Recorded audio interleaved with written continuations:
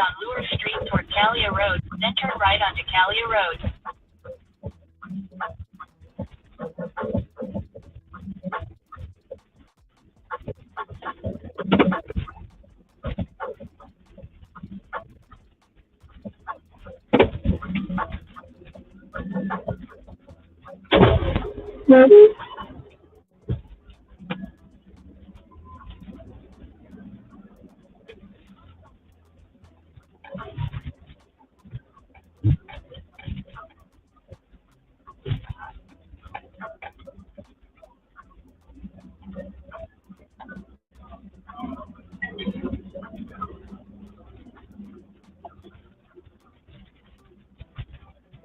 Turn right onto Calia Road, then turn right onto Saratoga Road. Turn right onto Saratoga Road.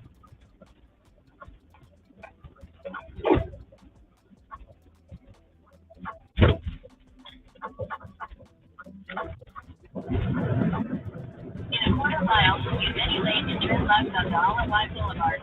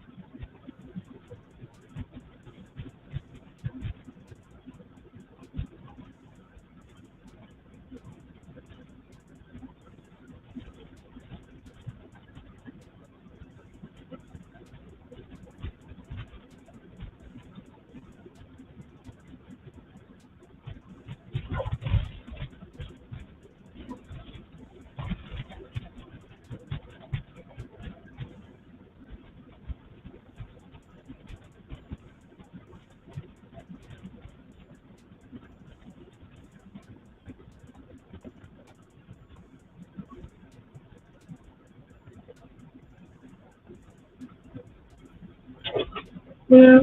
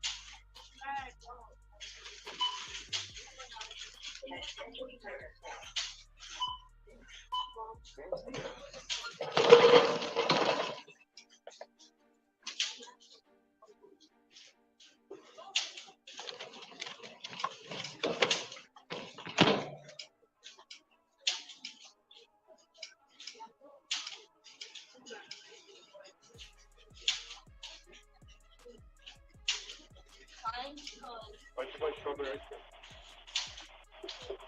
I got the strawberry.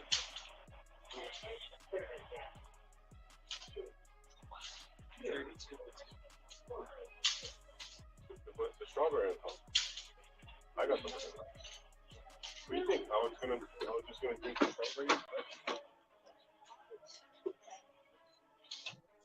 Where's the milk I told you to buy?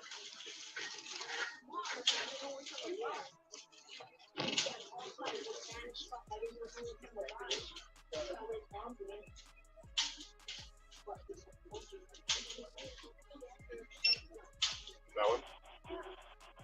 Don't be shy.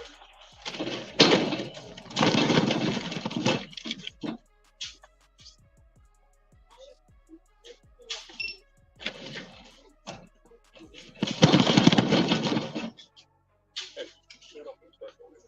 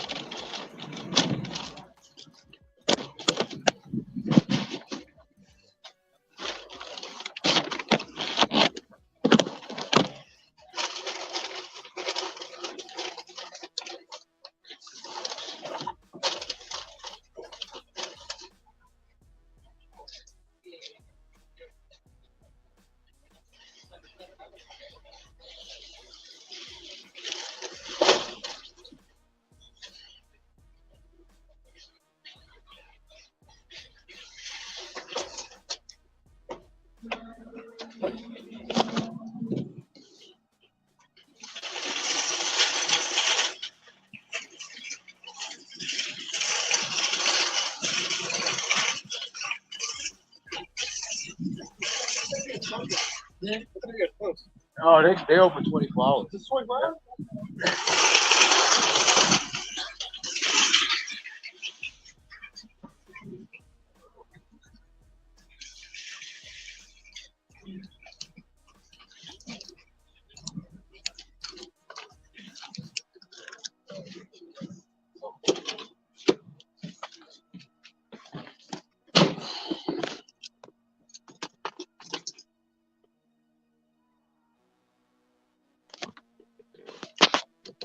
Oh shoot.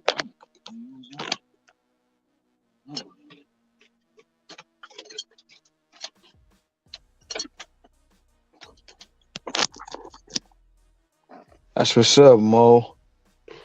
It's still early here.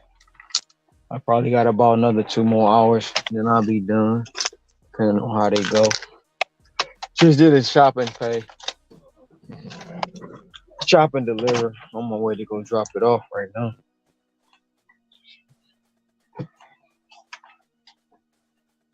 Might send me another one if they keep sending them to me like this. I'm gonna keep taking them. Most definitely trying to hit my goal tonight. It's been a little. I've been slacking off all week.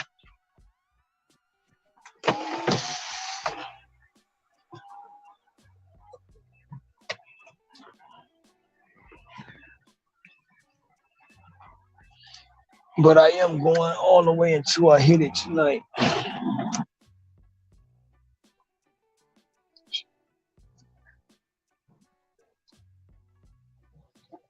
70 more dollars after I drop this order off, and I'll be at my goal, my daily goal that I set for myself. Hopefully, I can get it within this hour, not 2 hours.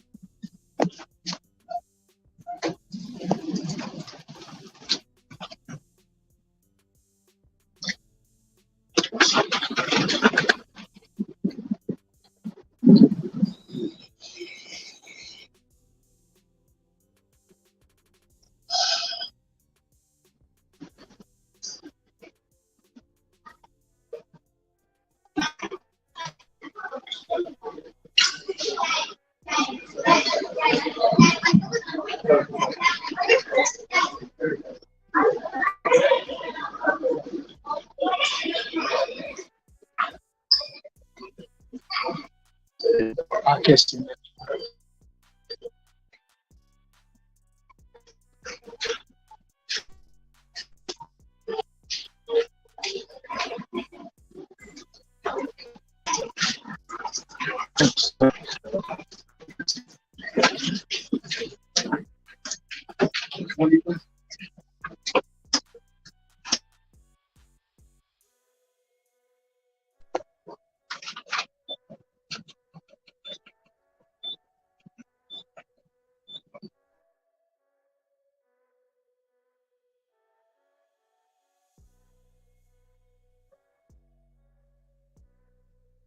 Good night.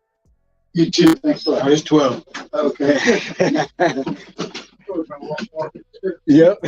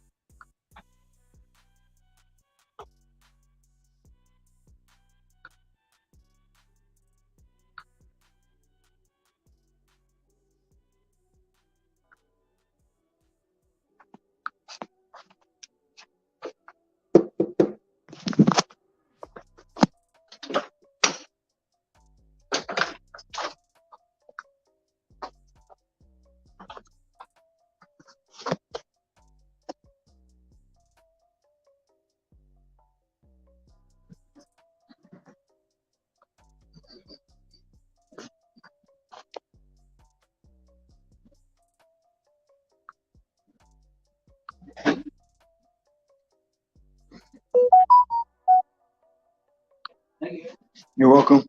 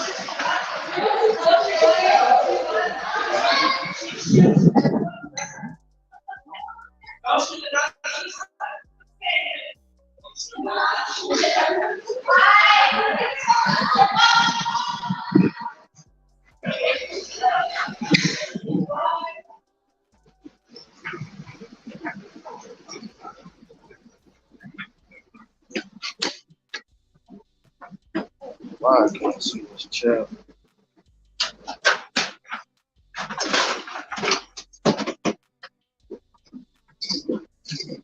Oh, I can't see the chat. I don't know.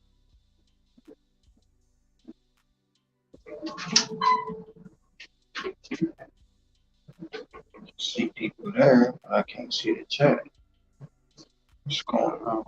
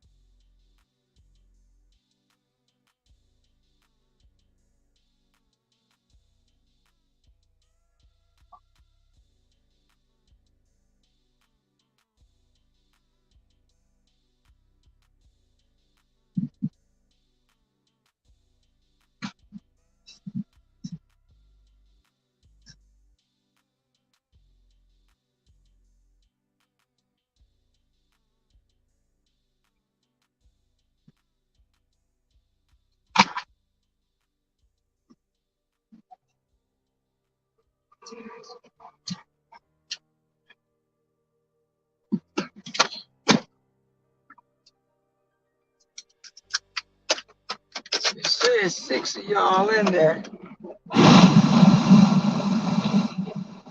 Y'all hear me?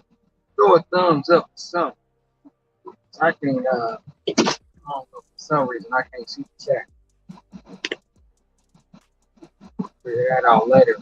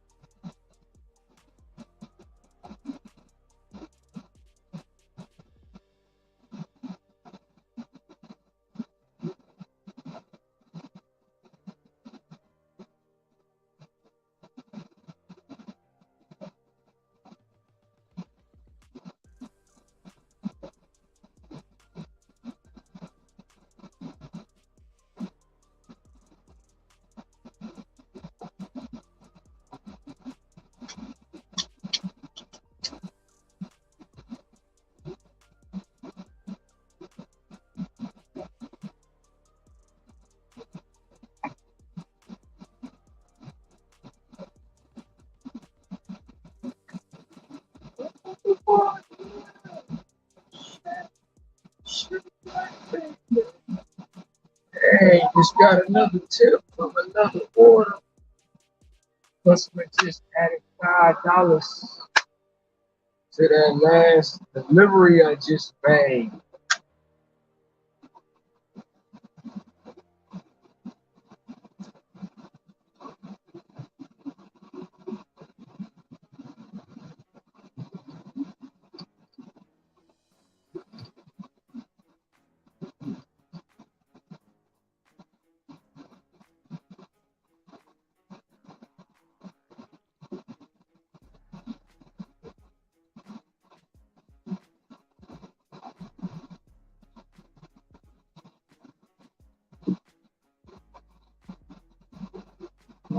Shopping pay was 28.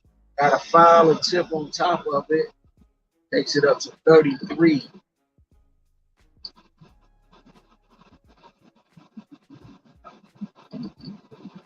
Shopping pay orders are good, especially at night. I'm trying to get from my body.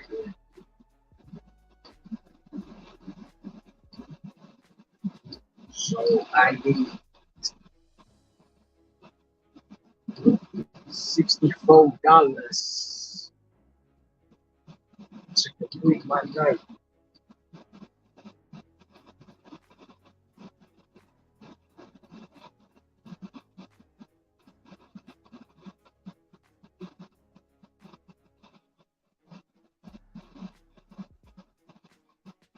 Look like Larissa. What's going on, Larissa?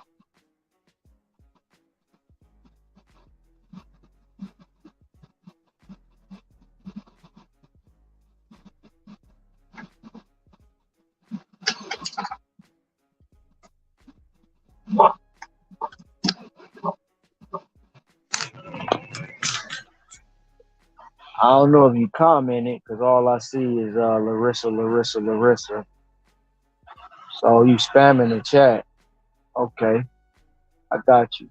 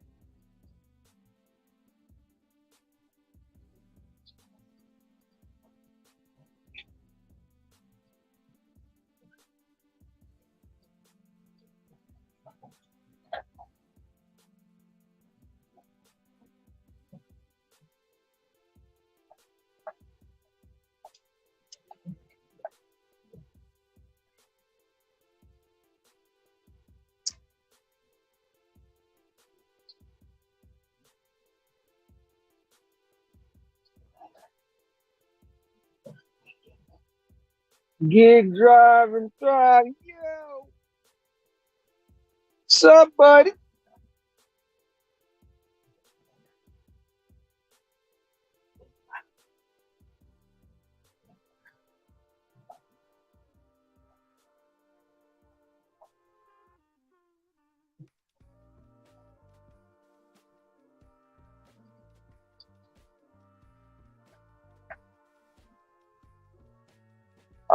Give me 1 second. I'm gonna try to bring you up. I gotta figure out how to do it.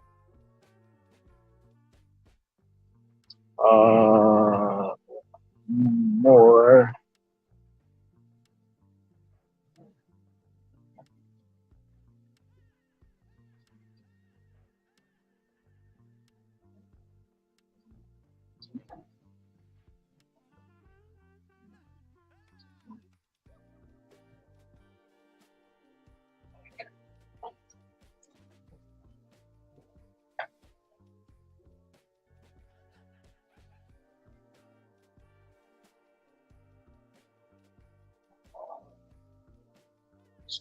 Settings. Don't know about.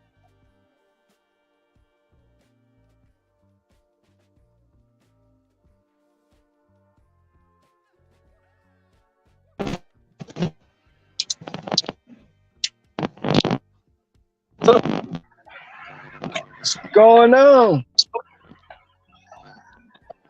Breaking up.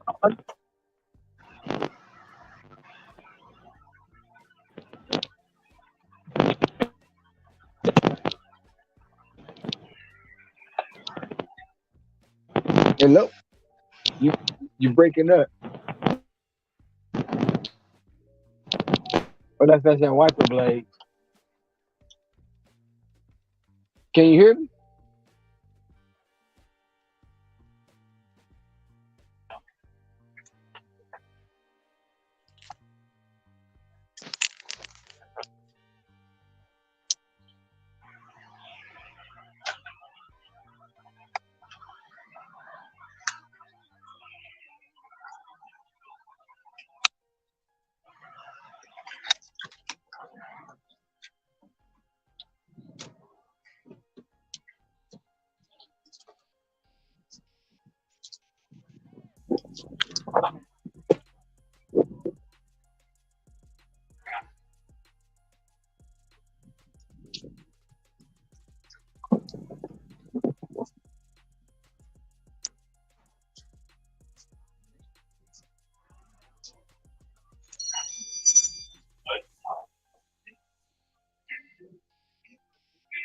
Yep, for Dylan. Okay. Alrighty.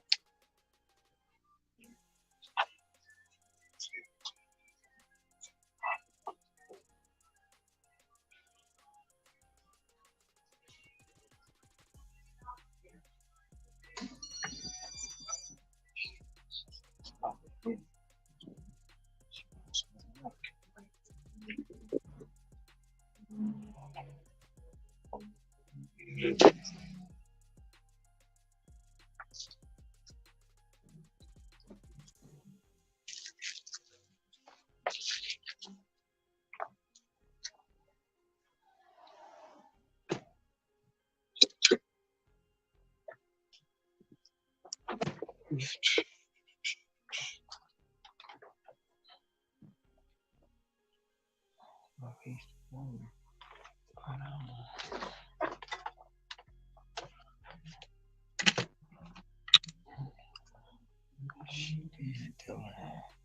are in the 417th floor, Diamond Head Tower. Hit them up and say, see.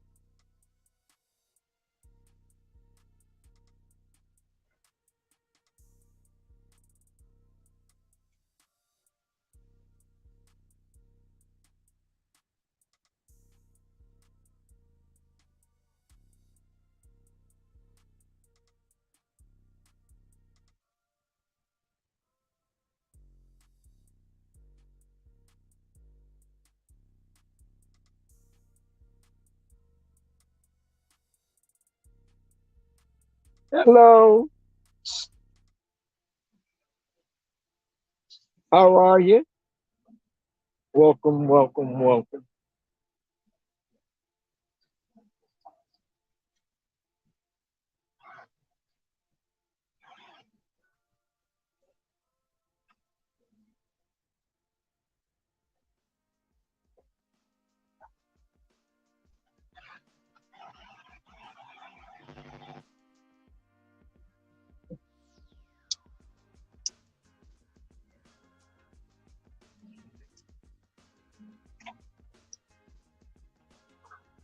Dory from the Lions, man. Miss Libra.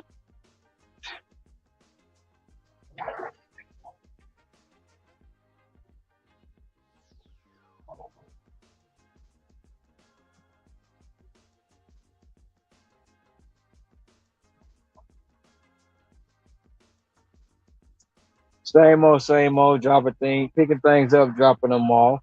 Um, Trying to get this last $74 that I need. Actually, it ain't 74. It's like 64 to reach my goal for the day.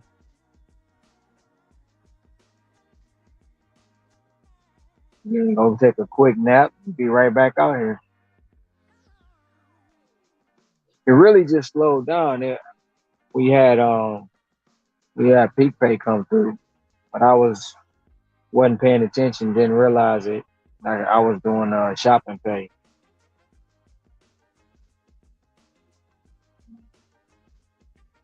I know. I seen, and then I seen the hair the other day too.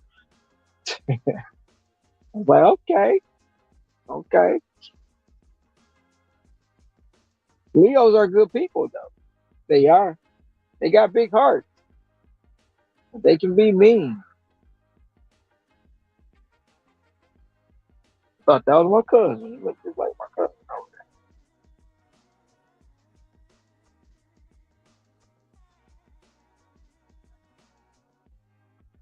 You out working? Uh, Kevin was on here. I don't know where he went. He was on panel. I think he probably was doing a ride.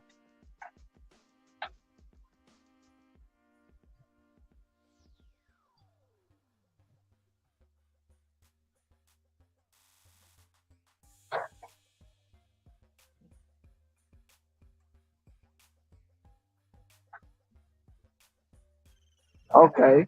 What's the difference in a regular Libra? L Cool J. No, it's not late here. It's just now 9:44 p.m. where I'm at. So I usually work till 10:30.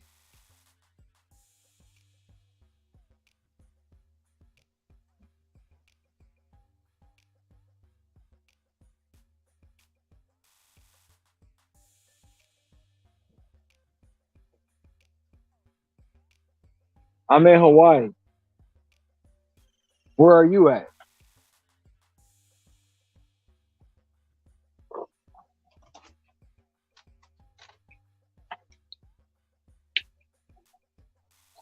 I am currently in Honolulu, Hawaii.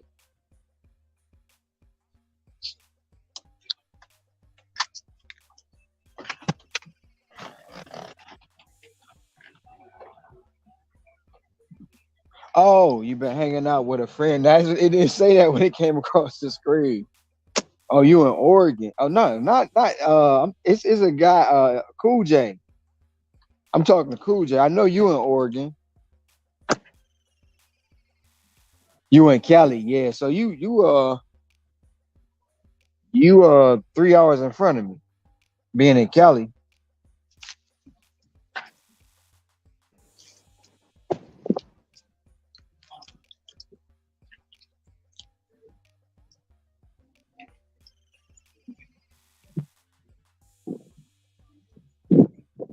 you still out working, Cool J?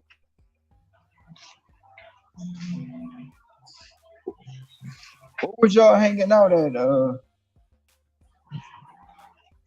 Out in Oregon. What time is it in Oregon? It should be the same time though. No, you.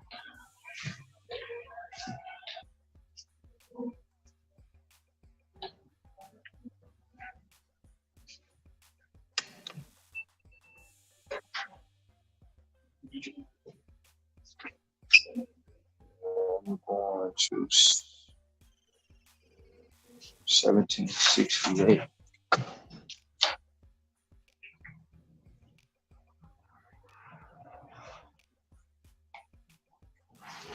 Oh, was it a good run?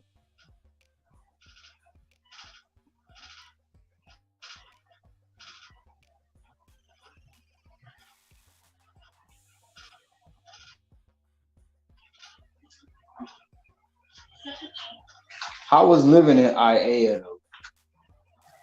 I don't even like delivering to IA.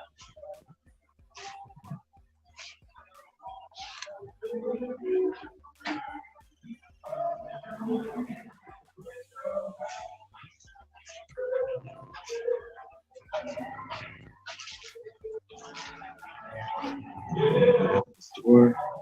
Leave it at the door.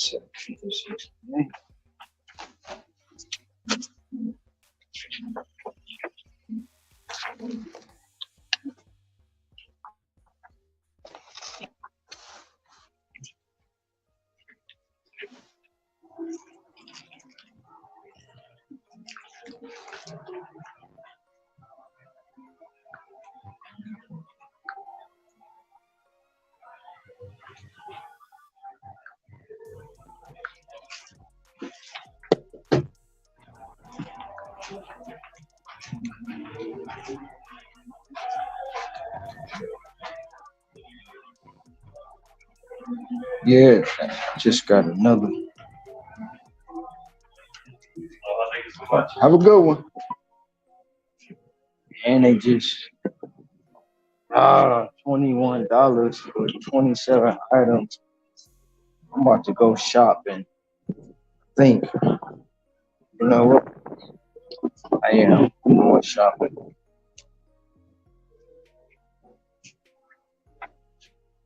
Head northeast on Powell Place toward Calia Road. It's a whole lot more apartments in her IA now. They study building out there.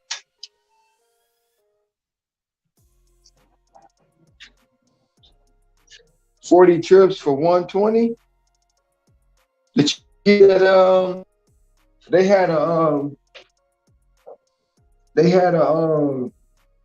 bonus yesterday for 200 or something.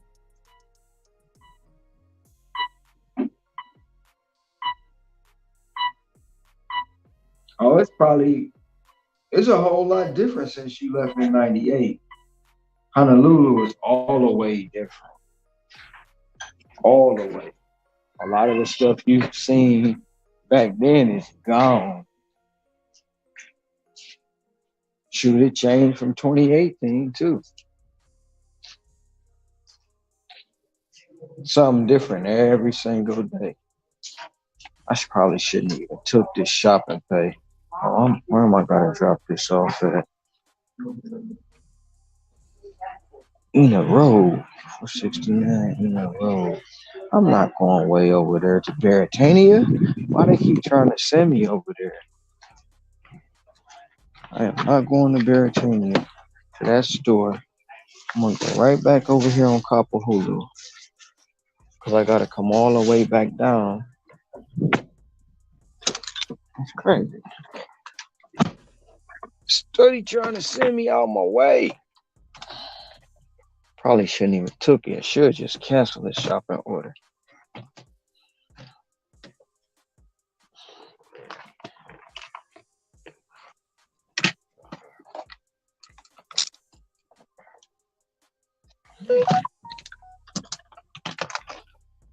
What the hell?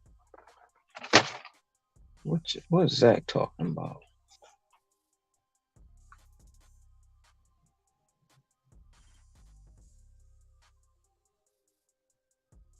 What?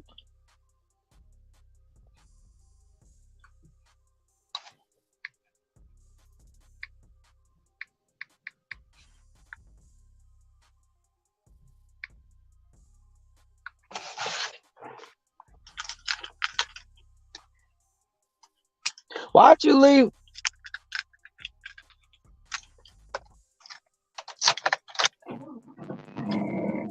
Why you leave in '98?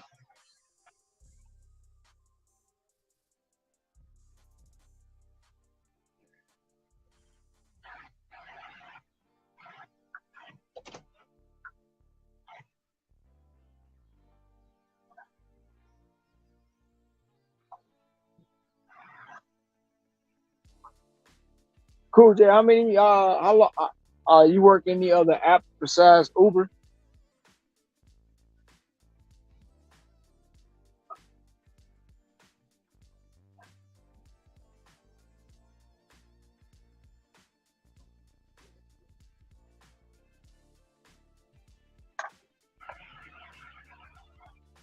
How is living in Oregon? Would you ever and would you ever move back here? That's another question.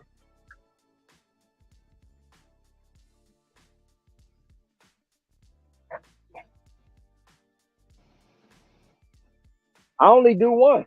I only do one app. All I do is DoorDash. I can't multi-app. It just ain't in me.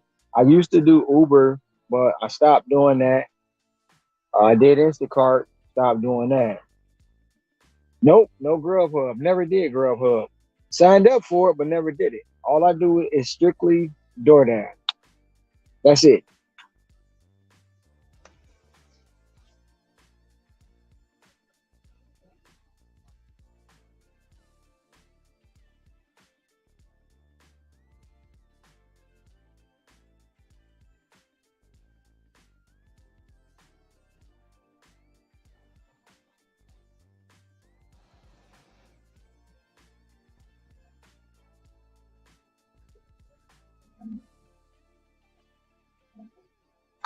Damn it. You know what? I ain't put me back up. You gonna sit right here. I don't know.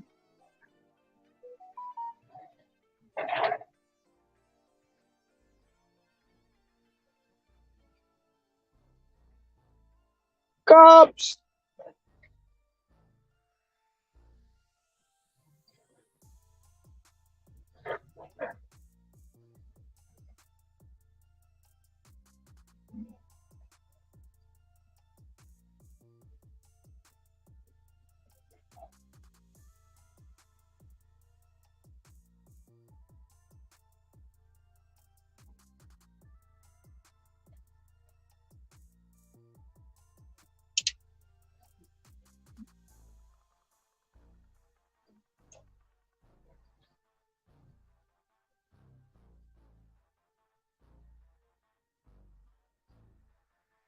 I mean, it only gets slow for me around from 2:15 to about 3:45.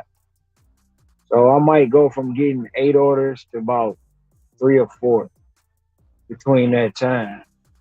But every day it's the same. I pretty much I make my goal every day. Every day I don't have a problem with it.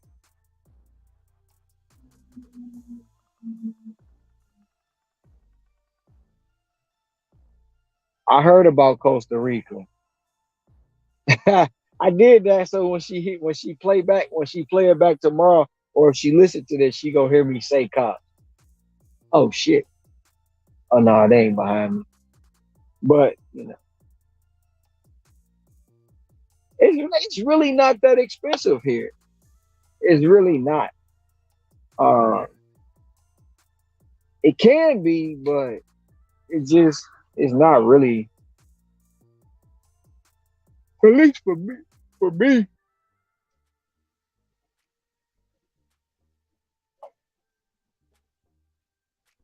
And then too, it depends on what part of the island you want to live on, or live at. I live in Waikiki.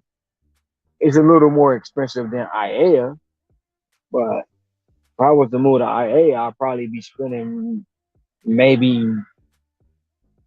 400 less than what I spend by living in Waikiki.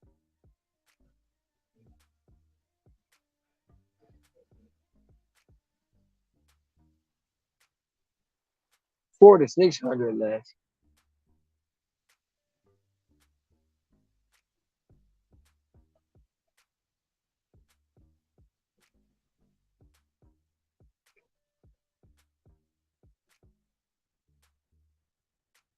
I just don't want to take that commute. Like that commute from IAEA down here every day and back, it's nuts. I just don't I don't like that drive.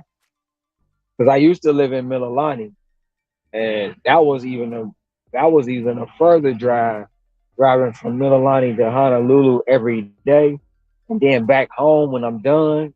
Nah, I couldn't do it no more. I had to move closer.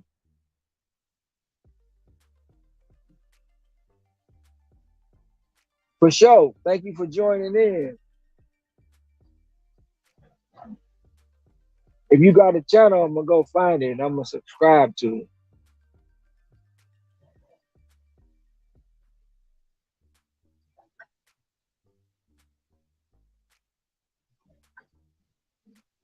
Yeah, my brother live out there. Um, it's shoot. Depending on what time of day you try to go, is it's either gonna take you 45 minutes or an hour and 45 minutes.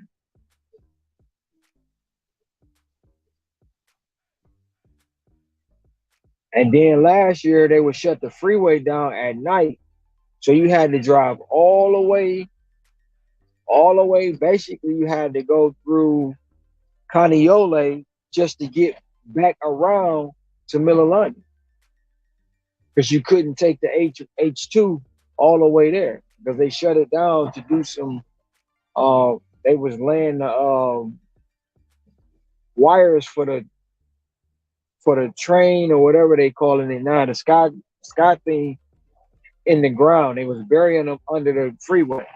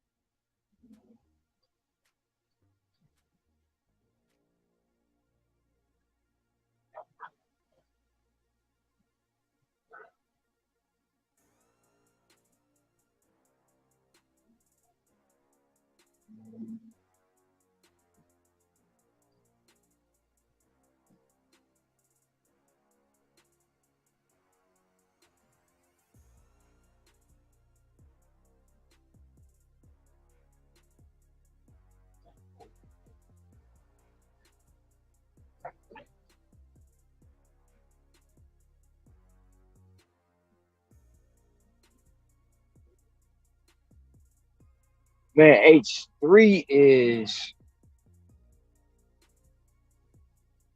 I don't like getting on H3 because it's no exits.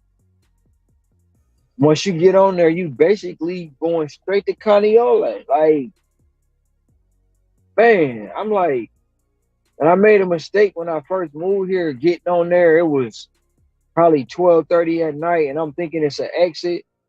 Look, I was so mad. Like, never again. Nope.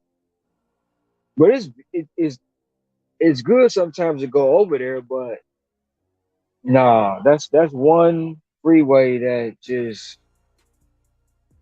is long. It's just real long. You get on that freeway, best believe you gonna be a little upset with yourself.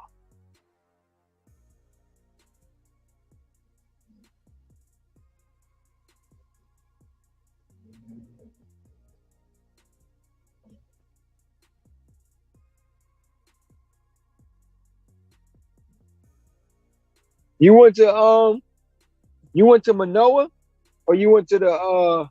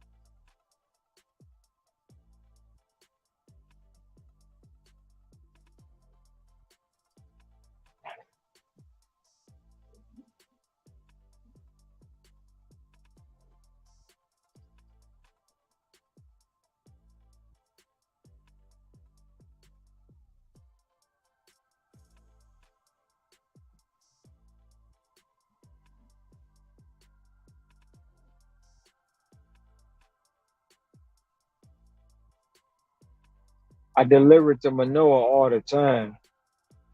All the time.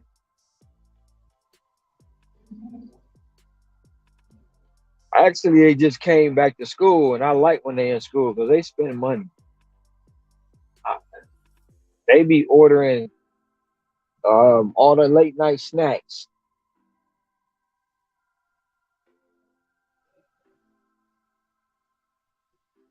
Taco Bell, McDonald's, and they keep you in Safeway with the ramen noodles. The ramen noodles.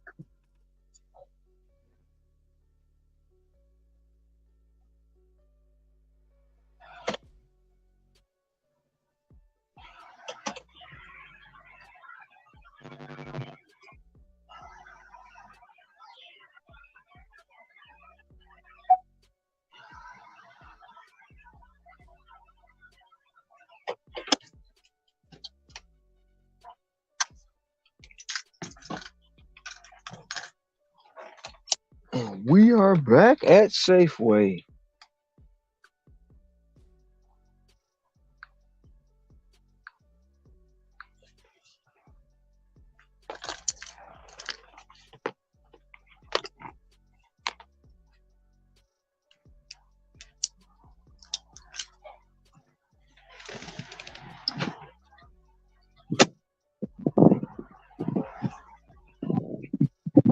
Back to shopping.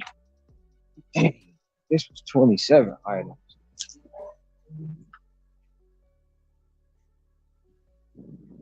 I'm gonna need a buggy.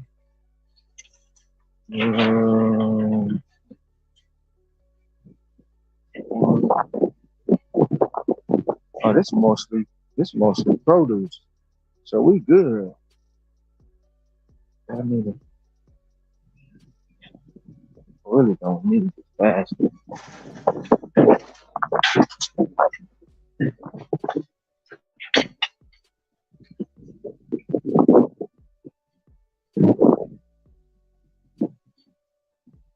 Hernando's no, but Anna Bananas is. I actually seen Anna Bananas today, so I know it's still around. But you know what? Let's check on that Hernandez too, because I'm for sure that I don't know. But I did today.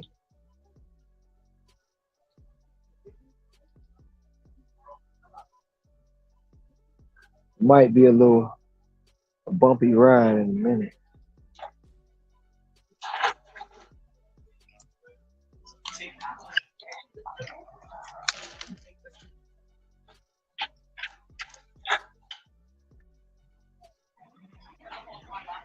Let's see.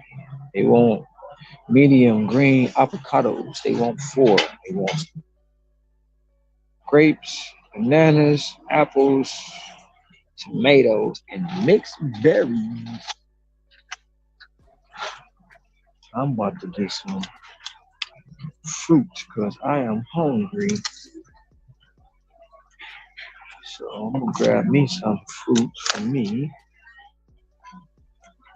and I'm going to get them some avocados.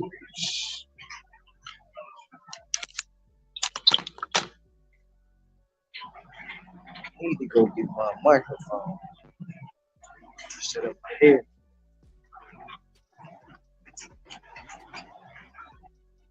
That's what I need.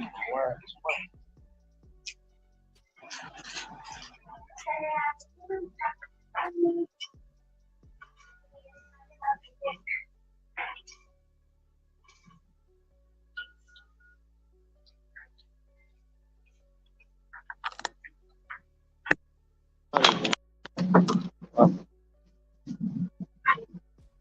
notice what y'all saying if y'all can hear me.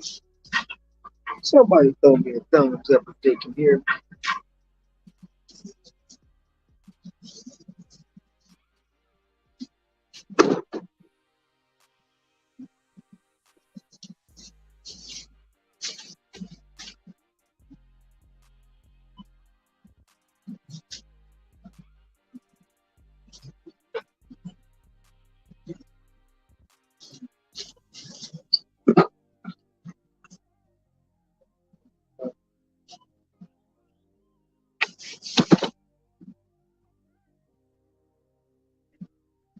Hi, great.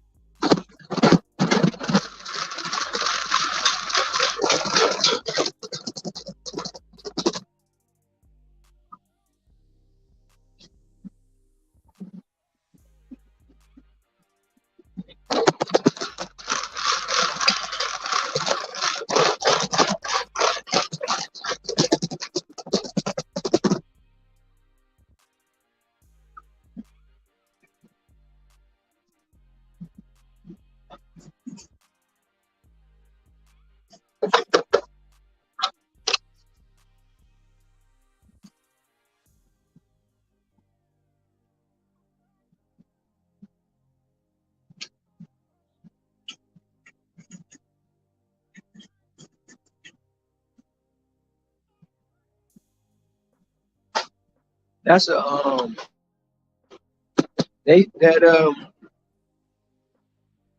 Moose place is McGillicuddy's is still there. It's a different bar though.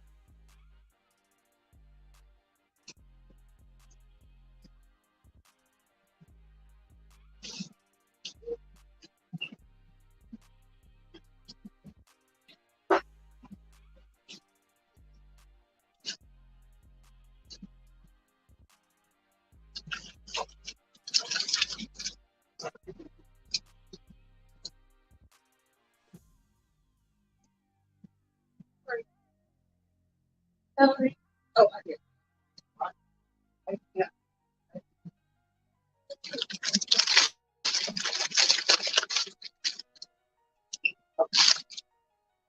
All right, let me see if I can bring you back up.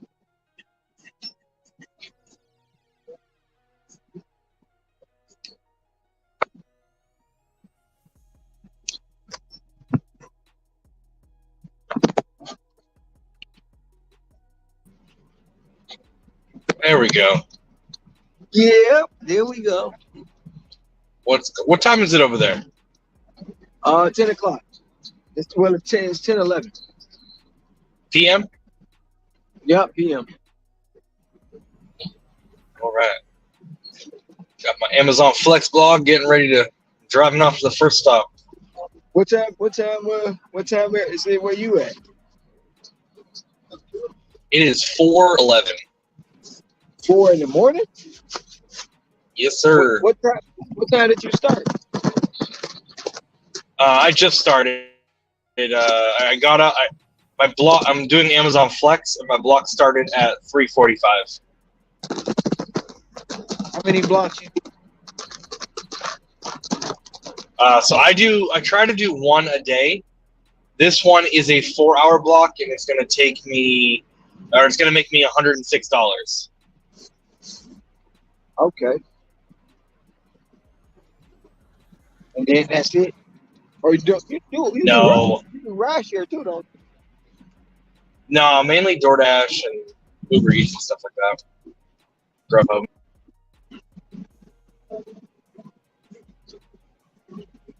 So I'm going to do this. I'm going to head home, take a quick shower, and then go back out for DoorDash. Hopefully be done by 2 or 3, and then me and the wife are going to take the kids out to the park for a few hours.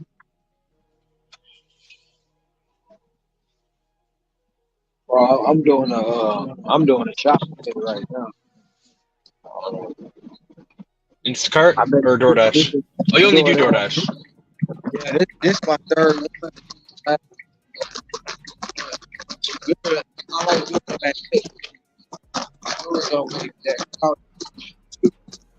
have higher pay. What was that? I said the stores don't be that crowded, and then they have higher pay. So that's why I like the last one I just did was I took it at 30. I took it at 28, and then when I dropped it off, they gave me they added a $5 tip. It became 33. Nice. The one before that was 42, and this was 21. So hopefully they give me a better one. And I can end my night. What do you have for the day? Right now I'm at 365. Okay. And I'm trying to get to 403.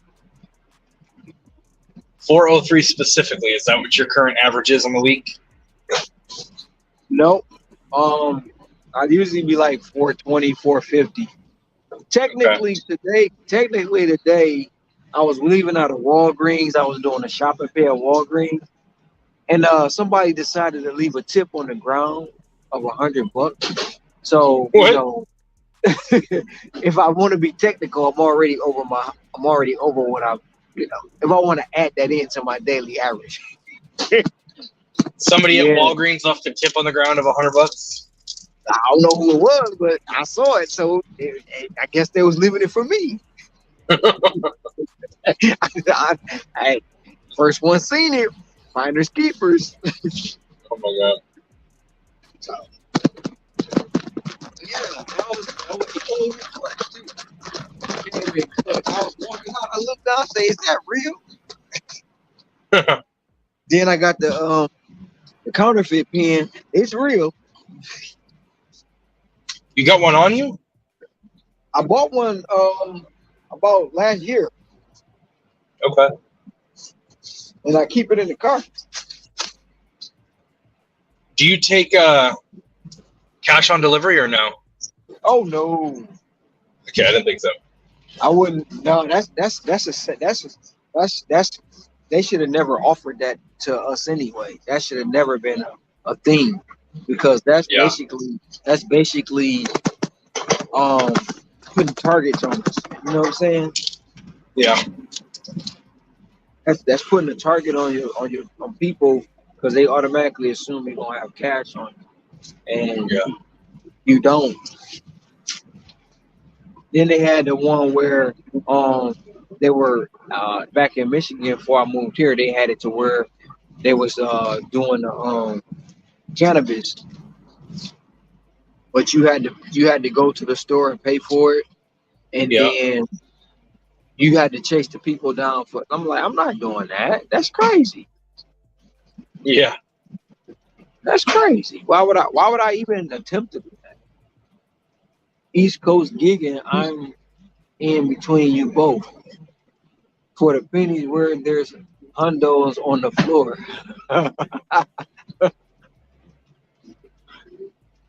Yeah. Why don't you come on the panel? Stories, come on the panel with me and Kevin. I'll bring you up. She's not gonna come up.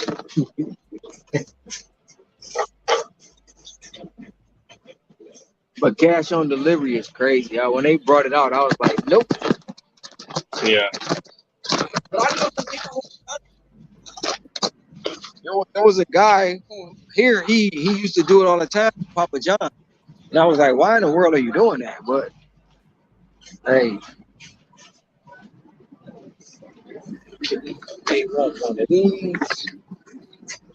Well, and even not from a safety standpoint, but if how many times have you had a customer? They're like, oh, do you have, they want to give you like a $5 or $10 tip, but they only have a 20, and they're like, oh, do you have cash for a 20? And you're like, no, I don't. And then they're like, oh, I'll give you $1 then, because that's all I have besides this 20. Yeah, I've had that happen. You got it. You just so happen to have $21 in your hand, huh? That was just so convenient. Yeah. I'll be like, I do not carry cash. No, I don't. This I is tell them that in 2020. a heartbeat. This is 2023. We don't carry cash. Nope. If you can't even, it's now it's probably about 30 restaurants here that don't even take cash. It's card only. Yeah. And when they first started doing it, I was like, wow. Where am I going?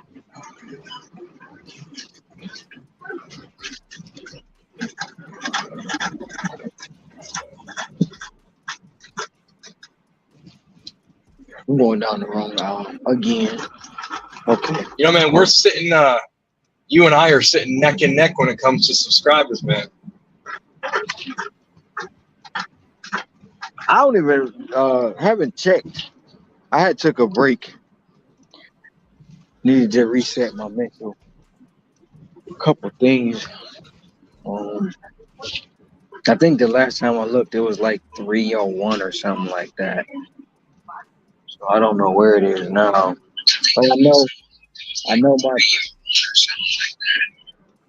You got 337, and I'm sitting at 333. Oh shit! I didn't even know I had 337.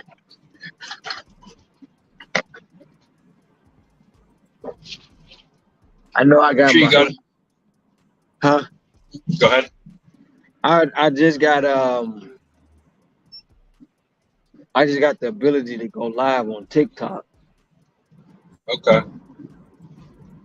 because I got over 1,000 followers on TikTok. But I still need. I'm sure you got a watch big hours. jump. Yeah, I'm sure you got a big jump from that story and being featured a bunch of times. Well, no, actually, not from that. I just on TikTok I got most of the followers because I post more of my screenshots of my earnings and my orders that I get. So Yeah. what it is, I'll put the clips of I'll put the screenshots in about 35 screenshot. Well, between pictures of rainbows and sunsets and beaches, I'll put in between that. I'll put the screenshots of that, and then I'll do a whole complete video with music on it that you can actually use the uncopyrighted music, and then I'll run it for about 7 days, and what people just started catching on to it. So every time, like when I post a video, within 30 minutes, it'd be 400, 500, 600 views. I think like the last one I posted, it got 16,000 views on it. Nice. It's but on TikTok it jumps. Everything jumps faster. Oh yeah. Than YouTube. So it's good. And you make pennies. You make pennies on TikTok compared to YouTube. Yeah, but I'm not even able to be monetized on either channel yet. Because on TikTok you gotta have more hours than on YouTube. Since like now on YouTube you only need 500 subs to get a super chat. Mm-hmm. And then once you reach your 1,000 watch hours, you can get you can apply for monetization. So yeah, I was sleeping on I'm waiting to see when my watch hours update today, because I was sleeping on doing this streaming to the channel. Mm-hmm. Because yesterday I was on for I think 2 or 3 hours at one point, and for a good hour and a half I had about 5 concurrent viewers the whole time, and I was like, man, if I had been doing this the whole time,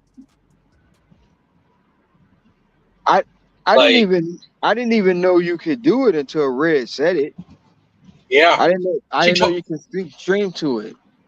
Bro, she told me like a month ago, and I wasn't really live streaming because I was only using one phone, and I've got I got to trade in my Android, but I got like 30 days to do it, so I'll be sending it in like a couple days or a week, and then I'll go back to my garbage Android for streaming or for doing actual DoorDash and stuff, and then using my iPhone for streaming. Like right now, I'm doing Amazon Flex, and Amazon Flex I do on my iPhone because I have to make sure my signal's 100% all the time. With DoorDash, you can just connect to your Wi-Fi and worry about it.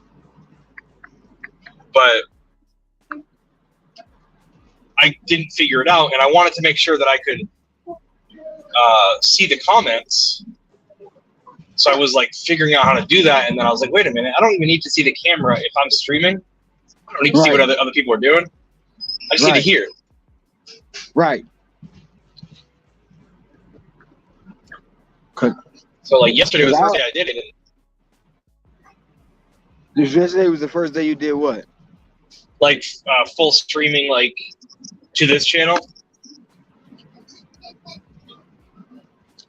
Like streaming Gig Wars to my channel, and like I said, I'm waiting to see how much watch hours, because right now I'm sitting at 632, and I'm expecting a big jump. I'm expecting probably maybe a good 10 to 15 hours, just because I was on multiple times in the day. Well, I know if I would have knew really to do it, all the interviews I was doing with everybody for the last few months, I would have had it streaming to my channel. Yeah. But I didn't even think about it.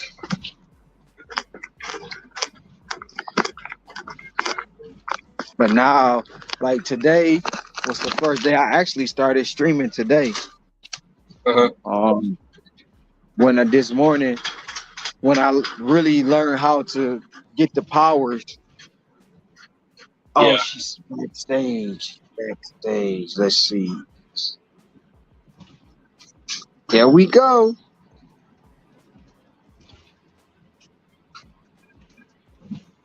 You're not backstage anymore.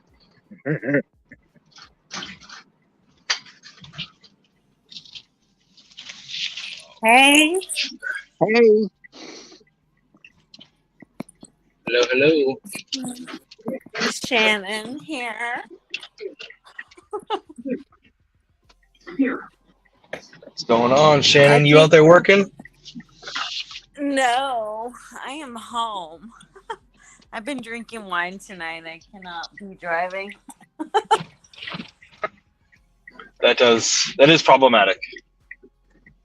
Yeah, it's problematic for the job. But that's all right. I had a bunch of I do DoorDash and Uber in between my other things, which is like coaching and podcast and all that. Energy healing. But so I had some other appointments today, so I wasn't out there on the road today. Where were you guys? Whatever you gotta do.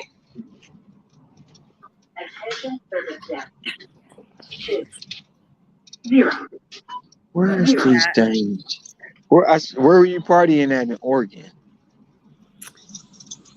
I live out in wine country, out in Oregon, so just southwest of Portland.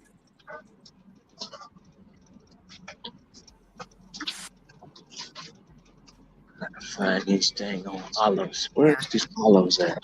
And that's really good for Uber because I drive a lot of people around to pick them up and drop them off to different tasting rooms.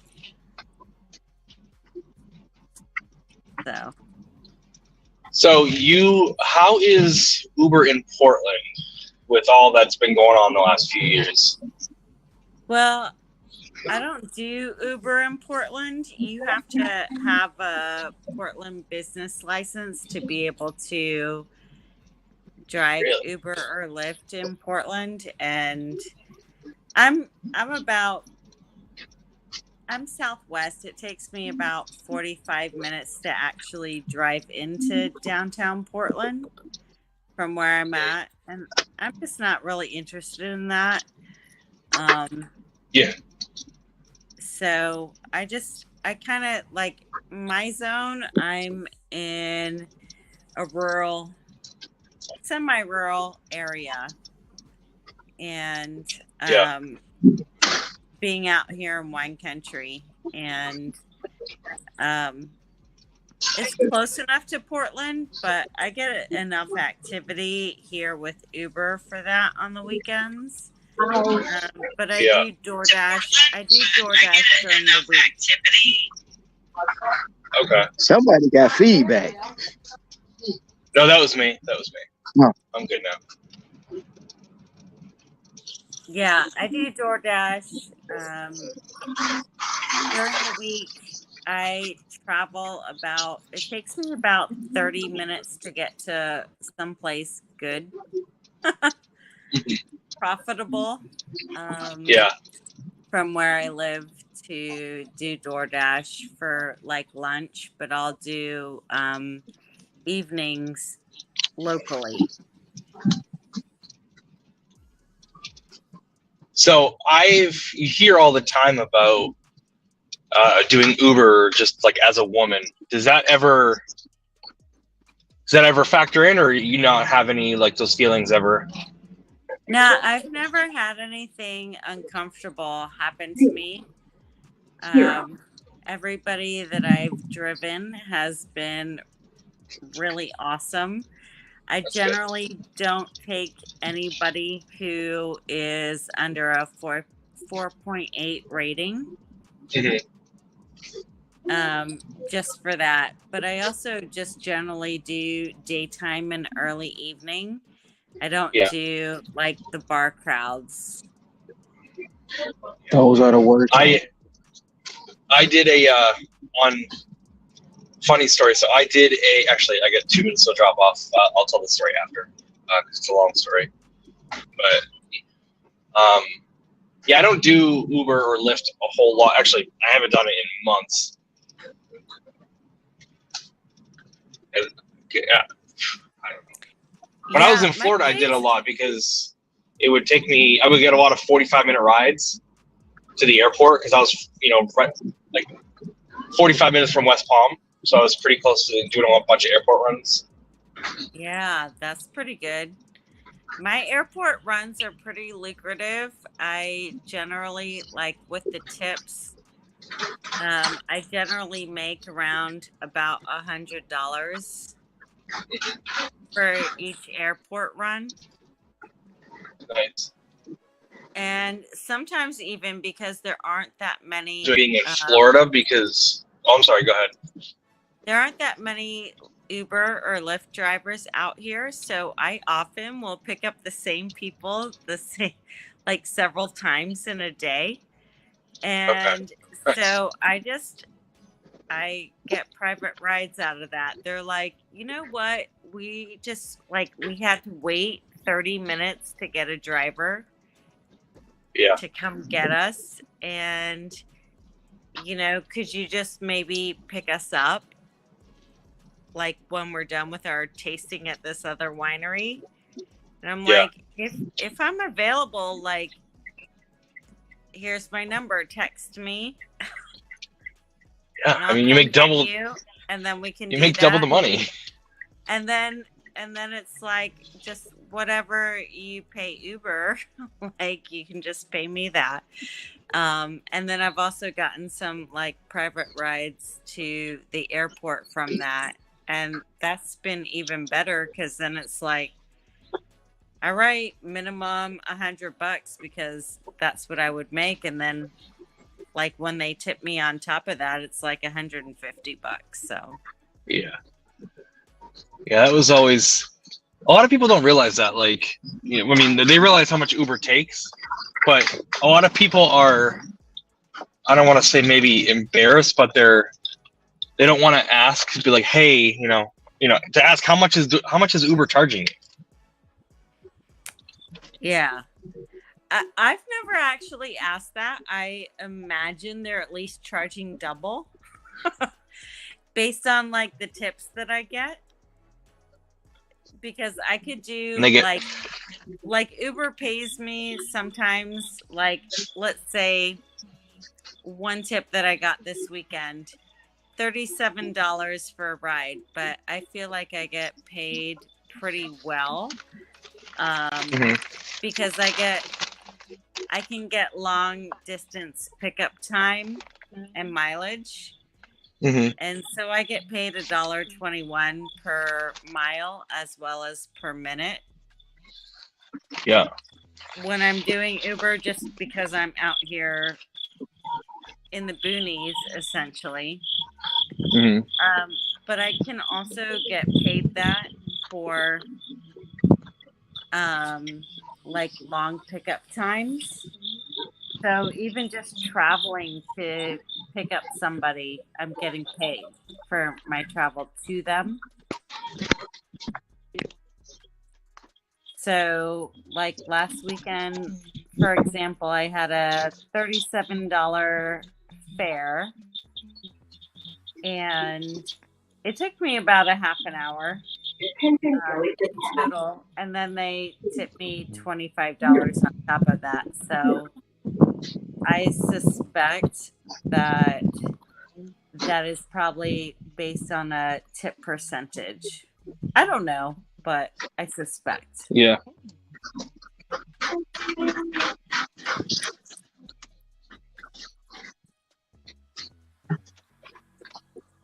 But I like that for the weekends because I get excellent tips from the winery crowd.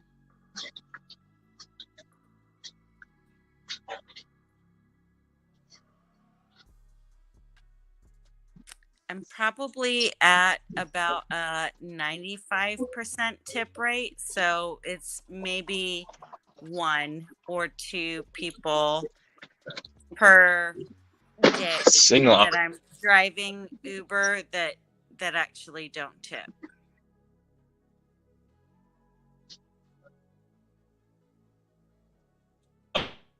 And from what I understand, that's pretty high. For what, people that don't tip?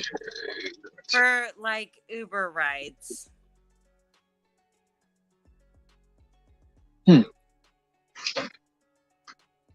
It's very rare for me to find somebody who doesn't like to drive somebody who doesn't tip, but I've heard other drivers say that they're not getting tipped very well, like percentage wise of rides to tips.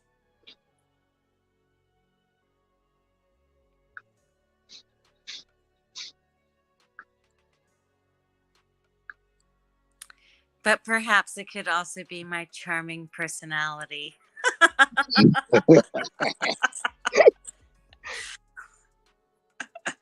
I did have a guy propose to me once while I was driving him. I was like, he was in his 80s, and I was like, no, thank you.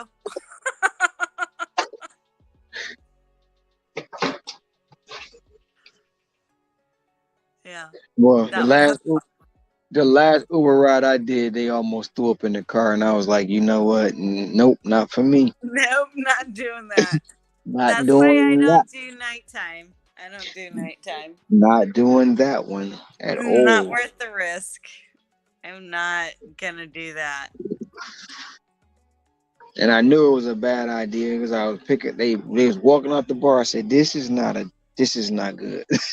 Nope. I couldn't take off. I wanted to. I was like, yeah. Looking in the rearview mirror, and all I was like, nope. I got out, opened the door, and blah. You know what? Get y'all out this car. I'm gonna go offline now. Forever.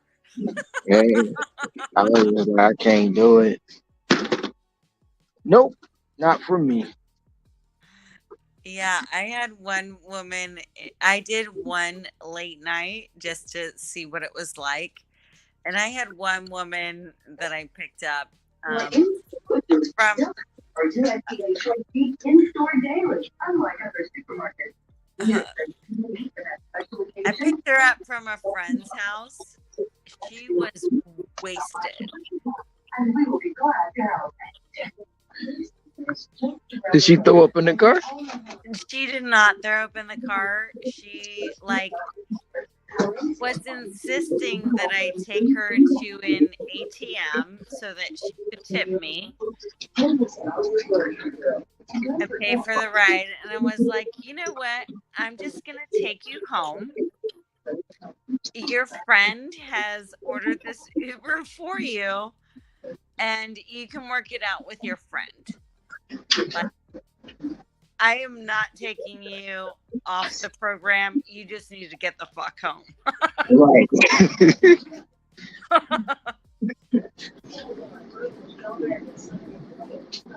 Yeah. And then I was like, all right. I sat in her driveway and waited until she actually managed to handle the key in the lock to get herself inside her home safely.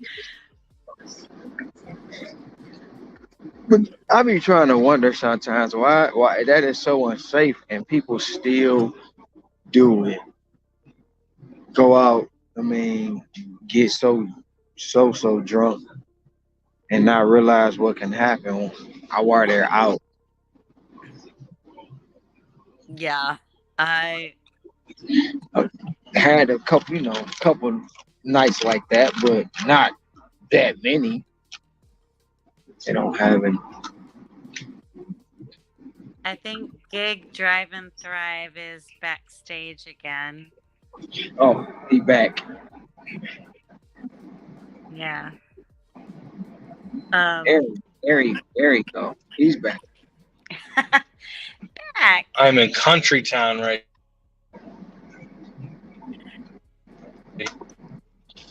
Yeah,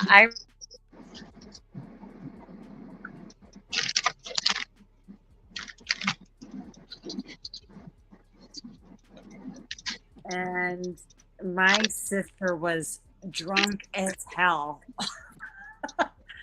She was so hard to control. And I was just like, you need to sit the fuck down, because we do not need to be tossed out on the side of the road somewhere. Good luck trying to find another Uber. I literally had to use my arm to block her.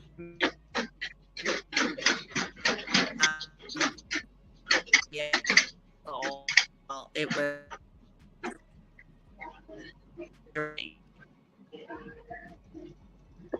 I don't want to deal with people like that.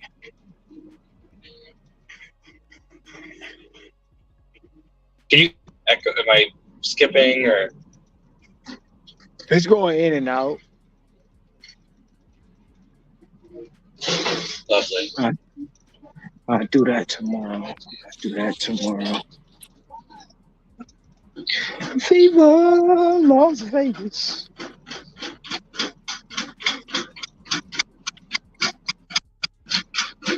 Oh, shit. This was not a good idea. What the hell? Only 2 lanes open. Shoot. Uh-oh. It's unstable.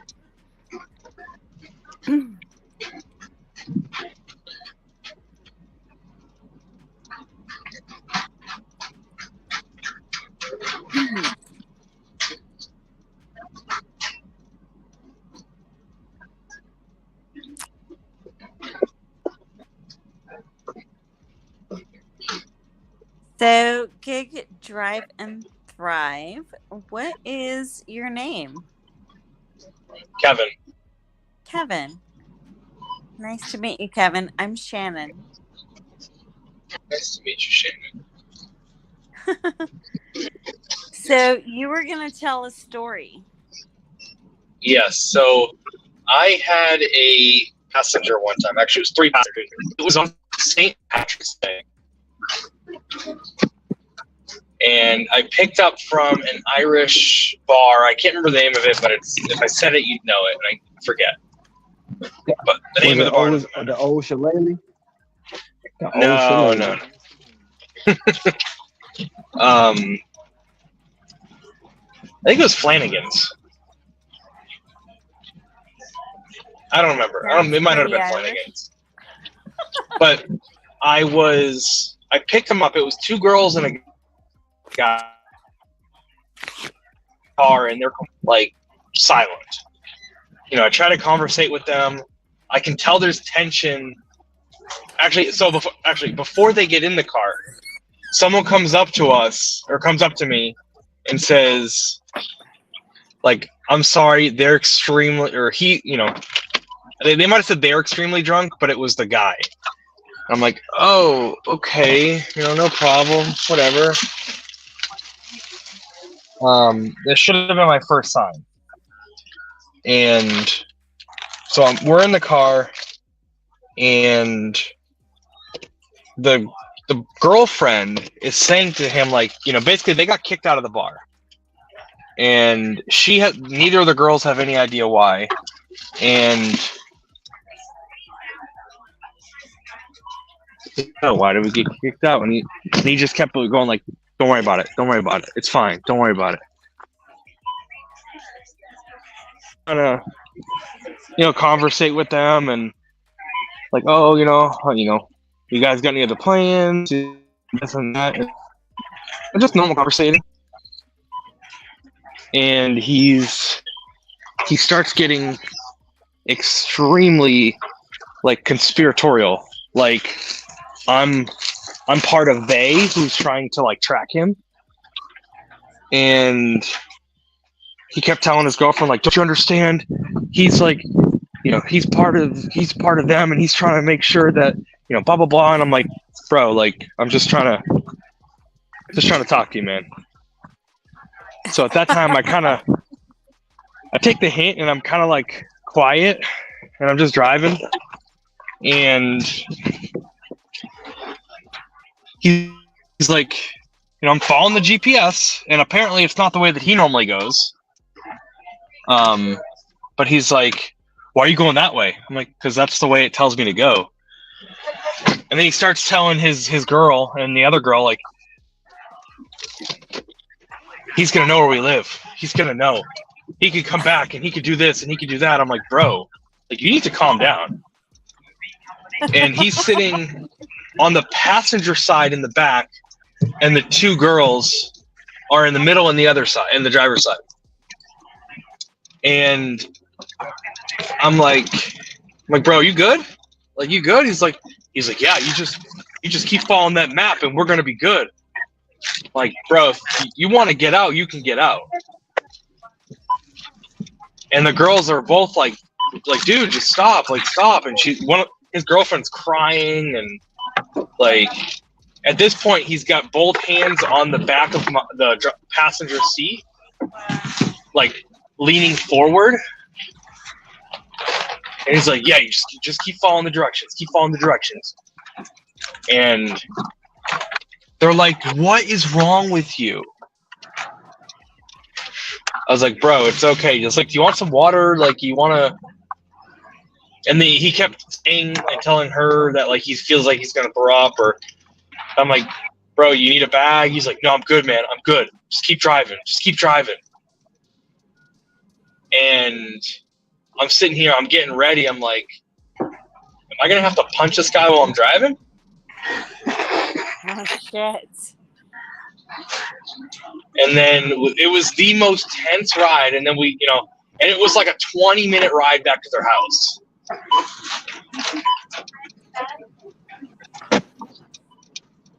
So, like, I get back there, and you know, his girlfriend's crying. And I looked at her, I was like, you don't deserve this shit, just so you know. You're better than that. Yeah. And I asked her, like, multiple times. I'm like, do you want me to call the cops? Like, I'll call the cops for you if you want. She's like, no, I think we'll be fine. The things we see. Yeah, that's some crazy stuff. That's why I don't do late night for Uber. That Like was I at only 3 in the do. afternoon. Oh, it What? was. Oh my What? god. Wow. But it was St. Patty's Day. Oh, they were drinking the green beer. It's DoorDash. That reminds me. There is a Irish bar I used to go to in Hawaii. They were in Honolulu. Oh, Shillelagh. Trying to The, remember which one it was. the old Shillelagh on Lure Street. No, it was like more downtown. It's That like it? across from. It's not too far from where the Aloha Tower place is. Aloha Tower. That's more of the shipping dock. I can't remember, but I loved that Irish bar. They had good food and also a good. It was just like they had a good St. Patrick's Day. I remember because somebody asked me my name there, and it was an Irish person, and they're like, "You sound more Irish than me." Yeah, unless you're talking about Smith and Wesson. The Smith and Wesson is the Irish bar down there. Oh, Well, it's called Smith and Wesson now. I don't know what it was when you were here. That's the one near the Aloha Tower.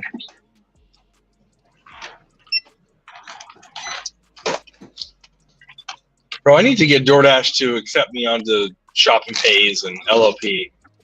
Well, the shopping pay is easy. The LOP, you can backdoor your way in. Bro, I've bought a bag. I've contacted support a bunch of times. Did you buy it through the website? Yes, I did. I submitted a picture of my catering bags first, and then I contacted support for that. And then when I didn't get yet, I was like, all right, let me just try buying a bag from the website. And I haven't gotten put in yet. But the Driven Dad was telling me to email them, and I don't know which email to do it to. You'll have to get an email from you'll have to have support. Like, when you go, if you ever went and you had your that's mine. If you ever went and had your red card declined, you can go back and use one of those emails, or if they send you any information through an email, you can go back and use that email.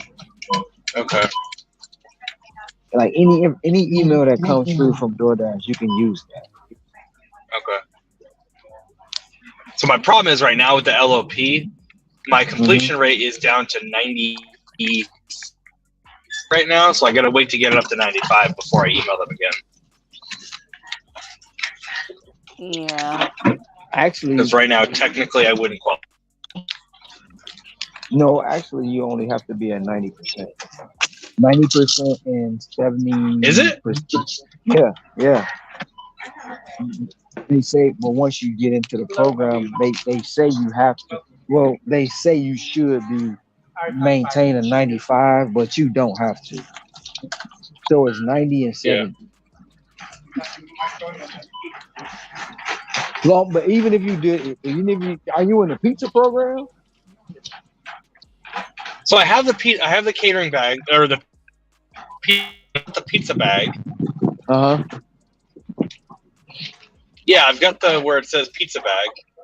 So have you? I don't get any good orders from that though. Oh, I was gonna say, have you ever had a pizza order that said catering?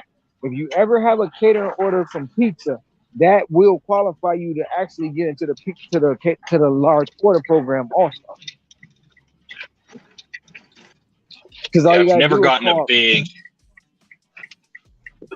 Anytime you get any order that says catering, all you gotta do is take a screenshot of that and call them, email them, and be like, "Look, we already qualified for everything.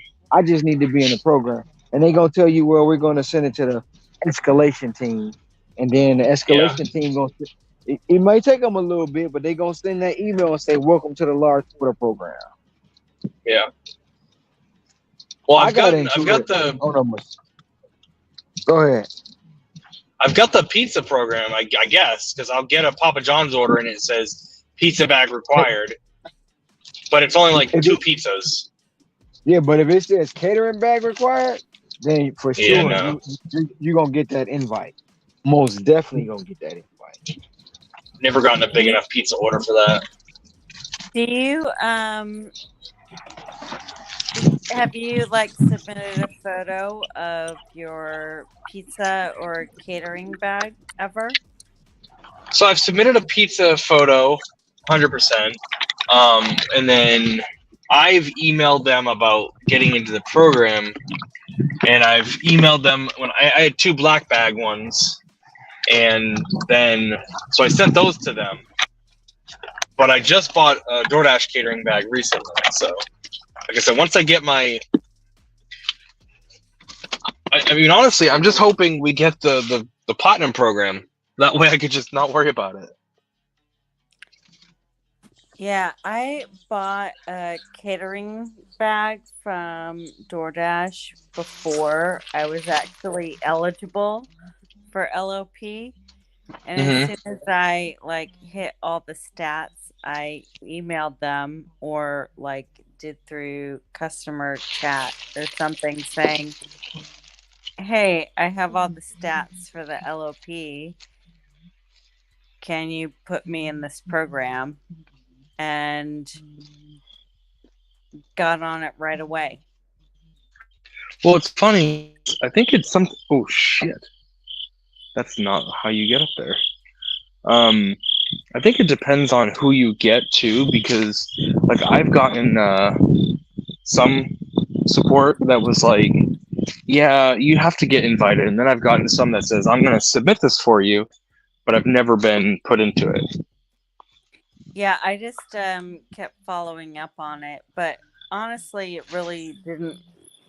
Yeah, it might be who you get as far as like support goes.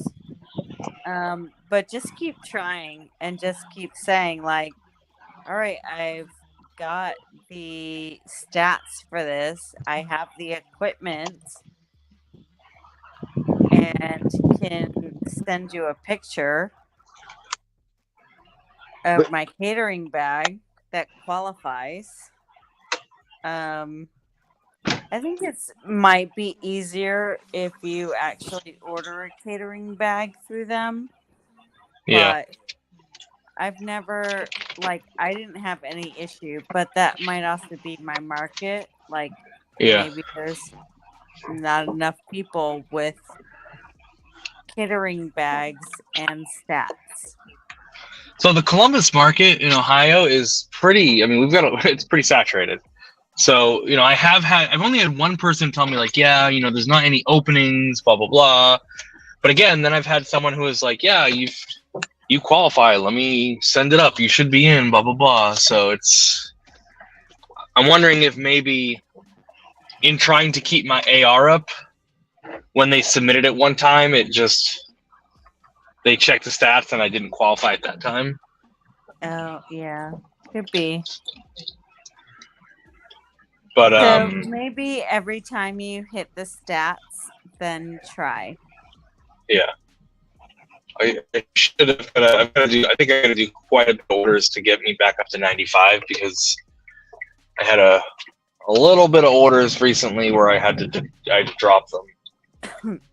I feel like that you need the stats to get in, but I don't know that the stats matter after you're in. I haven't really tested that because I'm always trying to make sure I meet the Top Dasher requirements, which are essentially the same for the LOP. Yeah. Because I need to do Top Dasher to be able to actually work in my home zone. Yeah. Because I can never get on the schedule in my home market if I don't have that. Like, I need the Dash now. That's the reason why I always try to make sure that I have Top Dasher status, because Yeah. otherwise I can't work when I choose to. Because Well, and that's the biggest issue. That's the biggest thing, is making sure you can dash now, especially if you're multi-apping. yeah, and that makes it harder because I'm part-time, so it's hard for me sometimes to just even get 100 deliveries done in a month, Yeah. because I also do Uber. I don't do Uber Eats because that's just trash. It is so bad. You get like one good order out of 20.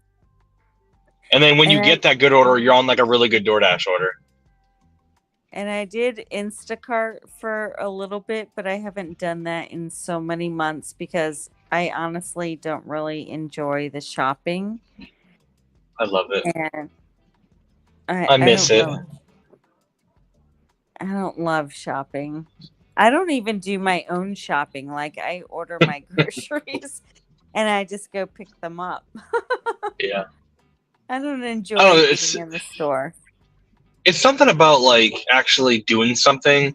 You know, Pedro made a video recently about like how bored he is on DoorDash, and I get it. Like DoorDash, like, you know, at least on Uber, like you get to talk to people. With DoorDash, the only people you really talk to are some of the weird dashers that you have in your area. Sometimes. and the employees in Yeah, of the course. Yeah. stores that you're picking up. Yeah, Yeah, and I always. I actually prefer not to talk to the customers. Like, I really hate the hand-to-me's. I don't know. Like, so when I was in Florida doing Instacart and Shipt, like I was doing Instacart during like the middle, like towards the end of the beginning of COVID, we'll say, like when stuff started to stop being out of stock all the time. Mm-hmm. And then, you know, up until I left Florida, I was doing like Shipt and Instacart, and it's just, you get to talk to, like, you get to see people in the store. Like, I'm just a very social person, so like seeing the customer and how excited they are and how thankful they are. Like, I made a video about have I been here before? I made a video like a month or so ago about like what I missed about the pandemic, and just one of the things was like how grateful people were for what we do. Not that like what we do is hard or like people should be like, oh, you're amazing, but like everyone was like, oh, thank you, I appreciate it. Yeah. And yeah. like, and I did Uber during you know, towards the end of the beginning as well, like right before they stopped making you wear a mask. Front door. But like, it's just something about actually having a conversation with people. Why is there's no picture required? That's why I don't go to self-checkout. What'd you say? That's why I don't go to self-checkout. Because you want the interaction. I want the interaction. And plus, it Yeah. takes jobs away too. Yeah. Yeah. Well, and not only that, but I prefer, like, it's just so annoying on self-checkout. Like, I'll do self-checkout for myself, like if I've got a few items. But like when I'm working, I would much rather have them check it out, because it's a lot easier. Like, and it's funny because the workers know when you're either an Instacart driver or like, or if you're just a gig worker, because you need to have the grocery set up a certain way on the belt. And most people, so, oh my God, Boots, tell me how angry this gets you. You're waiting in line behind someone and they put one item and then they leave like a foot of space and then put another item. But like, but when you do it, it's like you're playing Jenga and you're putting everything perfectly with each other, and you maximize your efficiency on the belt. Yeah. Like all Yep. the refrigerated items together, Yeah. all the meats are separate, all the frozen stuff is in a different, like you're placing things on the belt. Like that makes sense. Well, and here's the thing about the shop and deliver orders that people don't understand and why you can make so much more money. Just by doing that and having groceries bagged correctly, people will tip you more because there's no competency test on what we do. People get a lot of bad delivers. Like I get so many. Like I would pull up. Boots, do you have a catering bag that you bring all your groceries in, or do you carry them like the Hulk? No, When I have I've done shopping orders, I always put them in a catering bag. I have a wagon. And I A wagon, have a okay. wagon too. Yeah.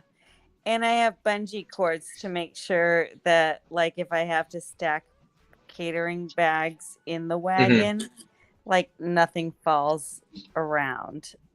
Yeah. Like, And I actually have two wagons because sometimes I have that many bags to where I have to carry two, and I'm not coming back downstairs, especially if I'm going to the 20th floor. I'm not doing Well, it. like, I can't tell you how many times I've dropped off an order at a customer's house, and everything usually would fit in 2 catering bags for me. Or I would use like 1 order per catering bag, or I'd put all the cold stuff in the catering bag. And I always make sure to tell them, like, because 9 times out of 10, if I drop off to them, they're like, oh, I've never seen anyone bring these up. Or like, oh, that's a smart idea. And I said, yeah, it keeps your stuff cold and it's less for me to carry. And they're like, yeah, that's a good idea. And like most of the time, like with Instacart or Shipt or with Shipt, I would get a notification like an hour later that this person requested you as a preferred shopper.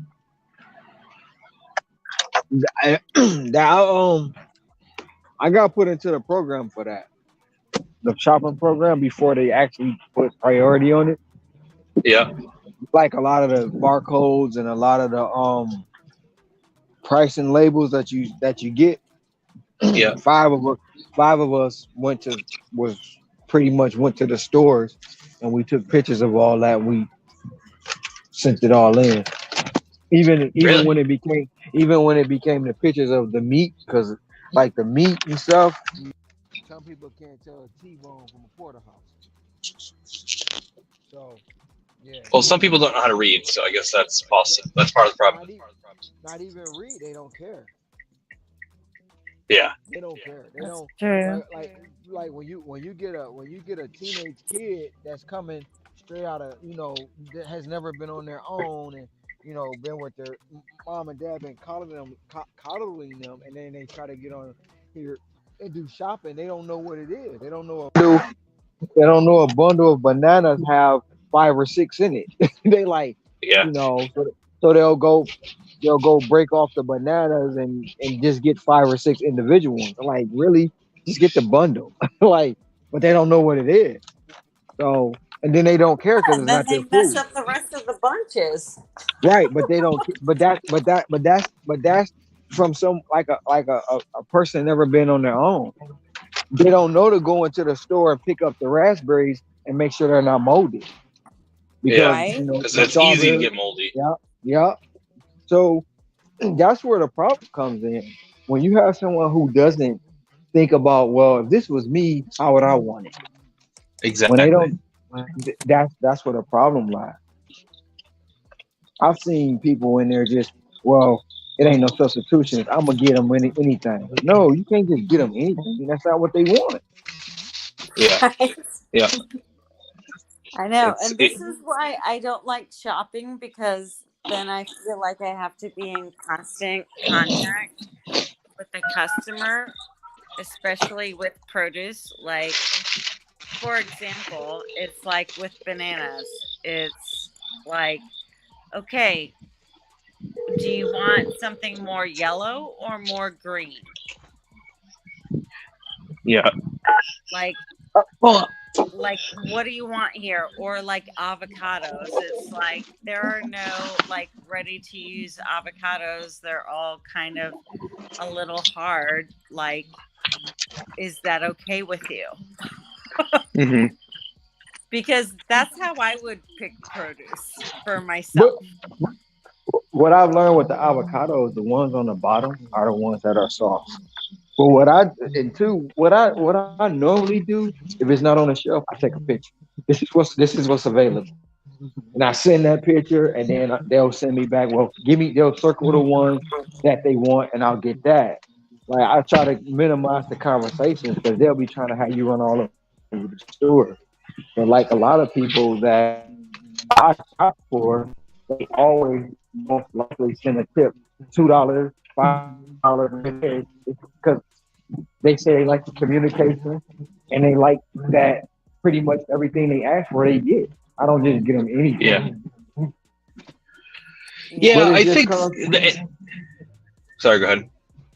It just comes from basically, if it was me, how would I want it done?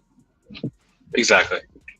And I think for a lot of people that like have never done it or will never do it or, just refuse to do it. And that's always their biggest, like, I don't want to wait on, like, it will waste 5 minutes on an order. Cause like realistically, what I always tell people is like, I'll do like your first, like with Instacart and Shipt. And it's different with DoorDash. I don't think you communicate at the beginning of the order. I don't know. I've not done one in a while, but like I use that initial like, hey, I just got to your store. I hope your day's going good. Is there anything else you want me to add? And I'll use that. If they don't respond to me, I know to replace I just replace stuff. I'll send a message for the first one. Hey, they don't have this. Would you like me to grab this? If they don't respond, okay, great. You want me to replace all your stuff for you? Grab good replacements. Just because I've been doing this a while, so I know what is a good replacement. And then it doesn't really take up a whole lot of time because I'll usually grab what I think is a good replacement based off of their order. And like you have to do more analyzing of their order than you would on like any other platform because you have to see like, okay, are they grabbing stuff for keto? Like I shouldn't grab anything with tons of carbs in it as a replacement. Or are they strictly vegan? I got to grab something vegan or it's just analyzing the order. And I think a lot of people don't want to do that analyzation of like, but those are the things that make you a lot of money by thinking like that. But a lot of people don't want to take that time out. They just refuse. No. Well, those are the people that like have a very binary like thought process on the gig economy and just think like, okay, well, I'm on money. Come pour out of my phone, please. Like, no, you have to work for it. Like, you have to work for it. And then they're still living off 2020. Yeah. They're expecting. They're expecting that. They're expecting the $100, tip for their $50 order because people feel bad because this virus that was so deadly, coming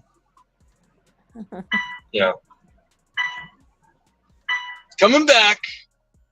Yeah, reel it in. I just don't enjoy the shopping, but like I can do it. And I know I can shop well. I just get actually pretty stressed out about the shopping. Yeah, and that's definitely like if you get stressed easily, then shopping can, especially like what I would do with Shipt is, Shipt runs promotions where like if you do like 10, 8 orders in 4 hours, they'll give you like this bonus, and that's extremely stressful. You can't be late. Like, it's not for everyone. But what I get mad at is people who just have never tried it and they just discount it and then complain that they're not making money. Like if you're making money and you're good and you don't like you just don't want to shop, I'm totally fine with that. But like I think me and Boots kind of feel the same way. Like if you're going to complain about something and you're not going to do the work to fix it, then shut your mouth. Yeah. Well, I mean, don't complain about something you're not going to make an effort for. Yeah. Because they want the people to do it for them. Like Yeah. they want you to come work and then give them the money you made. It's like that doesn't work like that. You have to put the work into it. And or you get the ones that make $50 and then they go spend 60 and say they didn't make any money. Like, wait a minute. You made $50. You made it, but you took 60 of that and you bought whatever you bought with it. So you can't say you didn't make any money. Yeah. Yeah. Well, that's a money management issue. And It's mentality. it's a lot of that. It's a lot of mismanaging. It's a lot of I gotta live this way, live that way, and you listen. That's not within your budget. And if you have habits, you can't support your habits. You need to like minimize those habits. So Yeah. Like Cut I was the extras, cut the perks, like just like live below your understand means. what your means are. yeah. But like I think that's where there's a lot of entitlement. Like that's that kind of mentality is like I should just be able to get money easy. Well, no. Like you got to work for it. Like this isn't hard work. It's not. It's not hard work. Like I pick up food and I drop off food, and I pick up people and I drop off people. Like that's what I do. I don't enjoy the shopping because I don't like dealing with what's going on. And it's not just generally the shopping. I just don't like generally being in the stores with the other people in the stores. Yeah. I like people in different ways. I'm a coach and energy healer. Like that's actually what I do full time. And I just do the gig work as like side work. As I have time. Because I love people, so it's not about people. It's like but chaos in a store can like just drive me mad. Oh yeah, like I hate to say this, but like when you're in a hurry and there's old people in front of you, you don't want to be mean. You don't want to be mean.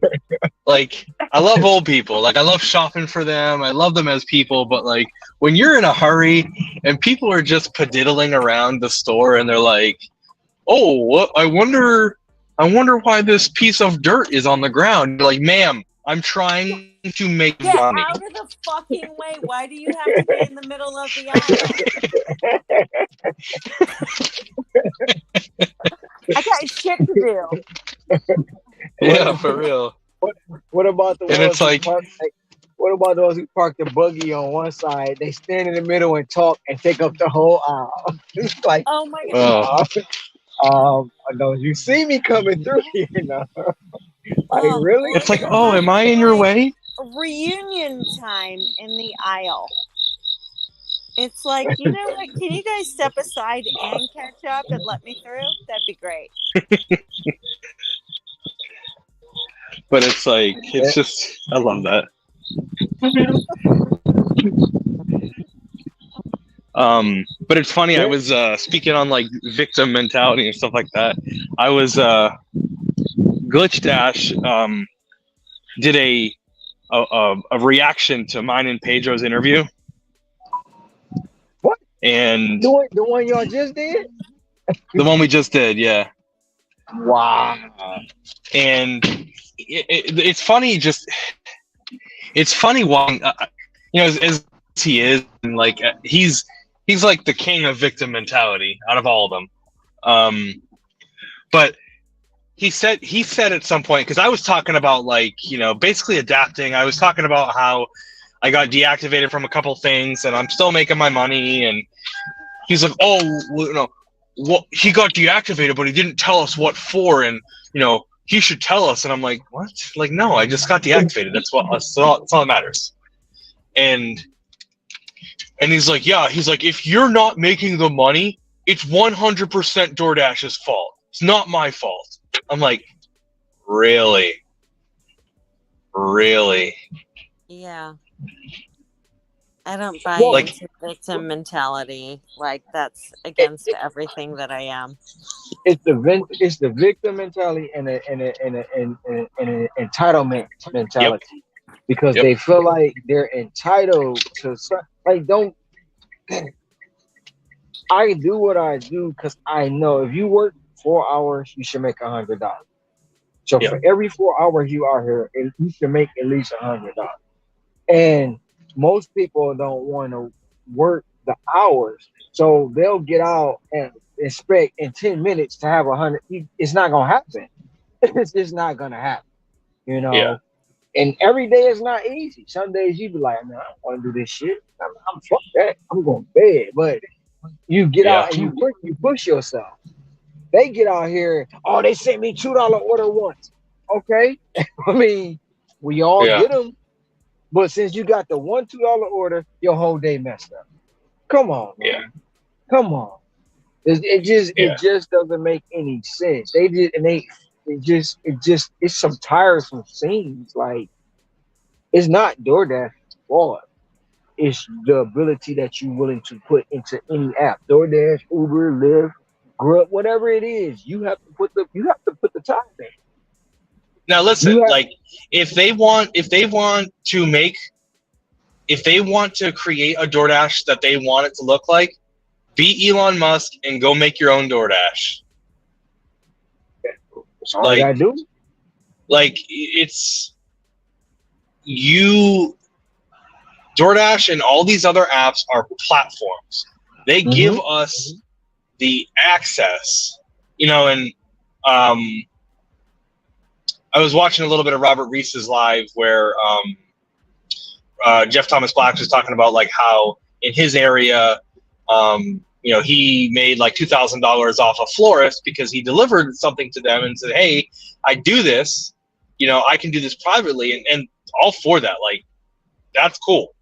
Like, it's same thing that we do for Uber. Like, hey, if you want to just pay me, do that. But one, not everyone is smart enough to do that or even has the courage to ask that. And would you rather have access to thousands of customers, millions of customers in your area? I mean, there's many people in Columbus. So DoorDash and all these platforms gives me access to 1 million people. Or you can try to self-start it, and like, it just doesn't make economic. It doesn't. They want to work less to make money, but in doing so, you're going to work more because you then have to do the marketing. You then have to it literally makes no sense. They don't understand that running a business is not easy. No, it's not easy. Being a business owner is not as easy as you think it is. Because, like you say, marketing. If you have employees, you gotta deal with the employees. You gotta deal with them not wanting to show up. You gotta deal with a lot of stuff when it comes to running a business, and you still have to make a profit. Yeah. So, and sometimes when you're running a business, you be the last one to eat, and they don't realize that. You know, even when you being an entrepreneur, you never sleep. You never off, because when you're asleep, your brain is still working and you're still thinking about work. Yeah. Even when I was like a manager for, you know, when I was a store manager at K Jewelers, like, it wasn't my business, but I still kind of ran it like it was, because I was always the one that came in when people called out. It was all like, I was the one responsible for it. Right. Like, you're responsible for what you do on a daily basis. Right. No one else. Like, if you, and here's the thing, and this is what, like, you know, a lot of people are saying, Lion's Mane fell out. I- Here's what a lot of people are saying, like, oh, well, they need to pay, like, my market is trash. No matter what, I can't make money. Maybe gig work isn't for you right now. If your market can't support you, like, you need to go get a job. or travel to another market. Yeah. But I mean, I understand. There's people that are in, like, super, super rural places that, like, there's not enough orders, or, like, they're not willing to travel, which is funny because people are willing to travel an hour for a W-2, but won't travel an hour to get into a good zone. Well, that's what I do. Like, I travel about 30, 35 minutes to get into zones because I live in a rural area. Yeah. So I will travel, like, for lunch shifts to do that because that's where the businesses are and that's where the orders are. Mm-hmm. And then I'll just do, like, evening because dinner shift is okay in my local area. See, So- the W-2, it kind of spoiled a lot of people. And when I say that is because they don't have to worry about the overhead. They don't have to worry about all they do is come in, take direction, and that's it. So if you go, so say if you go to a plant and the plant is 10 miles away or 2 hours away, they're gonna drive to that plant because they know they go in there every week. They're gonna make their check. They're gonna get their benefits, whatever. But if you tell them to go 2 hours to a zone that's paying the same amount to plant, I ain't doing that. I ain't going out there. Yeah. That's too much gas. That's too much wear and tear on my vehicle. Like, really? But you just drove the same 2 hours to go to the W-2. To have someone control you. Exactly. Tell you when to get up. Tell you when to go to eat. Tell you when to go to sleep. Tell you when to be back. Like, really? Like, if you don't want to turn the app on, you ain't got to turn it on. And you ain't got to call in. You ain't got to send no special request forms. You just ain't got to do it. Yeah, you don't have to worry about, like, when it's funny. I just got a letter in the mail a couple weeks ago, almost a month ago, that I had unclaimed money of $318 from when I worked at K Jewelers 5 years ago because of an expense report that they didn't do properly. You know what happens as a gig worker and a small business owner? I get that every year for taxes. Like, I submit it myself. I don't have to worry about it. Right. We get great our mileage.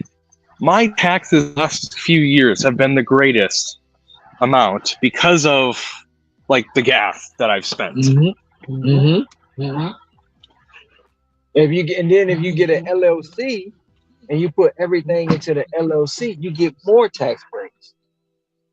See, I don't do that. I need to, though, but if you try like you the gig drive and thrive, if you turn it into an LLC, all the gas you spend, the vehicle maintenance, the tires you buy, you put your cell phones into the company name, everything is a tax write-off.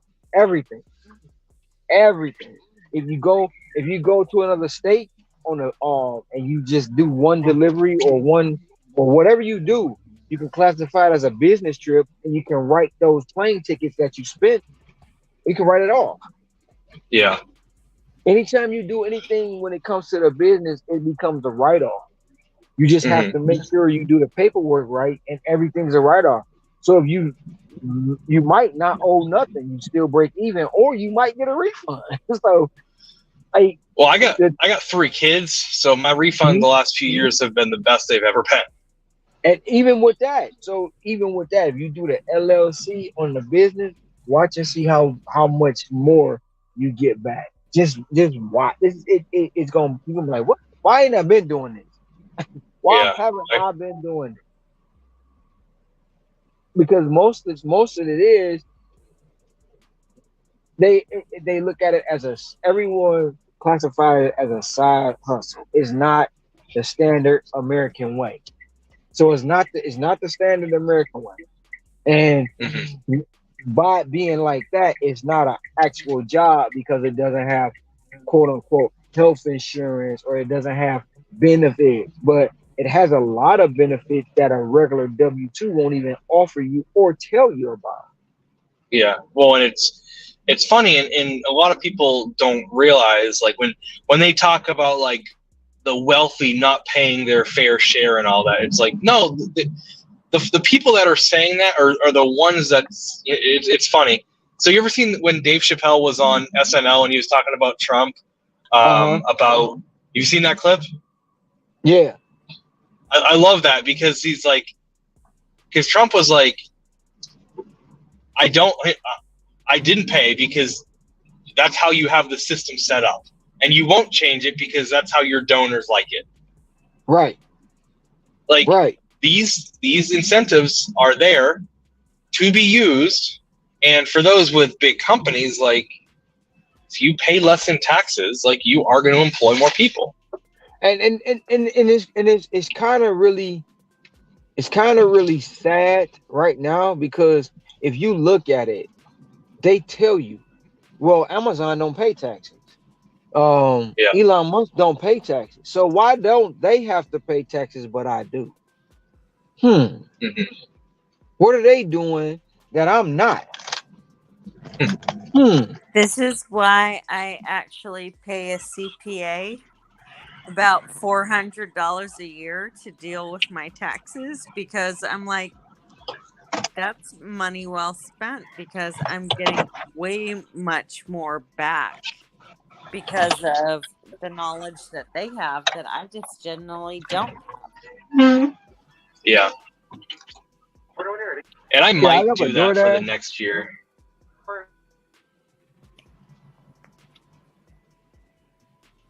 I might do that for next year because Yeah, I've like been able to use TurboTax the entire time, and like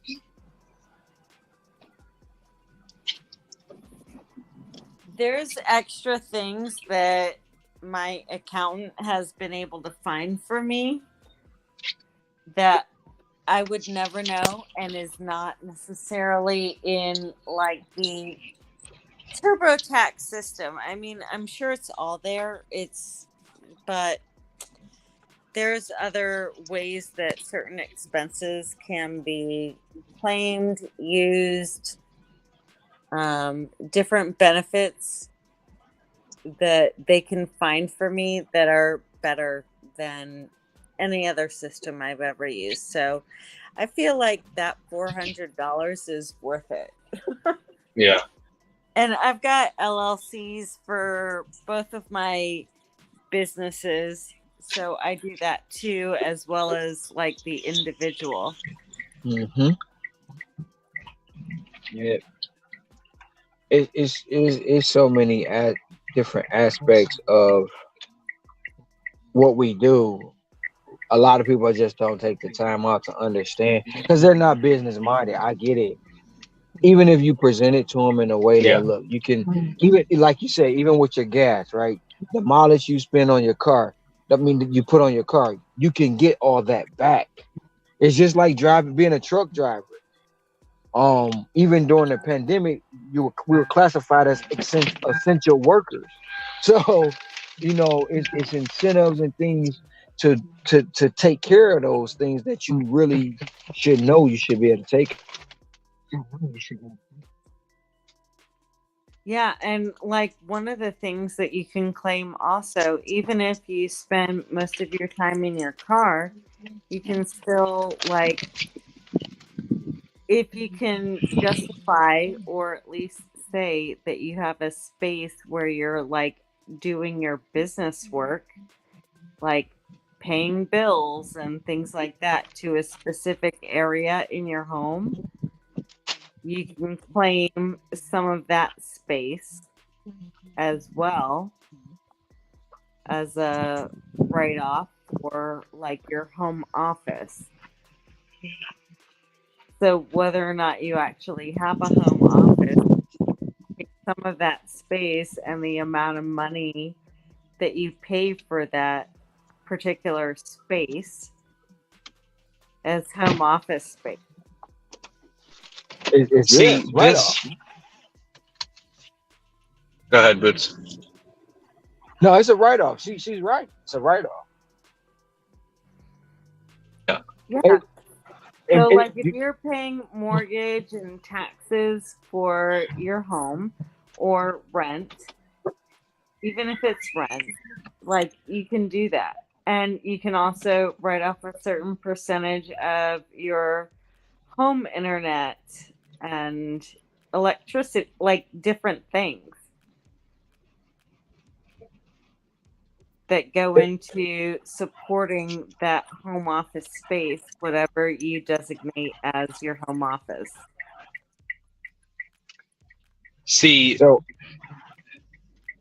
this is the stuff that just like. See, these are the secrets that they should post a video about. These are the secrets after dark that they don't want to tell us. All these gig tubers don't want to tell us how to make money during the day.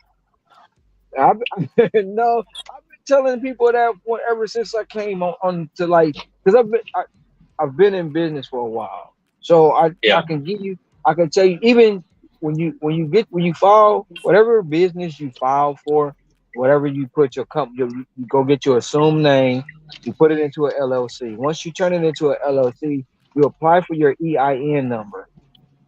Your EIN is your employee identification number. So you apply for that number. And even as the business owner, you hire yourself. You hire yourself. So you're separating, you're the owner, but you're separating yourself from the ownership to actually being an employee. So you can still file individual taxes and you can file the business taxes under that EIN number. And then once you establish that first LLC and you want to branch off and get another one, that's when you create a trust. You create the trust and you take that business that you created, put that LLC into the trust, create another LLC, put that into the trust. Now the trust controls both of the LLCs. And guess what? Both of the taxes and all that falls back onto the trust. All your personal taxes is still separate. So it gets if you do it right and all your paperwork is right, you'll be so amazed on how business works and how the rich are able to get away with what they get away with.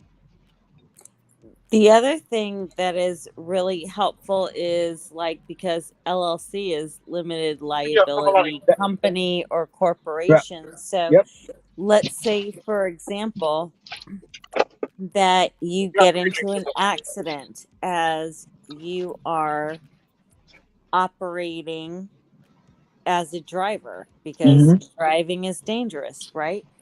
So like, you're protecting your own personal assets, because if you're running everything through the LLC, there's a limited amount of how much somebody could like come after you and actually not get into your personal assets.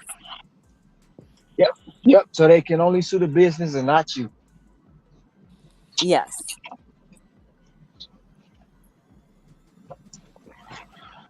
It gets real deep.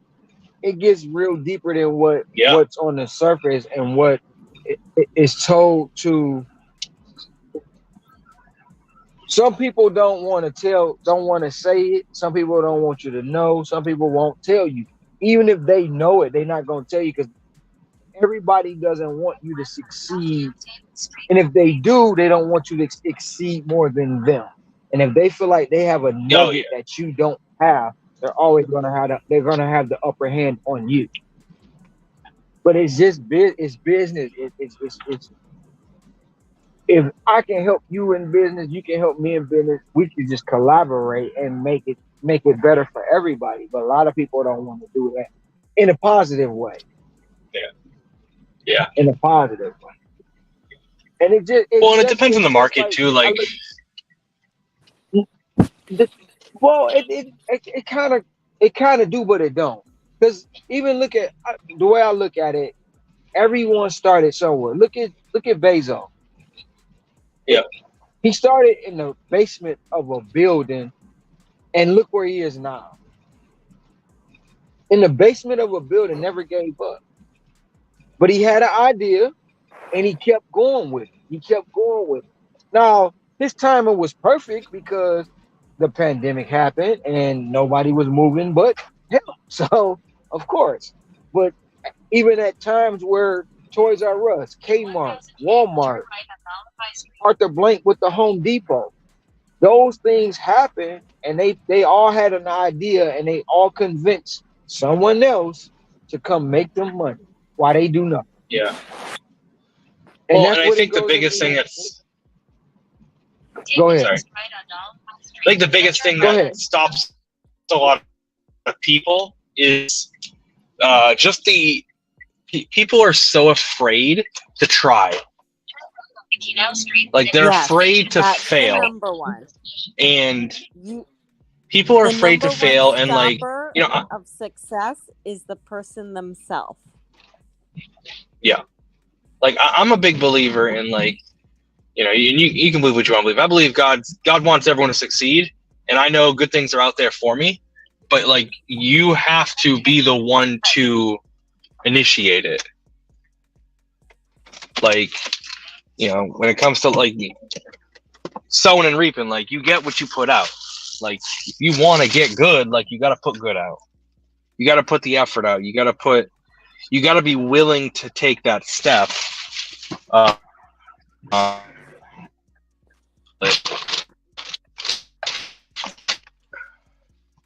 And so many people are like, I'll be honest with you, like there's been times where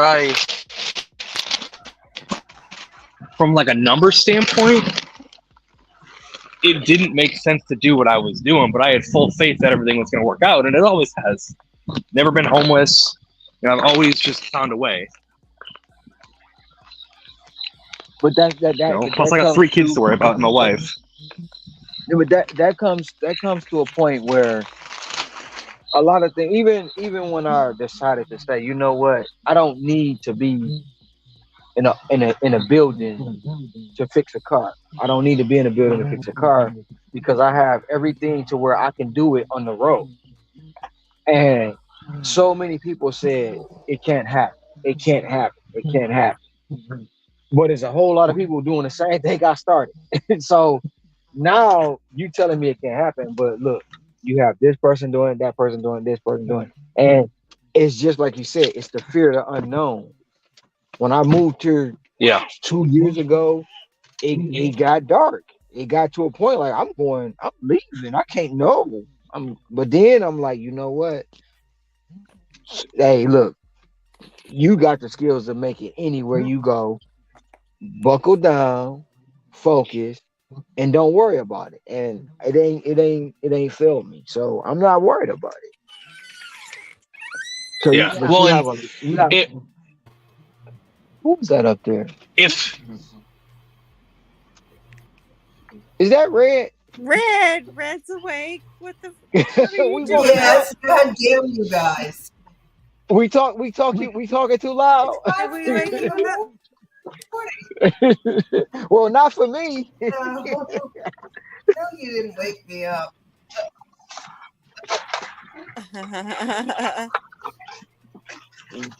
well, and what it comes down to is, you know, I'm a big believer in like if somebody else has done it, you can do it. Like that's why, like, I hate what like.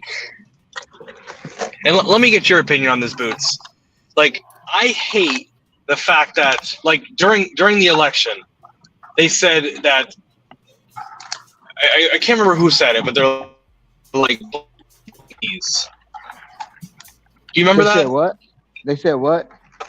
They said like they were talking about how voter IDs were racist because, you know, minorities and black people can't get IDs or they don't have internet. Do you remember that during the election? Right. Like I'm a big believer. Like, it's so insulting and racist. Like, it's by design though. Yeah. It's by design to keep us separated. And a lot of things, like, to be honest, when it comes to political things, most people only vote for the popular vote. They don't vote. They don't vote for themselves. right? So to speak. They only vote for, and it basically boils down to your upbringing, right? So Yeah. if you were brought up to say I'm voting Republican, you're gonna always vote Republican. If you were brought up to say I'm voting Democrat, you're always gonna vote Democrat. Hmm. Most people don't even look at the candidate. Yeah. That's just they don't look at the candidate. They don't even look at the beliefs. They don't even look at the what he's running on or what they're running Yeah. on. So when it like right now, they're crucifying somebody that was trying to help the country instead of the person that's actually destroying the country, and they put him in office. Hmm. So it's just about what a person got to do your own research. You have to be basically a free thinker, especially in these days of time. How the hell is this building now? I'm a fan of like voting all over the place because like I do just like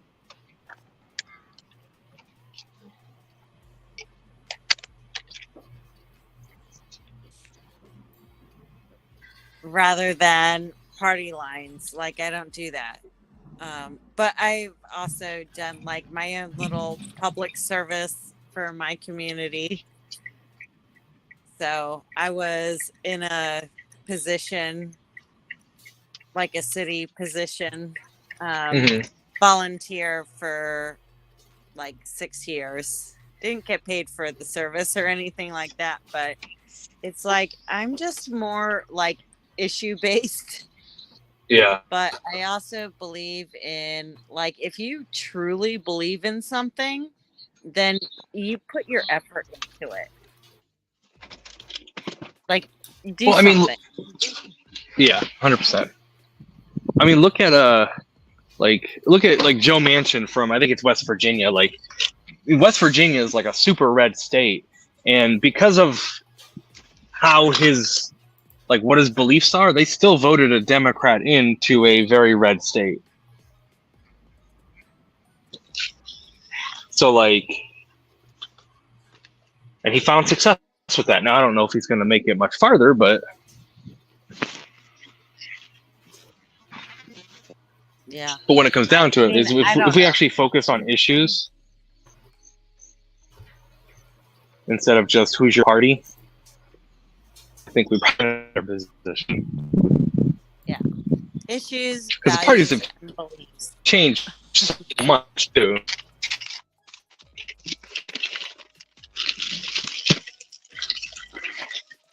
How did we get all political all of a sudden?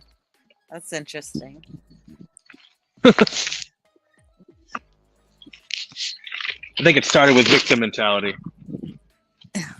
Yeah. Well, like as a coach, like that's what I do for my main income is as a coach, and I'm all about people taking personal responsibility for themselves and their lives and what they want.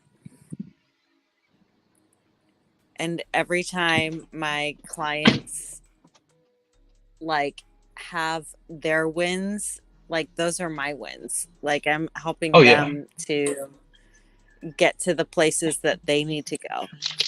Because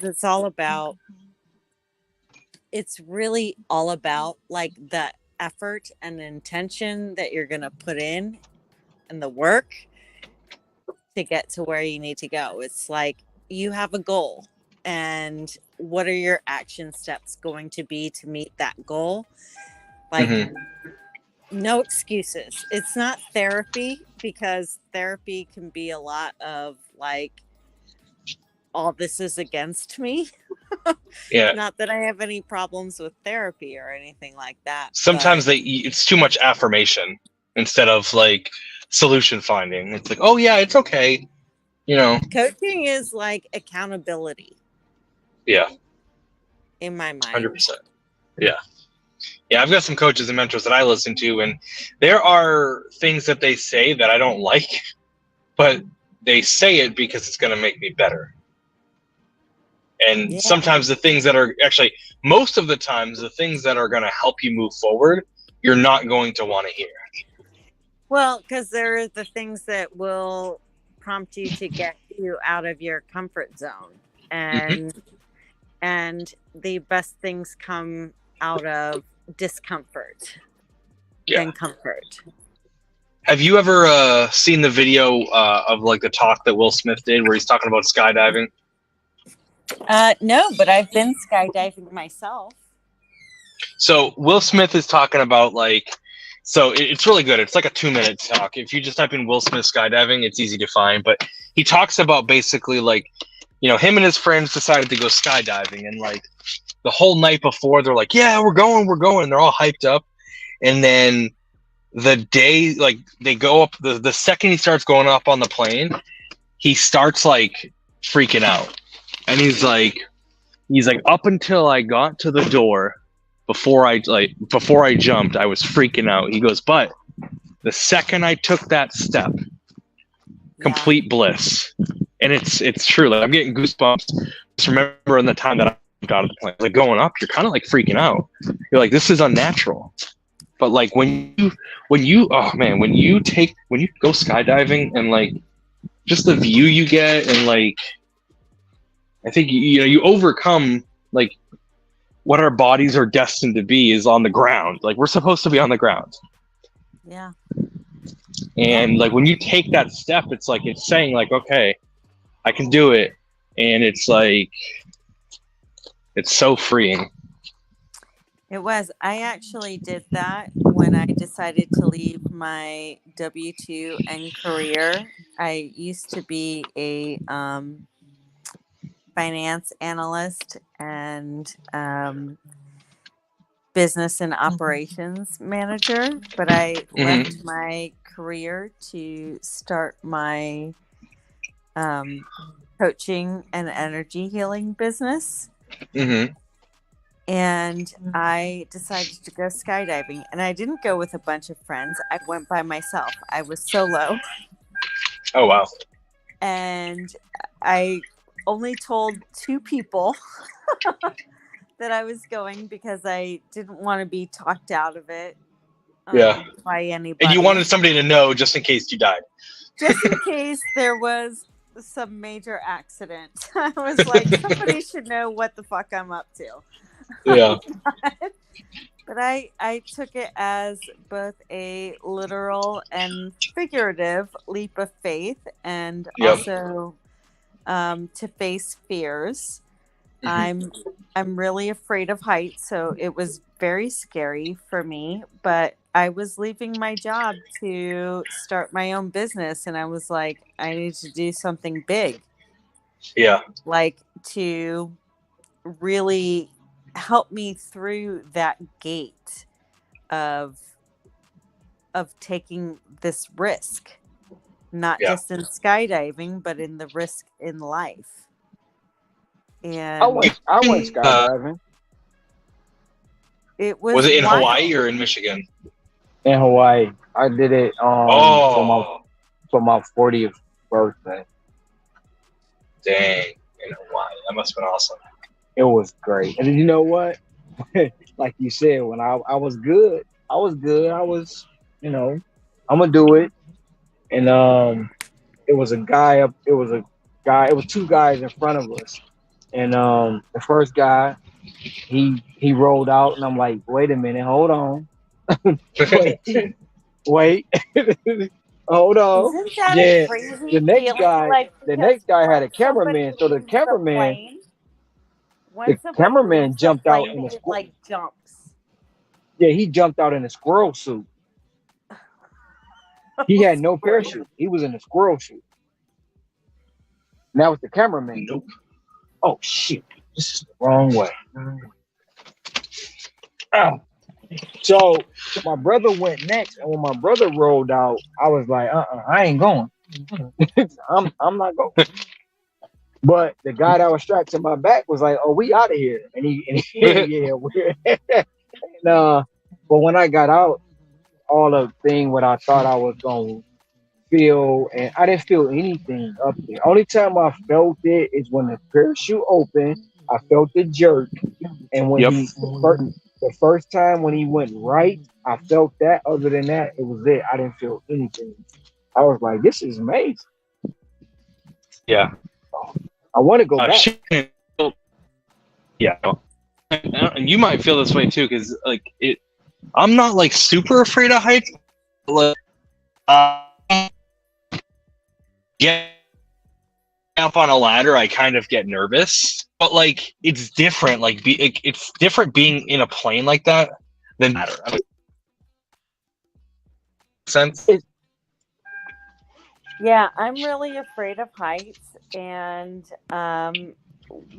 the plane ride up was actually scarier for me personally than actually doing the skydiving, because I think what was scary about it is because like they have this big garage door like on the plane, and it just felt that the plane ride up to altitude scared me more than actually the skydiving part of it. That was actually Well, it's the anticipation. beautiful and peaceful.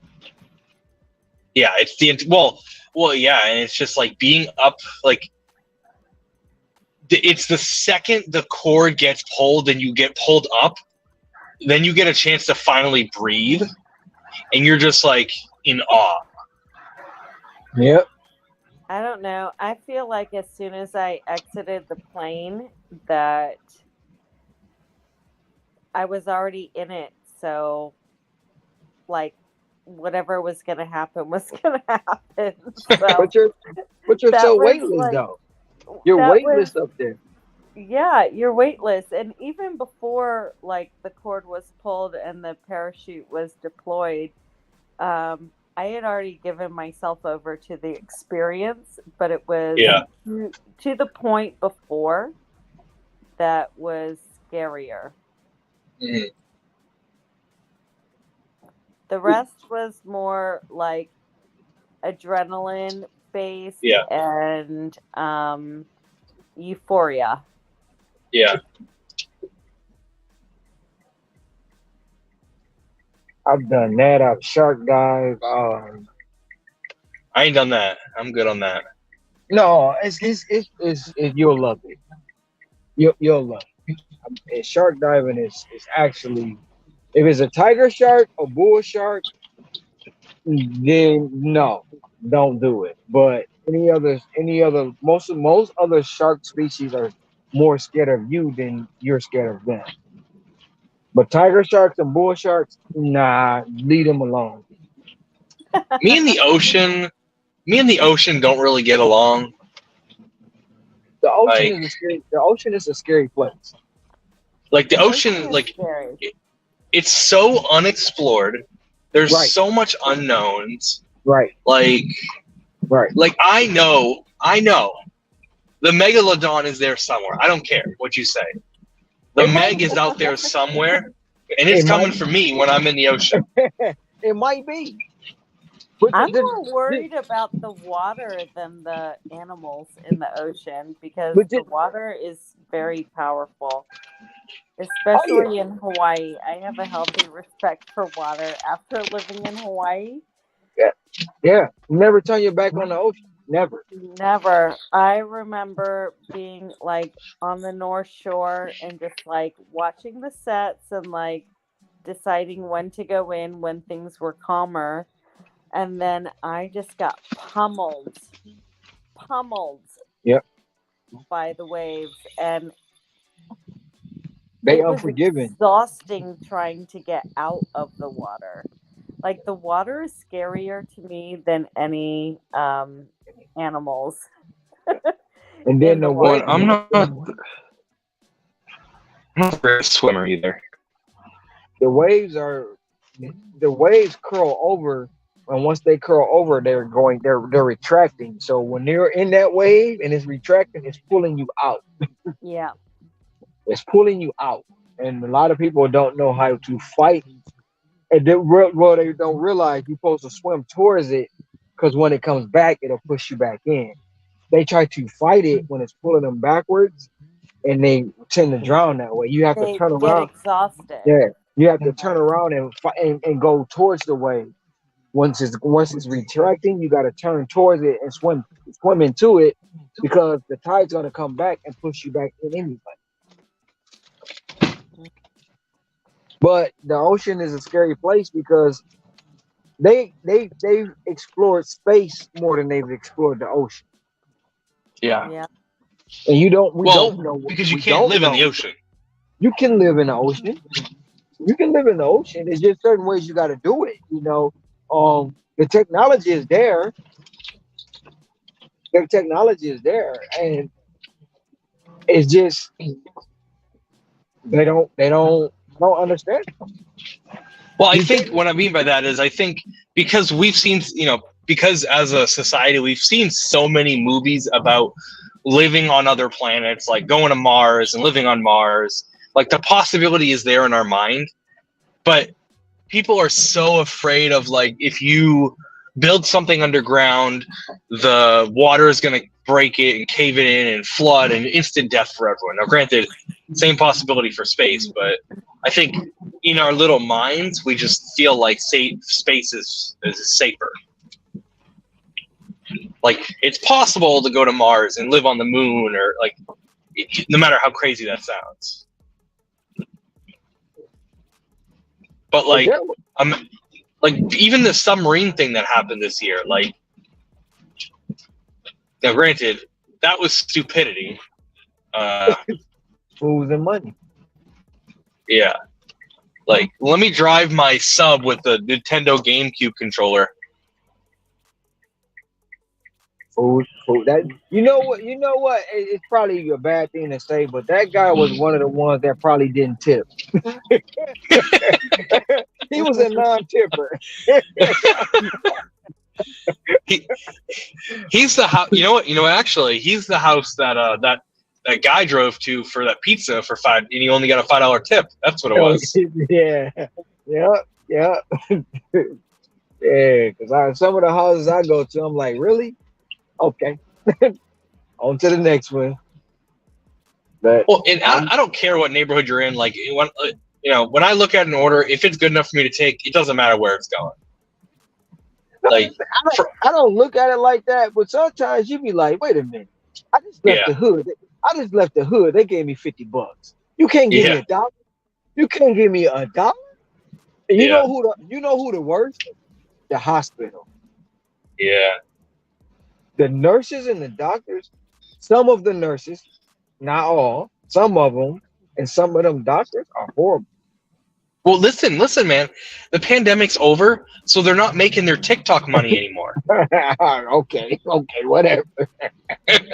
They don't have all that money from making their TikToks and their YouTube shorts anymore. Like, they can't afford it. Like, it's just crazy how you have the convenience to stay at home, right? You stay at your job. You don't have to go out. You don't have to do anything. And 20 of y'all order. Yeah. 20 people order.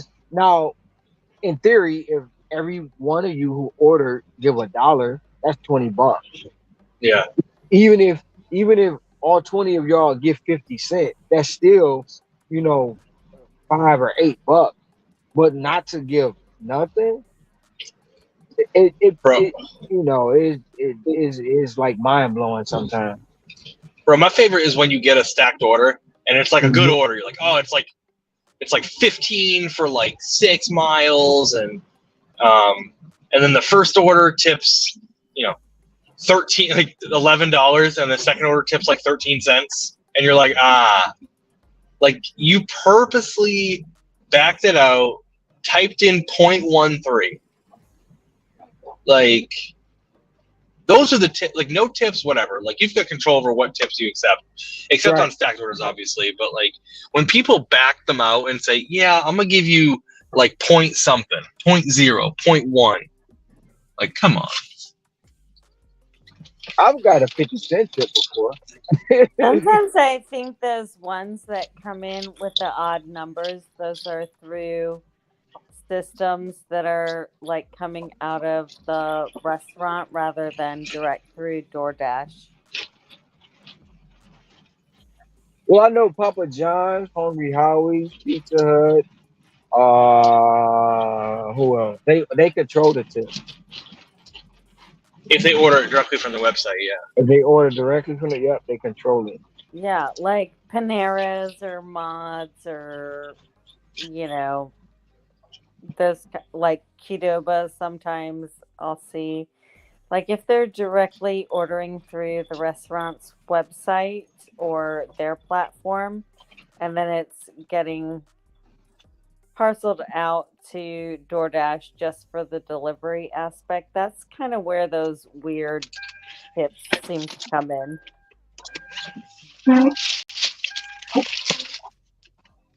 That's my Oh crap! I just beat the horn anyways. at this house. It I wasn't don't you. really have any facts on that. It's just that's what I believe. Sorry about that. I didn't mean to beep. I was take a picture. Let me just take a picture real quick. And I'll get to you. Have a great day. Thank you. Did you wake them up? But I was taking a picture of the package and I leaned it up against my wheel and I beat. The crickets are crazy loud where you're at. That's wild. You heard crickets? I didn't hear them. I've been hearing. I've been hearing them all night. Out of the car. Or you open that door like. Oh shit! I guess I'm acclimated to it. It's $18.75 an hour if you get on Earn by Time. Okay. I did a Earn by Time the other day, and I did it for. I mean, I didn't make any money. I made in 2 hours. I think I might have made 38 or no, 2.5 hours. I think I made like $38. So it's not good, but there was 0 no tip orders, but there were super low tips. Yeah, I get I do Earn by Time a lot out here, especially when I'm working in my home zone, because the distances are greater, so it's just better money for me. Yeah. But I get my rate for Earn by Time out here is $14.75 an hour. If I go into a different zone, one that I've been working is $1 more per hour active time, but I can't do that because every order wants to take me out of the zone, and it's just not worth it. That's why, like, my AR is now tanked because of that, because I've had to do earn per order. Yeah. And it's profitable for me to do it that way. But now, like, I went from 86% AR when I started this zone, and now I'm at like 65. Was it you yesterday saying that you dropped after you accepted yesterday? No, I wasn't on yesterday. Okay. Someone was talking about how they dropped even though they accepted an order, and I was like, it's probably because you accepted 100 ago. You had a double that you accepted. No, my completion rate is at like 96 right now. I don't drop too many. If I accept an order, I generally take it unless I look at it again and I'm like, forget that, I'm not going to that place. Especially if it's like a drop at like a high school or something. Forget that. I'm not doing that. Yeah. Well, I meant like their acceptance rate dropped after they accepted one.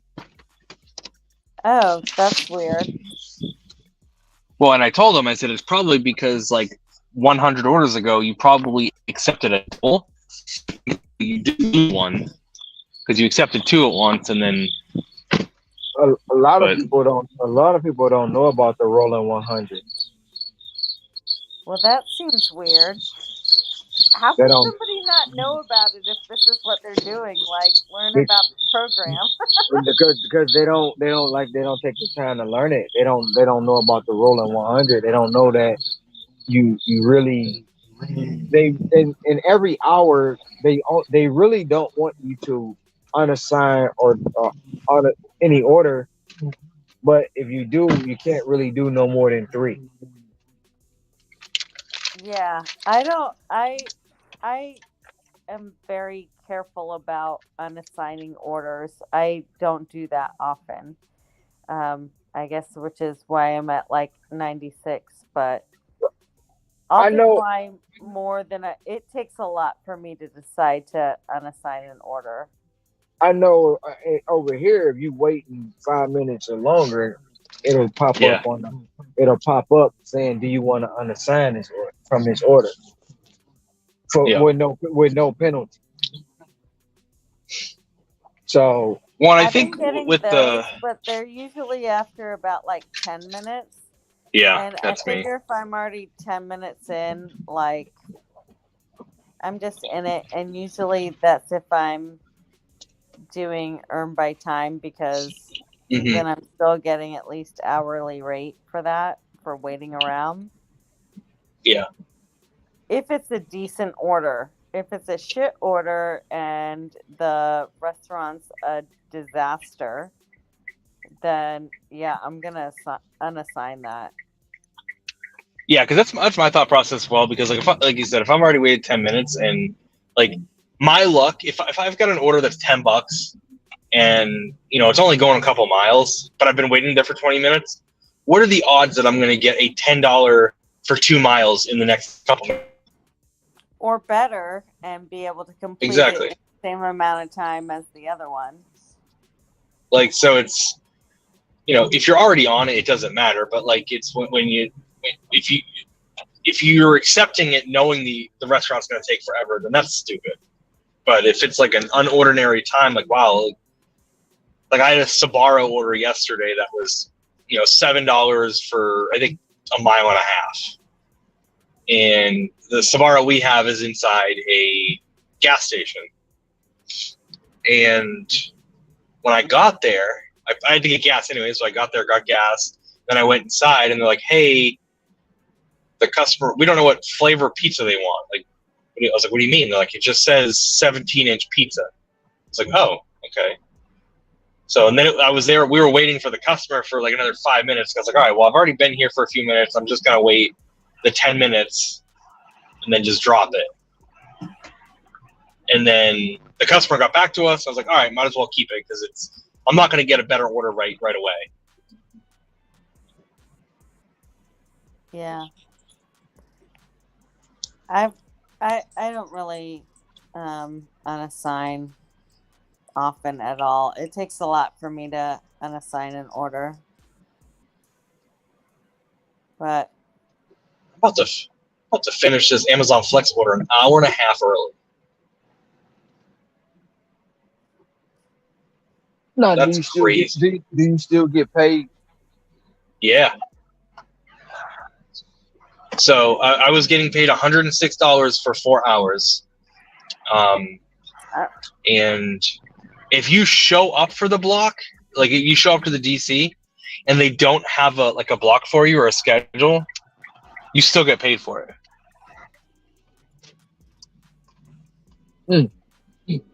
Like I've had that happen. I've gotten paid for $100 order. Like that's when you can make a ton of money, because it's like you can then go work other things in those 4 hours you were supposed to be working. It's like you get paid for it and you can still go make, double the money. that's awesome. But I'm on 19. I think I've got 21 deliveries, 22. Amazon Flex. Yeah, I can't get into that in my area. I guess it's too saturated. I can't get on the app for that one.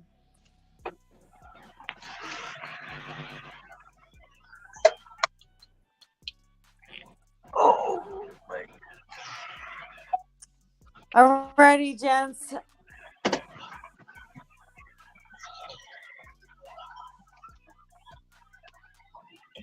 talking to you. I am. What? She sounds like she's going to bed. Yep. I'm going to I'm bed. out. I'm done. It's like 3:12 in the morning here. I'm done. Were you in I California? gotta go to sleep. I'm in Oregon. Oh yeah, you said that. Yeah. Duh. Yeah. Yep, I'm out because I can't sleep in, so I'm probably gonna be up by 7 a.m. anyway. So Well, I'm parking right now. I'm calling it a night. alrighty, it's fun hanging out. Have a good rest of your night or morning. I'll be Wherever right you're back. Good morning. I'll be right back up after I take a quick intermission. That's what it's gonna seem like. All right. See y'all tomorrow. See you. Later.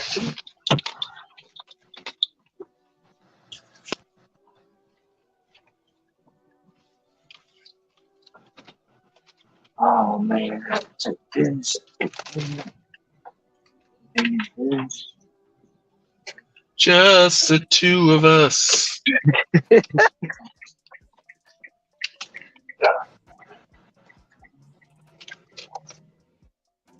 Oh Man, I pulled into that place to deliver, and it was a bunch of trailers, and it just reeked of pee. I know the feeling. Like There's cat a- pee. Cat or dog pee. It's an apartment complex here that I do not like going into. Every time I see it, I be like, damn it, why did I accept this order? Just, and then it don't help that I got attacked by Cujo when I went in there one day. Cujo, what's that? A dog. Oh, It was a pit bull puppy. Well, it was still a puppy, but it attacked me. Luckily, I like dogs, so I didn't want to hurt the dog, but I didn't want it to hurt me either. did you pop it in the nose? I did. Like a shark? I did. Just like a shark. Nah, I ain't messing. I ain't trying to pop no shark on the nose, nah. But I did pop him on the nose. Straighten up real quick. He was confused when I did it. Like, he was still growling. I'm like, look, the next step is going over this 16 floors down, because I'm not going to throw you over this rail. His owner finally got a hold of him. And that's when I got him. Listen, that dog was trying to catch these hands. Yeah, trying to catch some air, trying to fly. I was gonna throw him over that, but then, a lot come along with it. You do it. You gotta wait for the police to come around. You gotta do all this. It's just a lot. Plus, I love dogs. I love dogs. I didn't want to hurt the dog. But you like you better. I do. I like me. I don't want to get bit. I don't want the paperwork. But I just said that it's just something about the envelope. You know what? Go here and drop it off, because I already got it. Already here.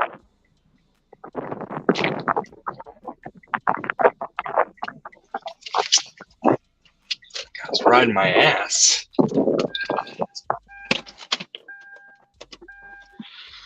All right, 2 more deliveries after this.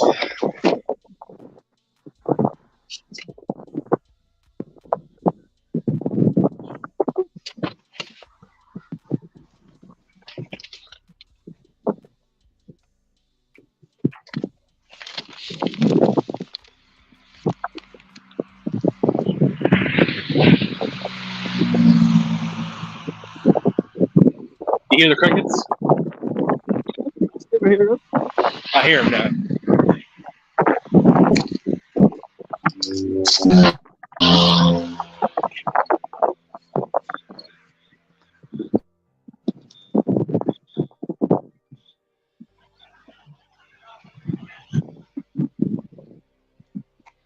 Speaking of dog, I got a bark. Keyword is not today.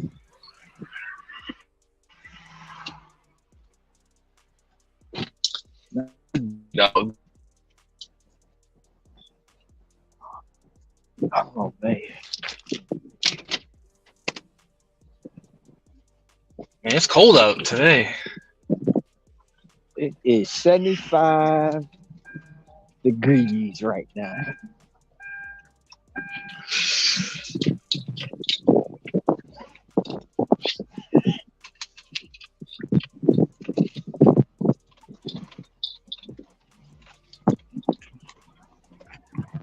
That's the lowest it goes down here. 75. That's the lowest. Yep, 75. Is it humid over there? No, it's been the last couple weeks has been humid, but it's normally not doesn't have a lot of humidity. It's just like perfect weather all the time. I don't say perfect, but it's because there was a storm that formed not too long ago, and then we was getting the tail remnants of it.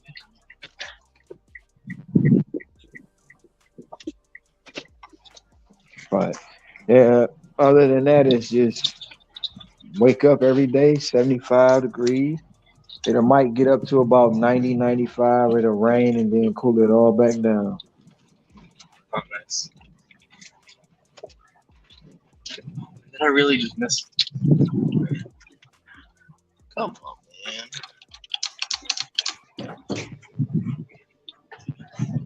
man. You're gonna do me like that?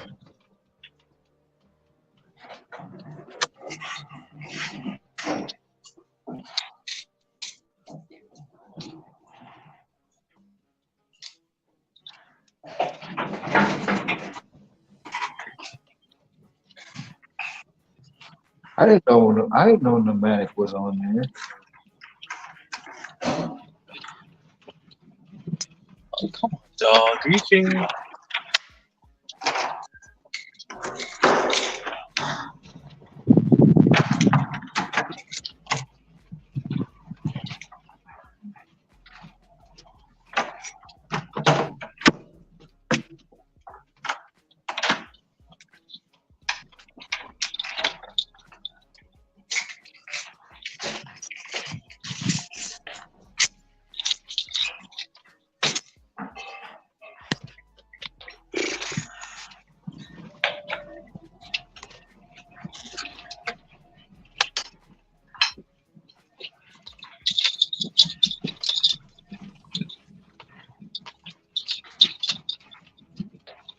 Oh man.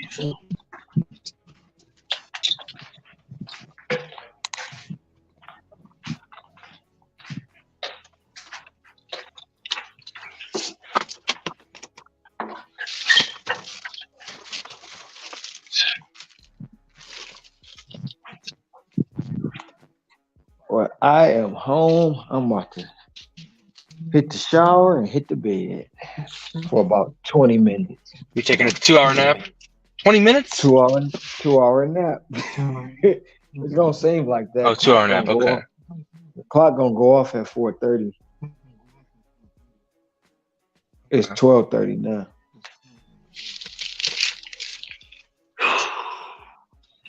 Talk to you tomorrow. All right, man. Later. Yep.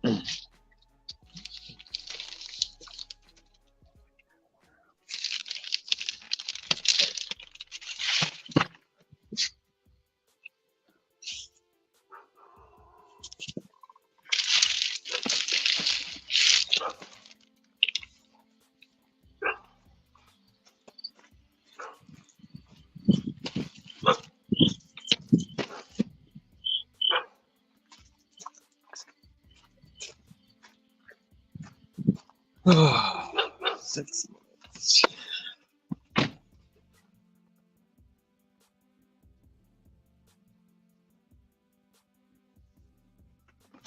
All right, one more order and then I'm done.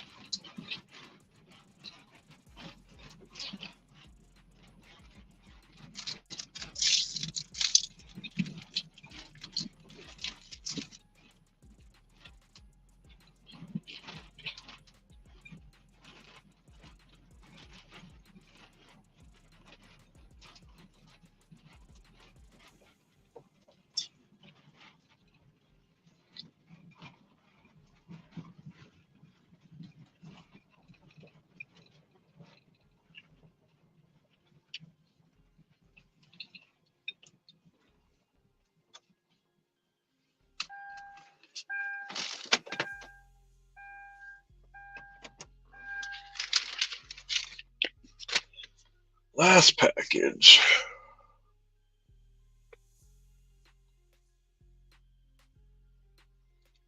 Big Red Barn. Are you kidding me?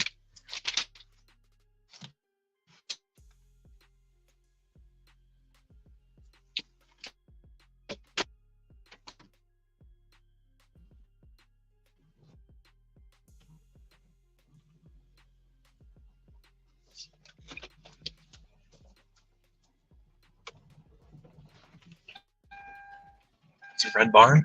Ain't no Red Barn.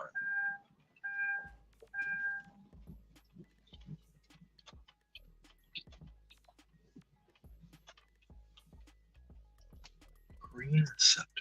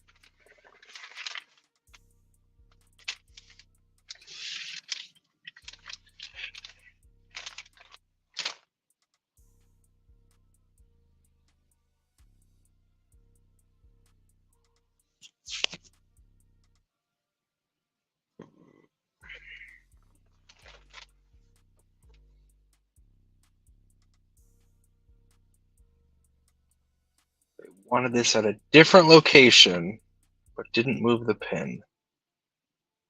Come on.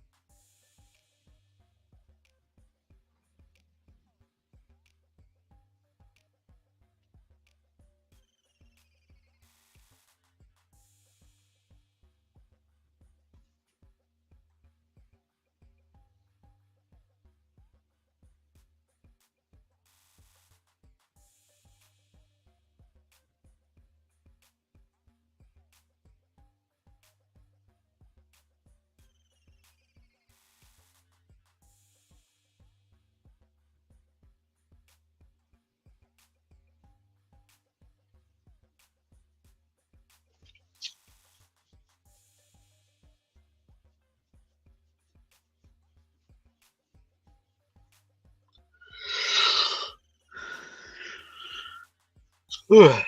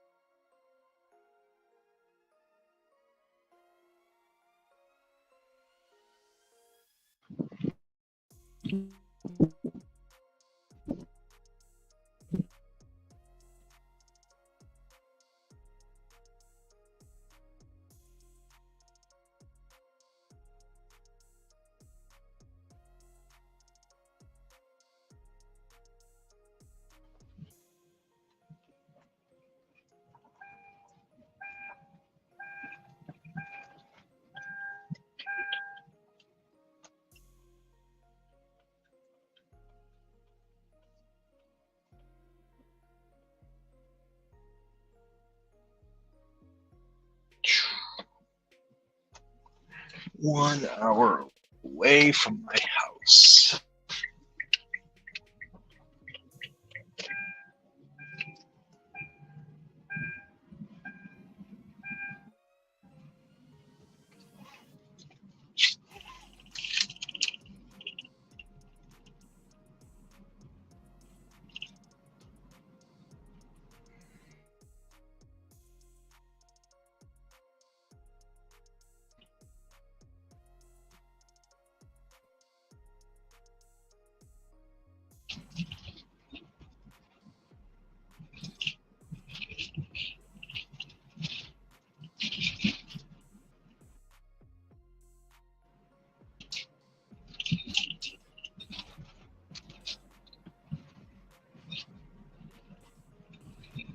Hello.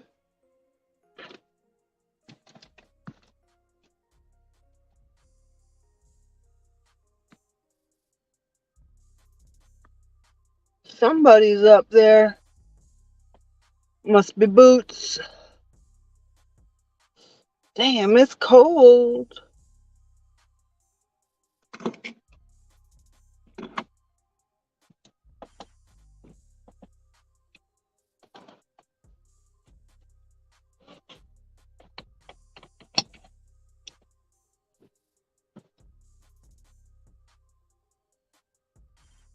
57 degrees. Shit, I should have brought a hoodie.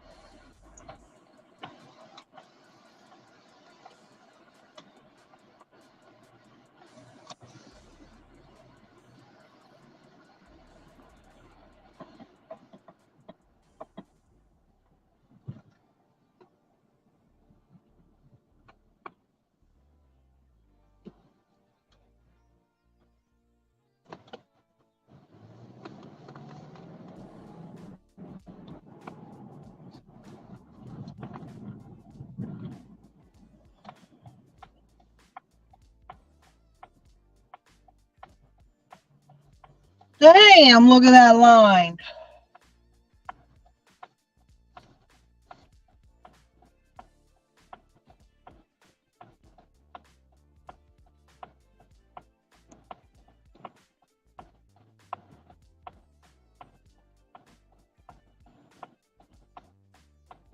What's up, Nomadic?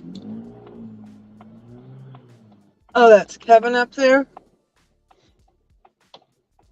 I can't see my little phone. It's too early in the morning. It is early I went to bed early last night. My final message to Cody last night was, I'm really tired, and said that, I hope that it was just tiredness and that not that I was getting sick. Because I just felt like from head to toe tired. So I was in bed by 8 o'clock. Got up at like 5 a.m. Quarter after 5, something like that.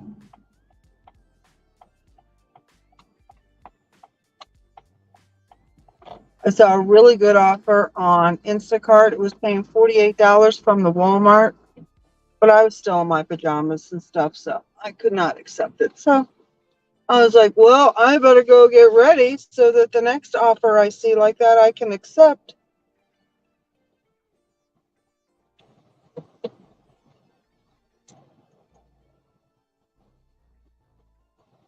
I have my breakfast with me because I'm not hungry yet. It is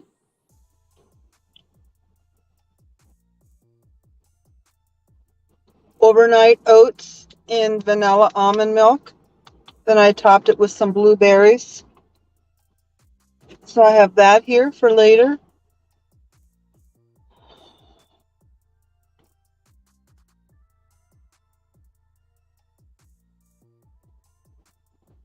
Damn, there's a triple shop for $42. It's 53 items, 110 units. Going 15 miles. Yeah, I'm not doing that.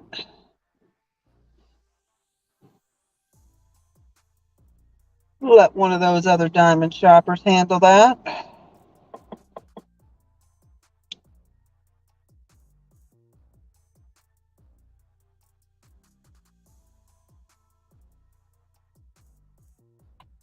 I'm so glad we're back to having both streams.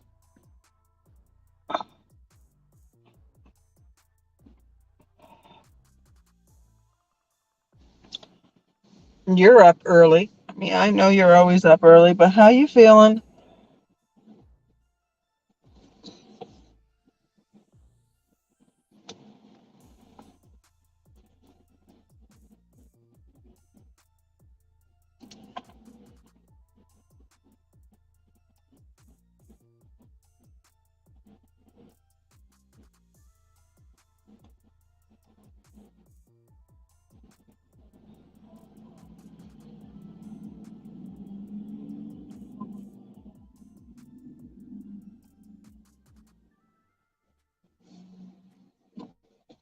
time to start keeping a hoodie in the car.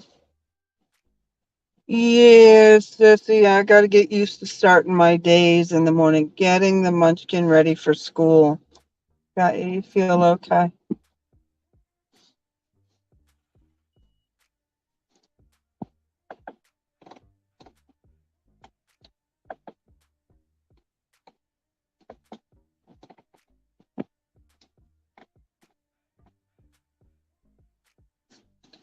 Today is Donna Donut's birthday, so I'm wearing my Put Your Market Where Your Mouth Is t-shirt.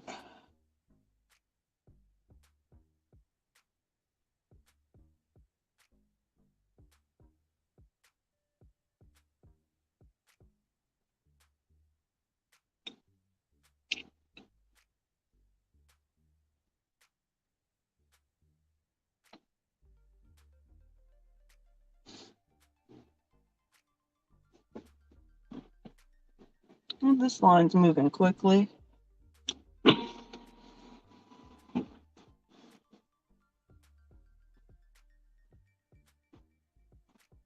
morning, Amal. Good morning. How are you? Good. Large hot coffee, 3 cream, 3 sweet and low, please. 3 cream, 2 sweet and low, right? 3 sweet and low. 3 sweet and low. 3 and 3. Nope. Okay, thanks. Thank you. Yeah.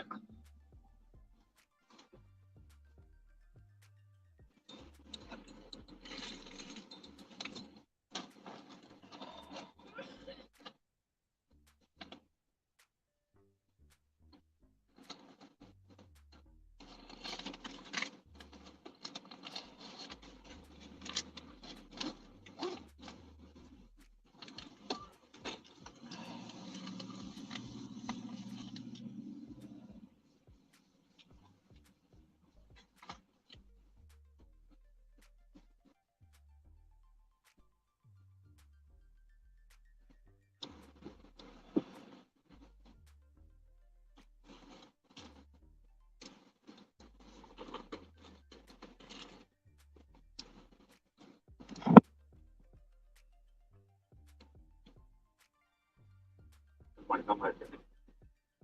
Oh, happy birthday, Nomadic Dad. Boy, we got a lot of Virgos. Is it the first day of fall?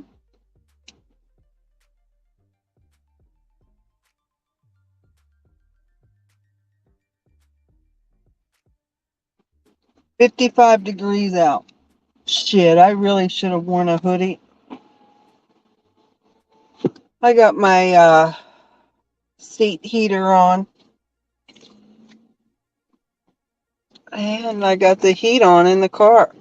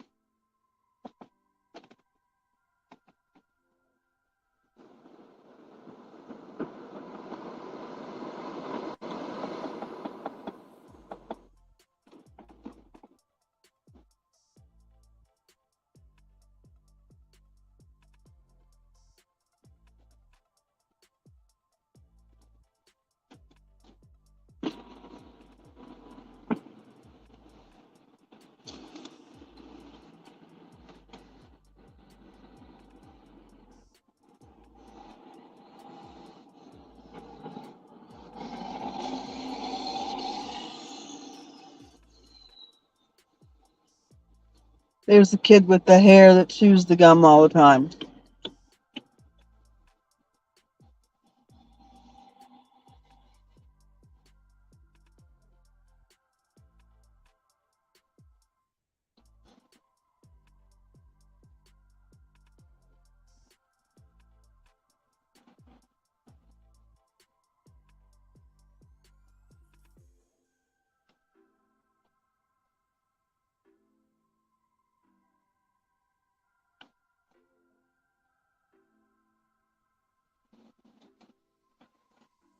Good morning. How are you?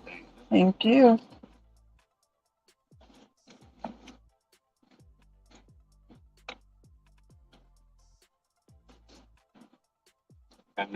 Thank you. See you later, honey. Thank you.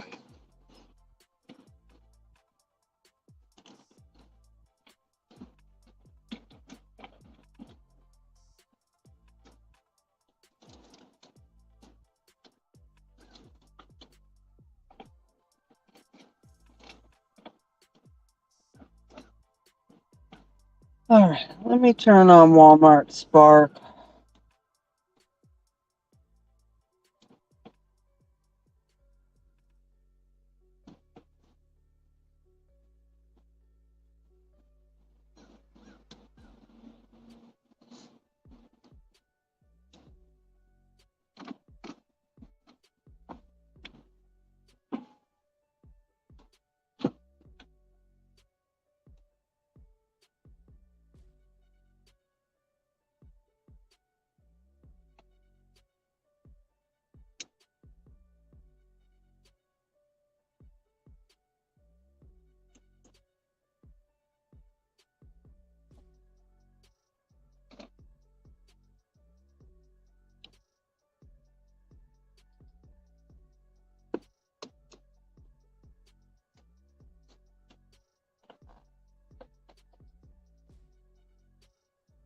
Stephanie, is today the 21st or the 22nd?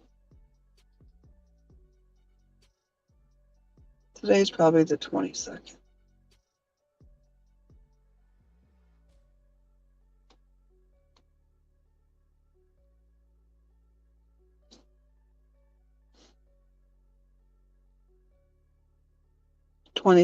Thank you, love.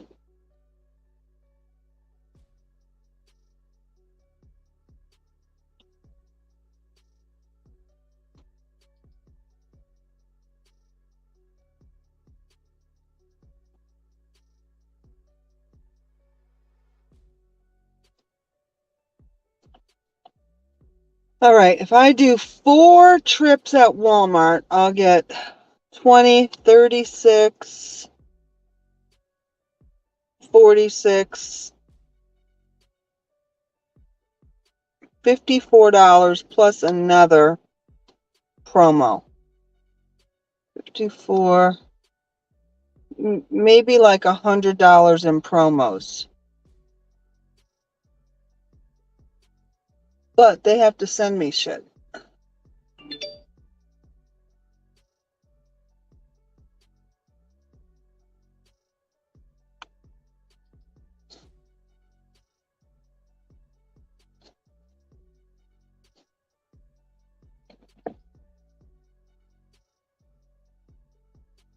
It's early. You know what? I'm going to try to do Walmart promo. So I'm going to head up to Walmart, and I also have Instacart up there. So that's what we're going to try for that extra $100 in promos from Walmart.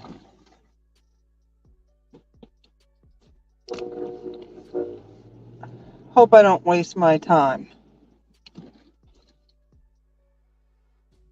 They start sending out offers about 7:15.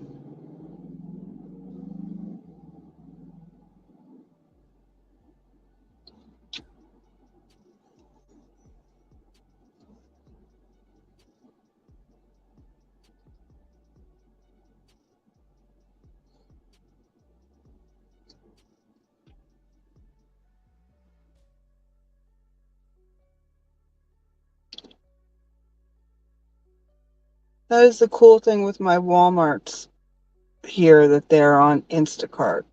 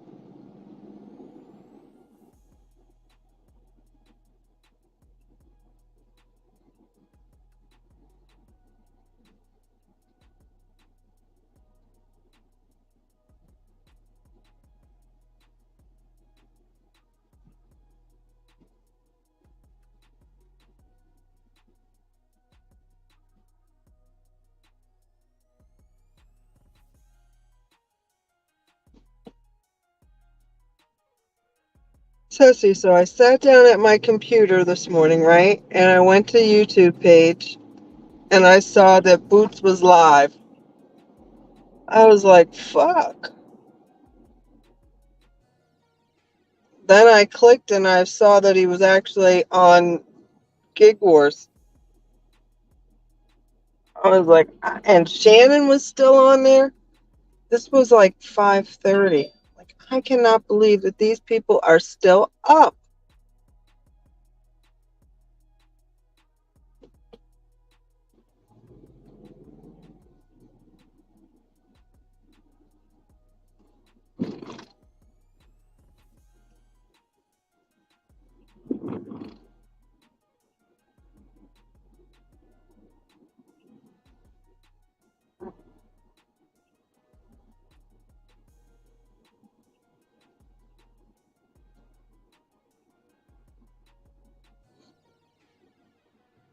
Yeah. So was it like 1 o'clock in the morning for him? So he must have just stopped working.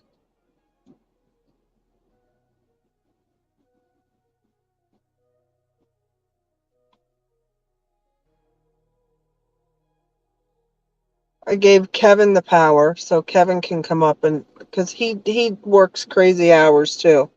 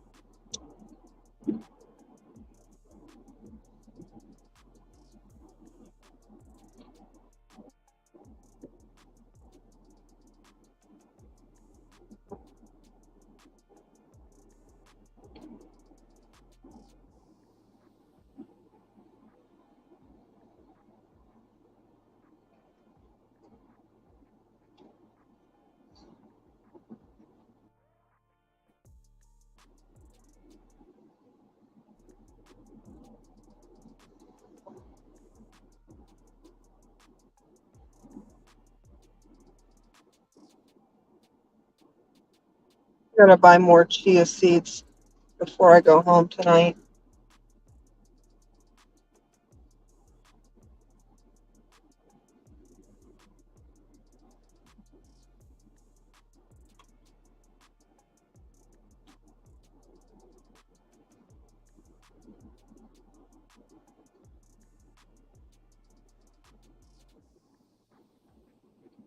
And once I get up here, I'll turn DoorDash on too.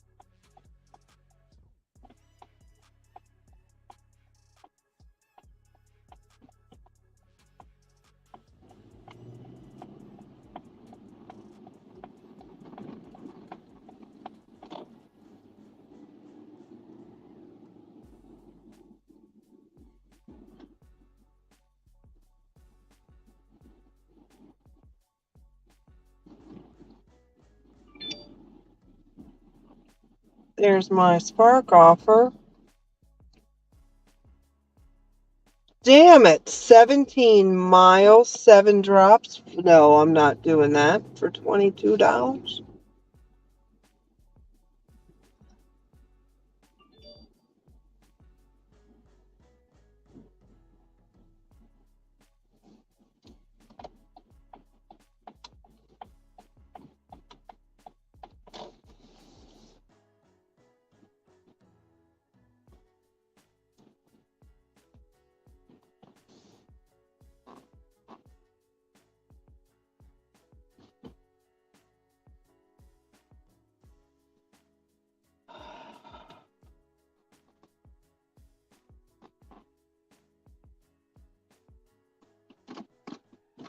No, they're crazy.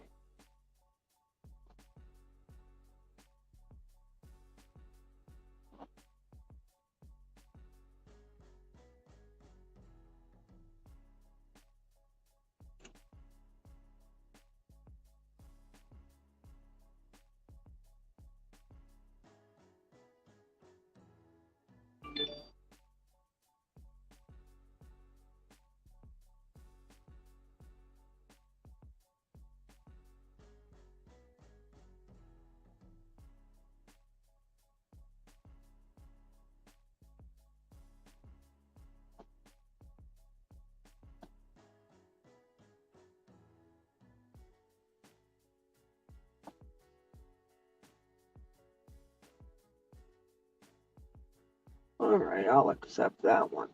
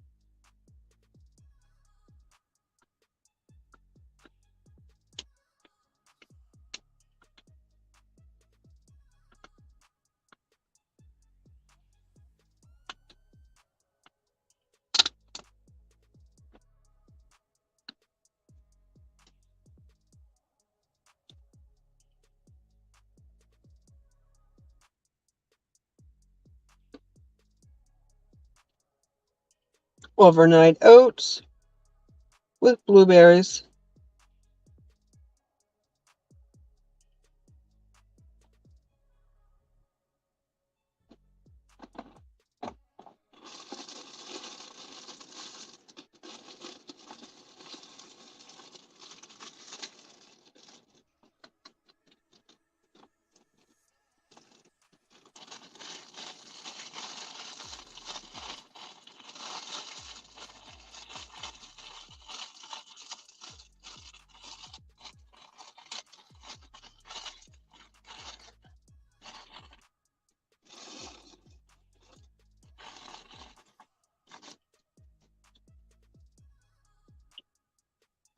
Spoon is broken.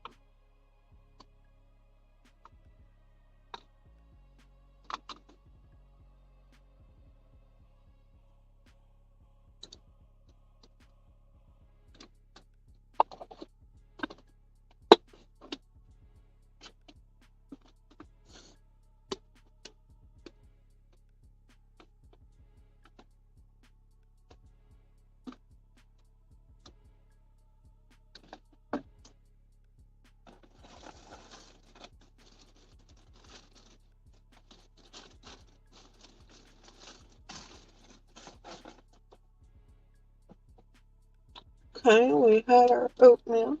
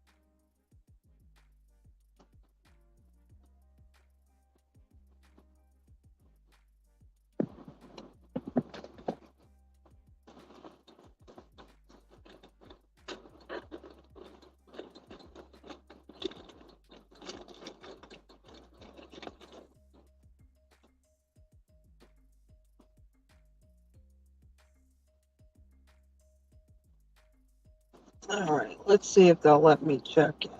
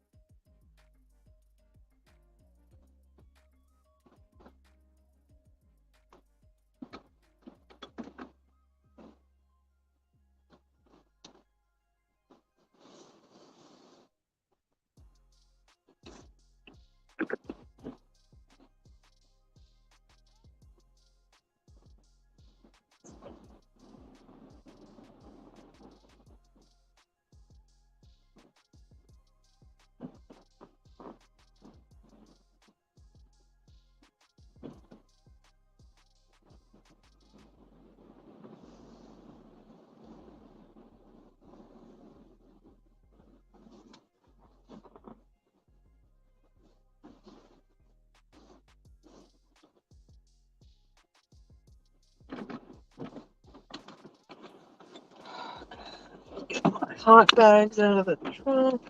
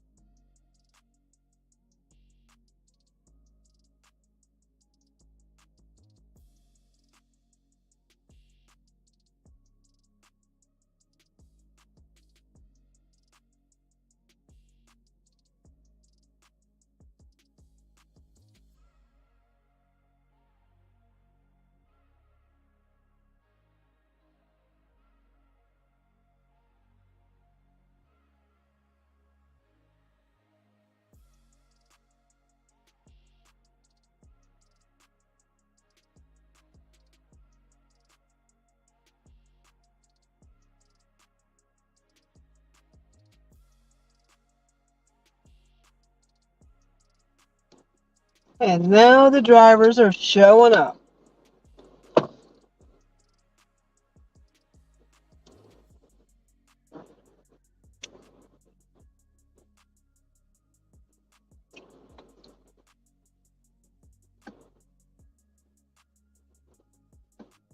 They still won't let me check in. God damn it. There's a driver.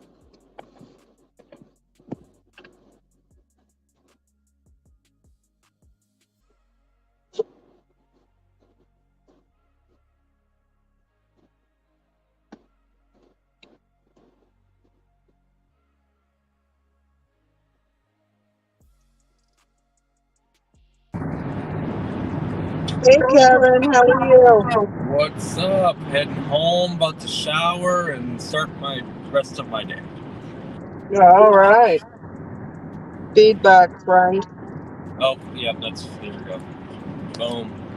Better? Mic check. You got the power? I haven't logged in yet. I haven't checked my Okay. email yet. All right. Were you working all night, or did you go out in the middle of the night, or what was going on?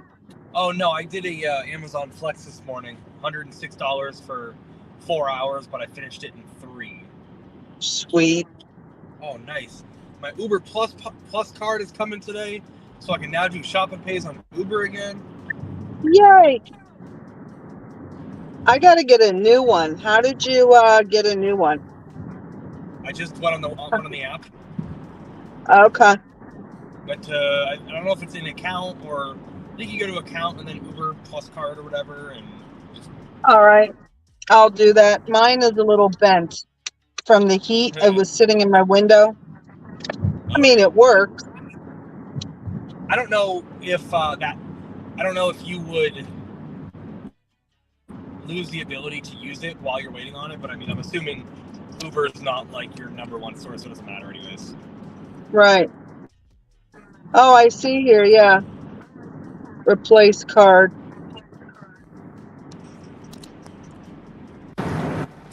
Oh, yeah. I don't want to deactivate my card. Yeah. That sucks because, like, other platforms, you can order a replacement card. Like, I have 2 backup DoorDash cards, and I have a backup Instacart card here. Always have a backup card. Yep. I tend to lose my cards because I put them in my back pocket with my phone, and like and I've lost them multiple times. I heard that. I lost my whole wallet last couple weeks ago, but the Uber Plus card is the last card I'm waiting on.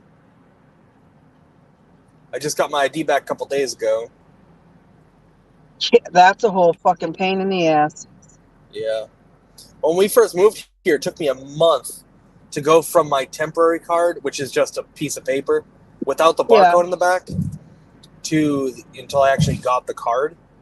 But this time it only took about a week.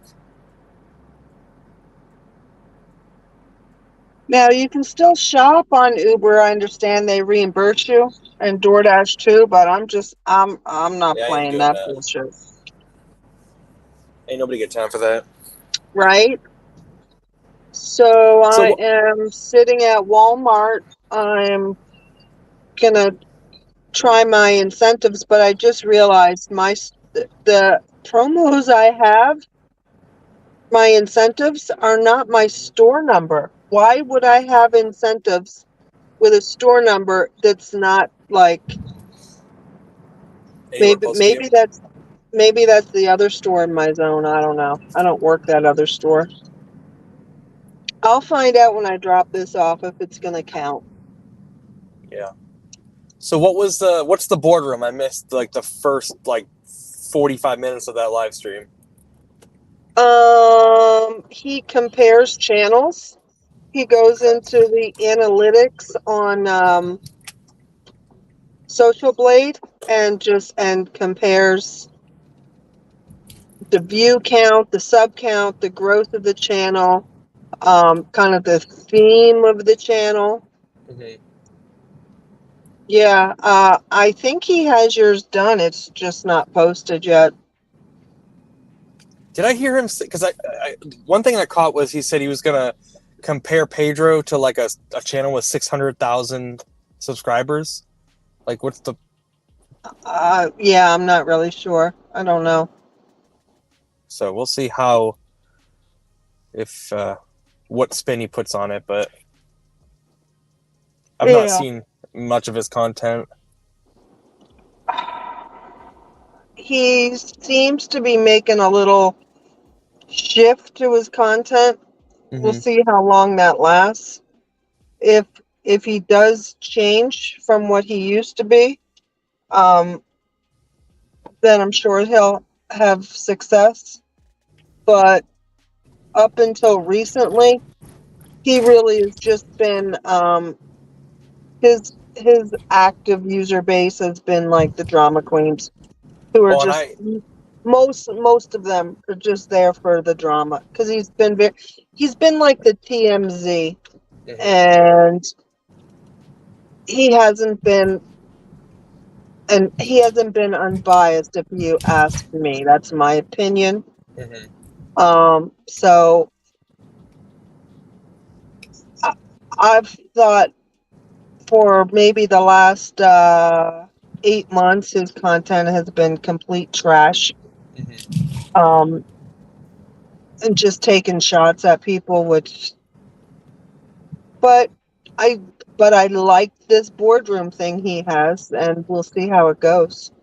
We'll see if it's just fact-based versus actual, like, talking crap. Right. Like, actually, until very recently, I was blocked on that channel. Because he upset me so much one day, I said, I'm unsubscribing it and take my wrench away. Because it was just too much. He was going after Trader and saying Trader buys his subs, and you have no facts on that. And Trader's my friend, and I just had enough of the bullshit. FDA. Yeah. Although, he might be the FDA of his area, but, you know. Right. He's probably one of the most entertaining, one of the most entertaining content creators right now. Oh yeah, and he's a super nice guy. Yeah.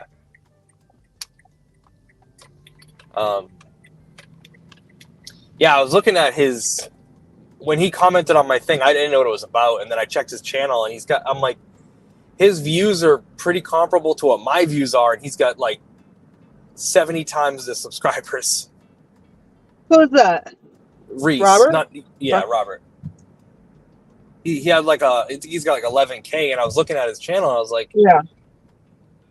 Okay, I mean, cool, but we'll see. I mean, hopefully, I'm all for good analytics. Because I don't want to do analytics. I'm glad there's people in the world that do analytics, because I don't know how much you know about like the personality types, but I'm a sanguine, and numbers, not my thing. I mean, well, numbers are my thing. Not my thing either. Math is my thing, but like doing deep breakdowns of numbers like that and doing it, not my thing.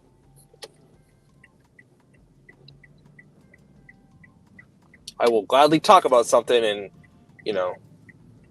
have a conversation with people, but doing breakdowns like that, I ain't got time for that. Well, for example, I can tell you, he posted he took a video of a lady, a Walmart. I assume she's a Spark driver. Well, let's just say she's a Spark driver. Anyway, braids? No. Okay. This was a long time ago. It was a Spanish lady. She was sitting at Walmart. She was smoking a cigarette. She was quite overweight. Mm-hmm. And he posted a video and said, "That's the California version of me." Like, oh, well then. Yeah. Like, this is the type of stuff that he used to do. So, and just a lot of people just don't like him. But so, hopefully the board. I've liked his content recently. Mm-hmm. He came in here one day and told us that this channel was trash. Like, he's just not a nice, he has not been a very nice person. So he came on the live stream just to tell everyone that the channel was trash.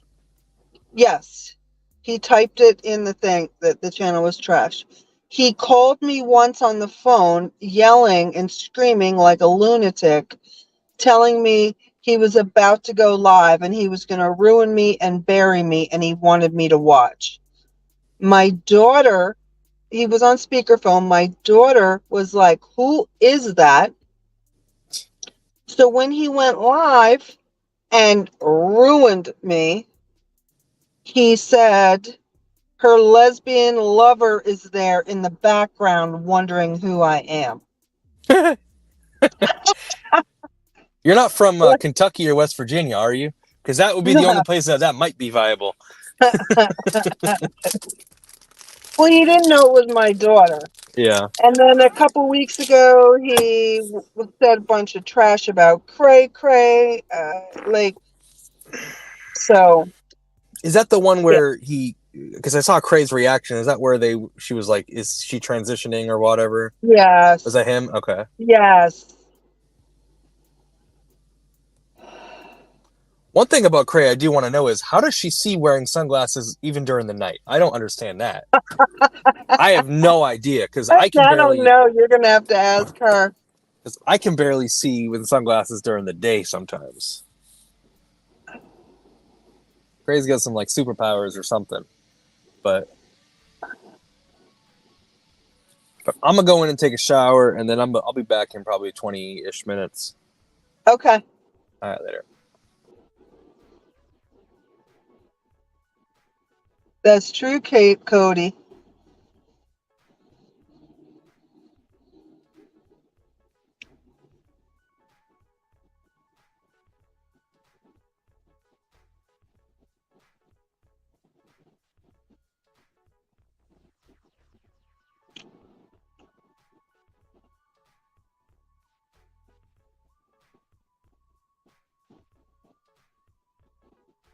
The status of my Walmart Spark order is packing up.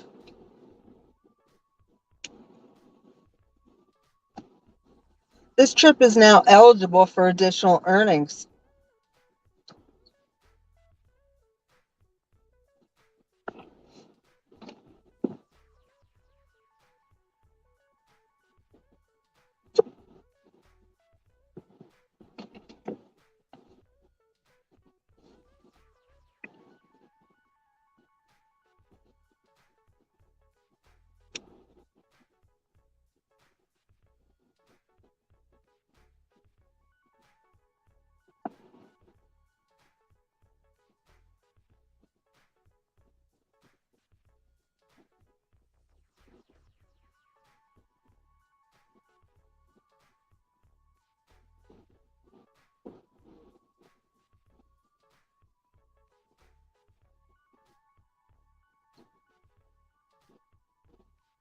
That's right, Cody. Let me text Cray Cray and let her know that we're on the night stream.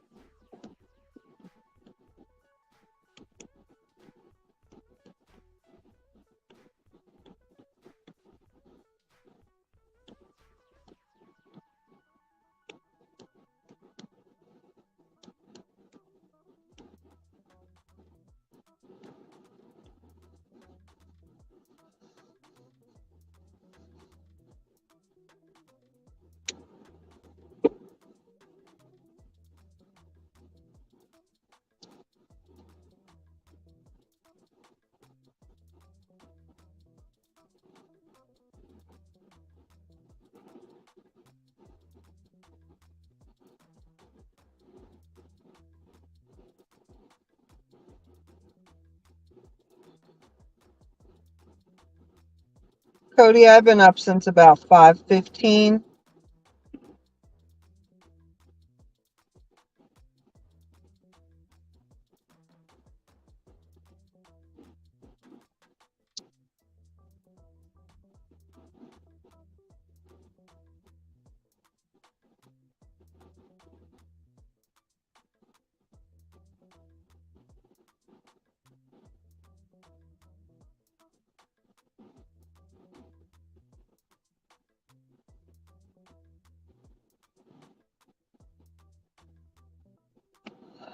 delivered board says that there are some opportunities. Let me look. Well, why didn't you people send me an offer yesterday?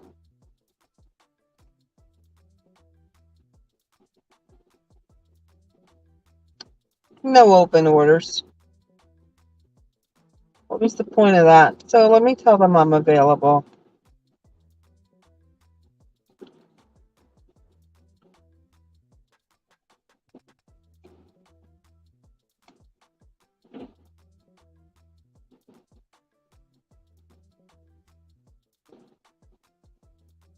Oh, it says the shit is ready.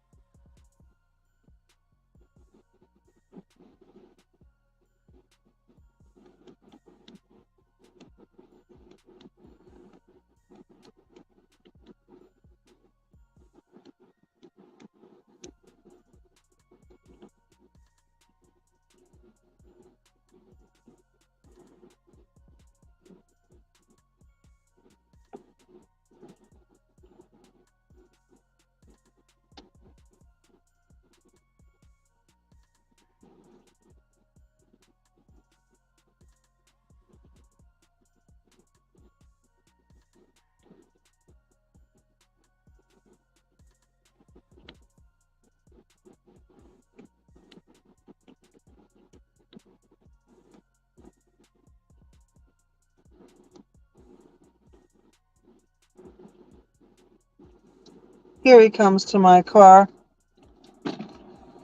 Hi, kiddo. How are you? Good. How are you? Good, thanks.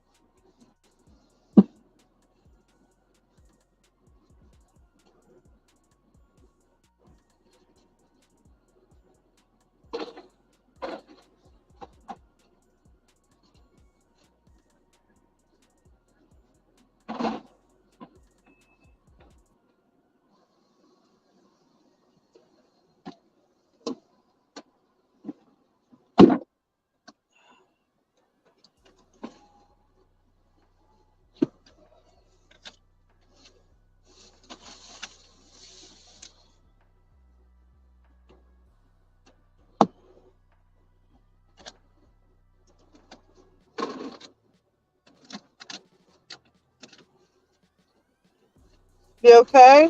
I hear you sniffling. Feeling sick? You're not looking that's good, but I guess I would look like that.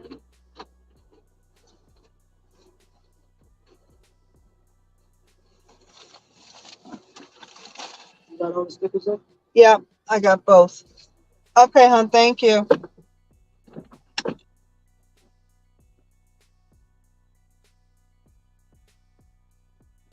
All right. Going to Reyes first.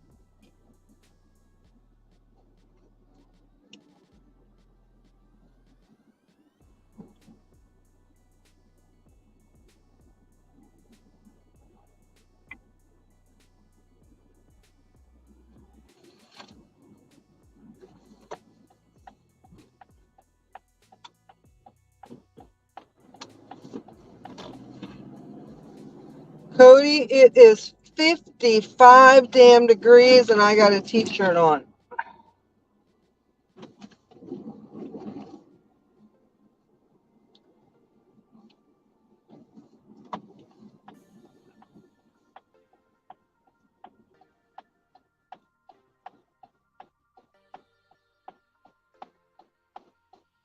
All right, 8 a.m. and we're starting the day.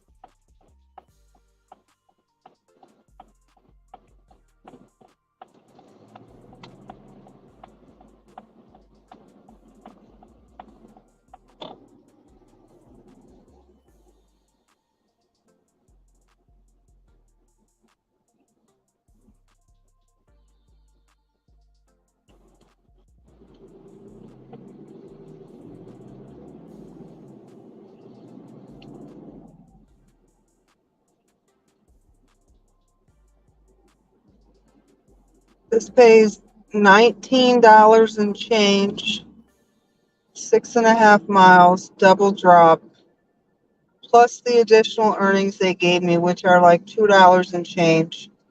And then I have an incentive of plus $4 for every trip. So this might be paying like $25.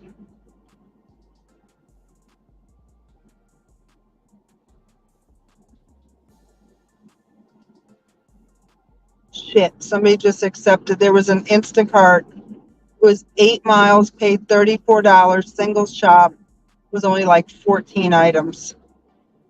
I wasn't fast enough.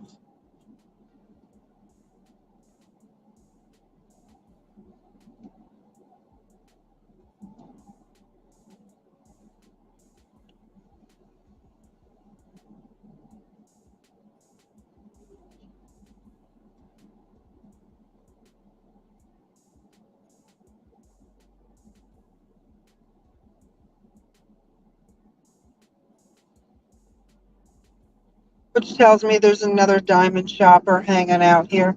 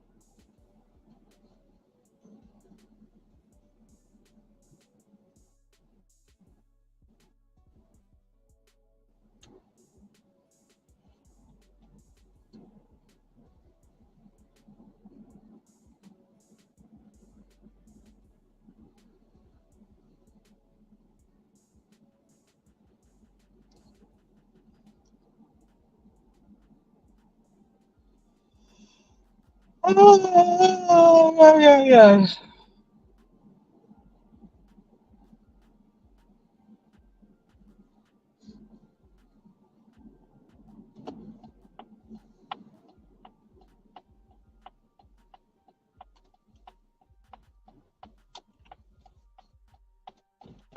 Drop off number 1 is 1 mile away.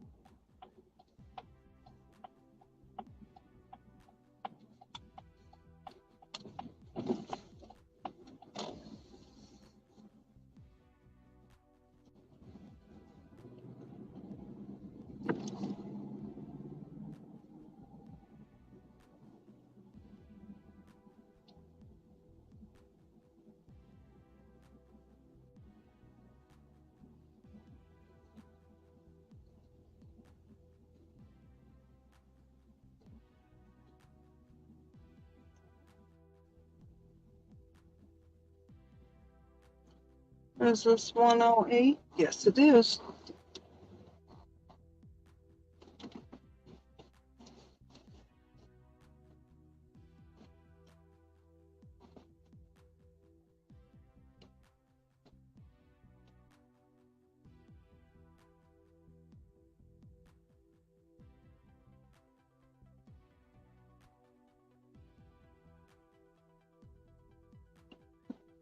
En route.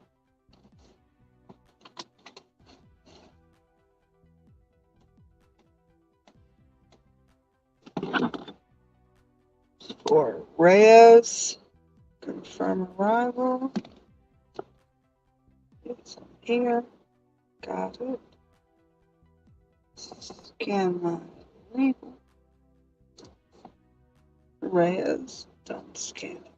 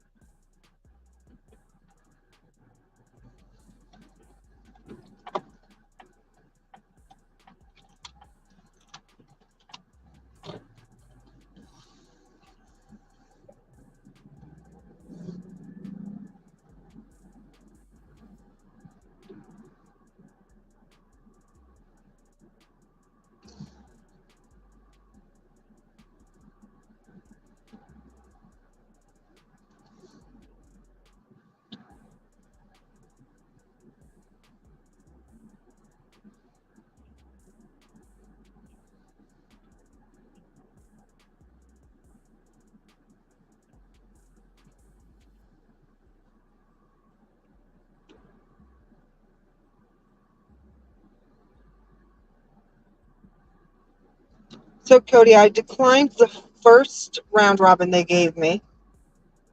So it was a GM run. I just wasn't doing it. And then I accepted the second one they sent me. So I wonder how that works.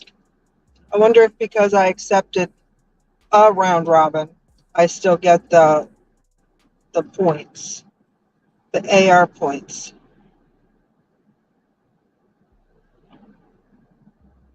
But now you can't tell, at least on my app. I have an update. I don't know if I have the same version as others. But remember, I could tell if it was ready or not, so I could unassign. It doesn't tell you if you're ready or not now until after you check in.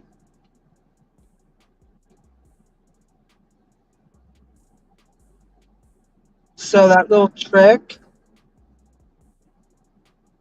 doesn't work the way it did.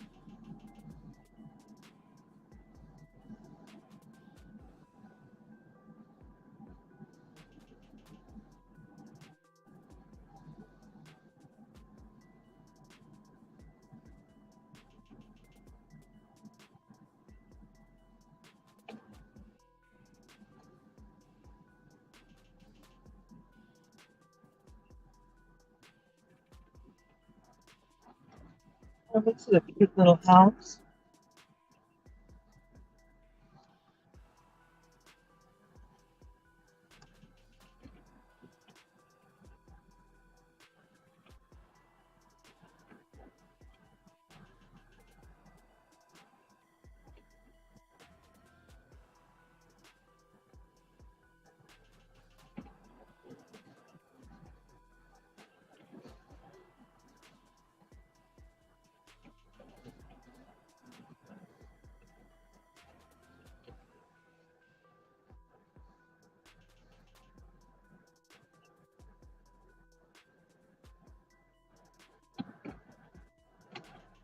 And well,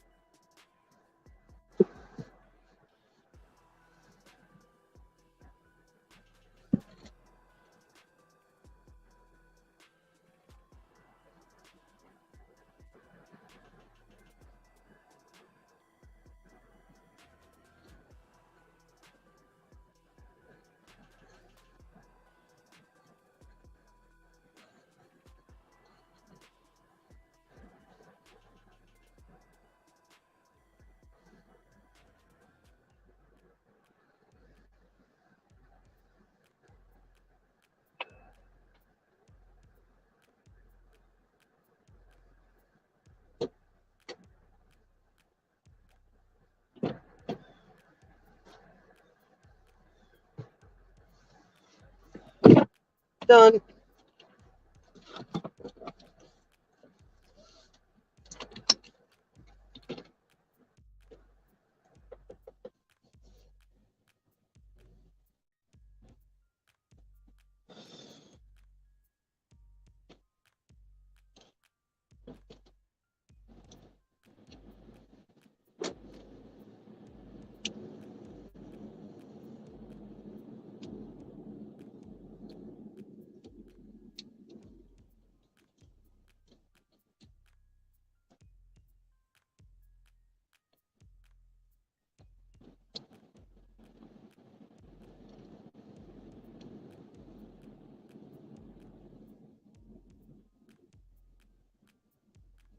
Oh no, those incentives they're not from my store. So why are they in my app?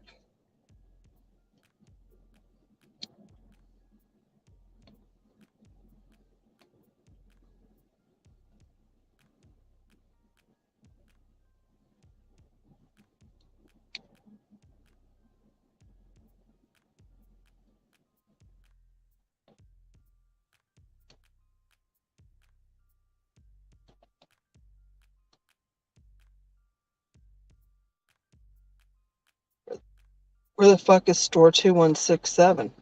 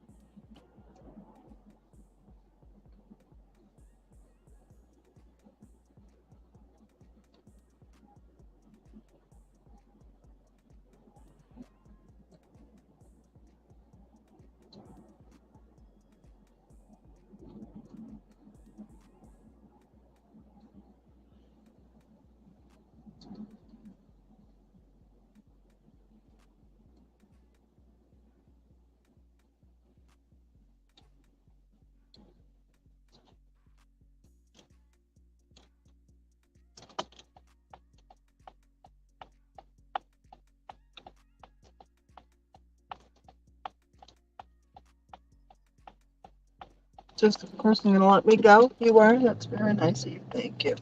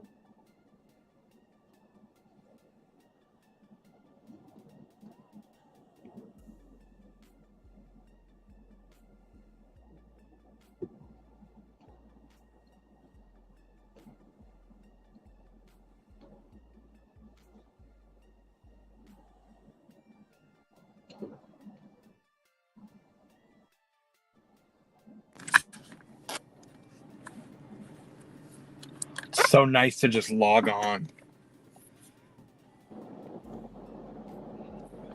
Wow, you're fast. Yep. Took a little longer. I said 20 minutes and it was like 30-ish.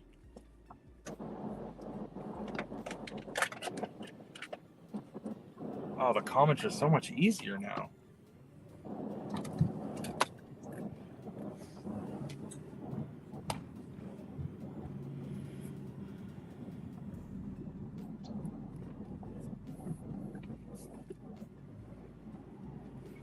Yeah, I turned on DoorDash because I had I had a shift scheduled originally for 8:30, and then I was going to be home earlier than I thought, and I ended up not being, but I changed it to 8, but then wasn't ready till 8:30 anyways, so I turned it on, and then I was going to pause it, and it sent me an order before I could pause it, but it was a decent one. It was 7.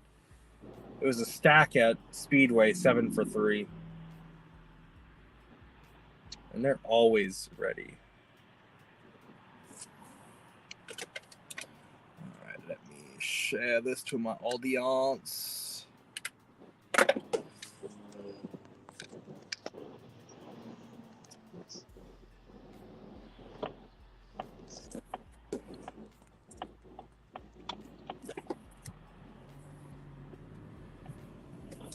Yeah, I gained 25 streaming hours yesterday. Sweet.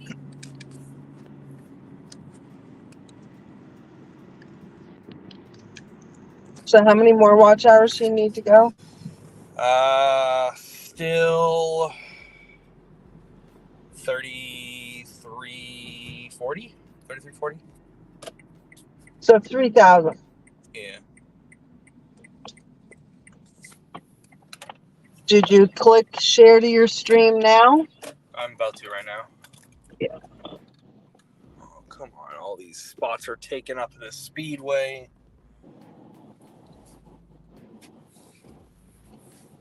I guess I'm going to the gas pump. I'm that guy. And then after you're monetized, right, and you do it, Mm-hmm. you will get, if anybody gives you a super chat, Mm-hmm. it goes to you because it happens on your channel. AdSense, like you'll earn your own AdSense, blah, blah, blah, blah, blah.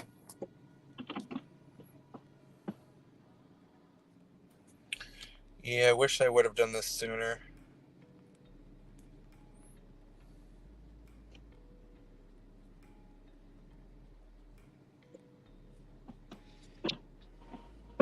All right, I got some Spark offers here to review.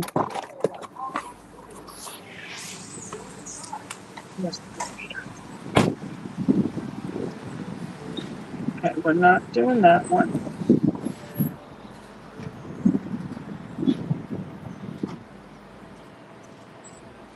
Start shopping, pays 19. I don't know if I want to do that one yet because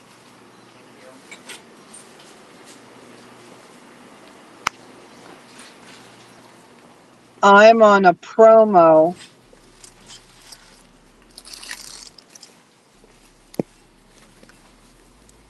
And that's like 8 miles for $20, no tip. I want to do short distance, low base pay.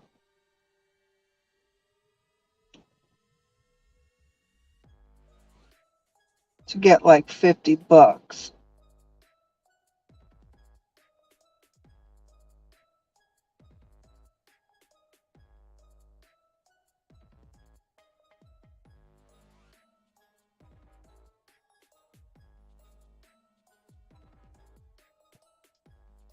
So I'm going to do this one. Oh, it expired.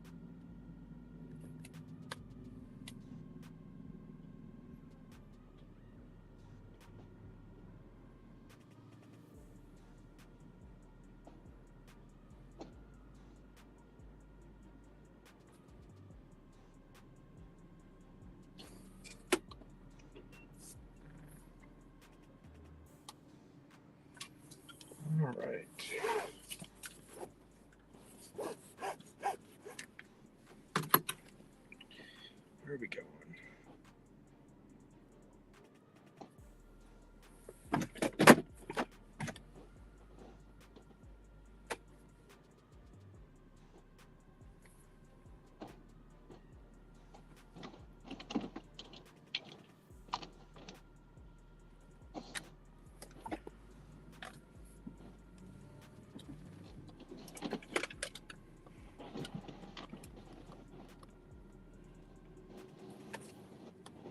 I just took a 5-mile low pay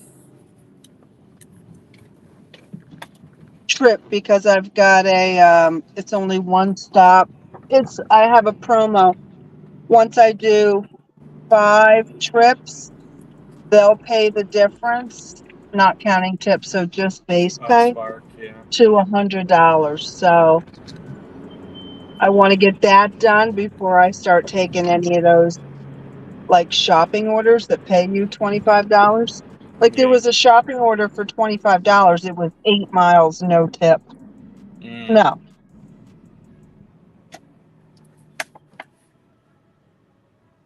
Because that would just reduce what I'll end up getting paid.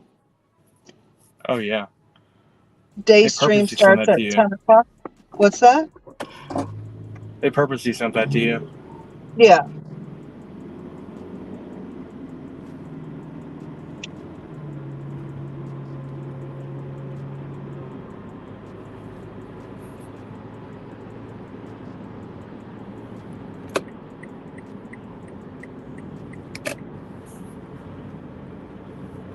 And my Walmart is on Instacart, so What? yeah. Really? Yeah, so I can multi-app the store. It's interesting. I don't know anybody else that has Walmart on Instacart.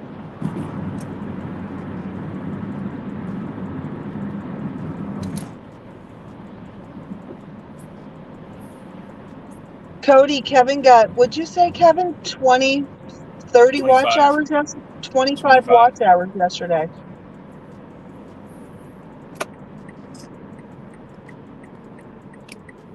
And you know what else you can do, Kevin? Mm-hmm. Now this is like a little shady, but it's still legit. If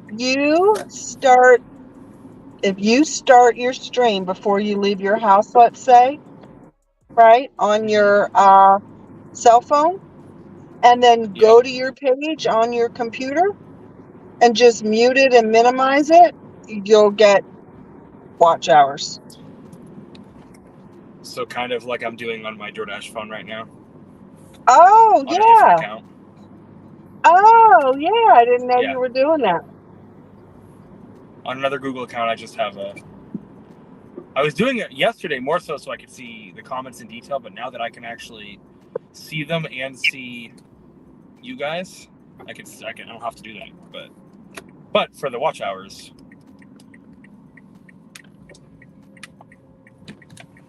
listen, ain't no shame in my game.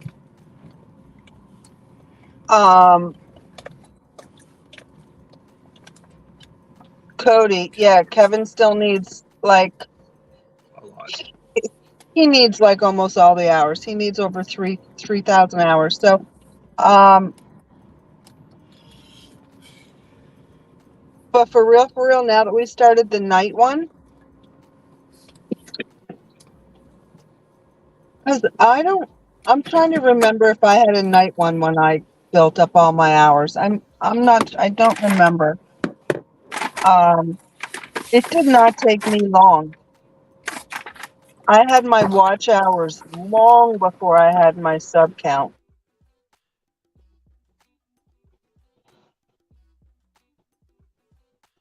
I'm going to say I probably got like 3,000 watch hours that I needed in about 6 weeks.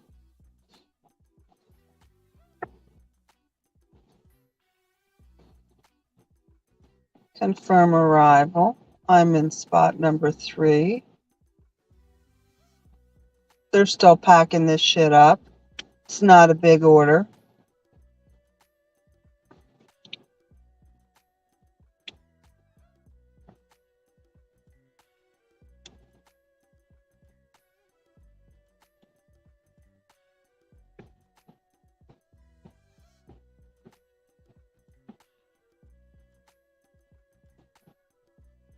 Cody, I don't know why you don't make a channel. You're up here all the damn time.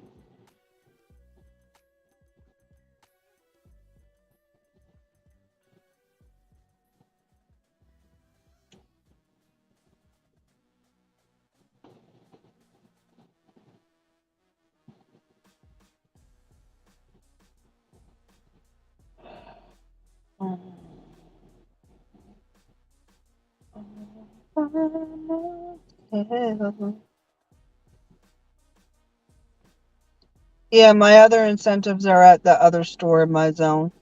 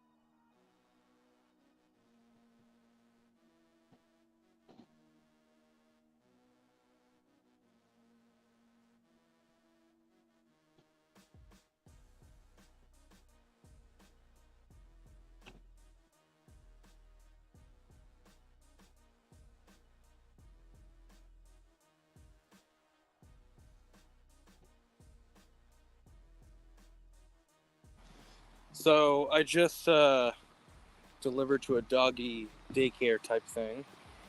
Aww. Oh yeah, so cute. I stepped in dog poop while in there. That's So short-worthy, cute. Kevin. That is So short-worthy. cute. Yeah, that's short-worthy. Huh? I'll do one soon. Is there a picture of it? Is there a dog you can take a picture of? I'm already out of there. I was waiting at the counter and the guy was like, "Bro," and I was like, "Yeah," and he pointed down. I'm like, "Ah, shit," literally.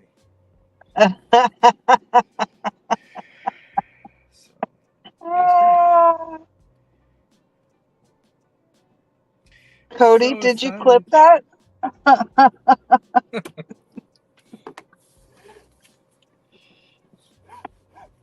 He's like, no, but I will. I will.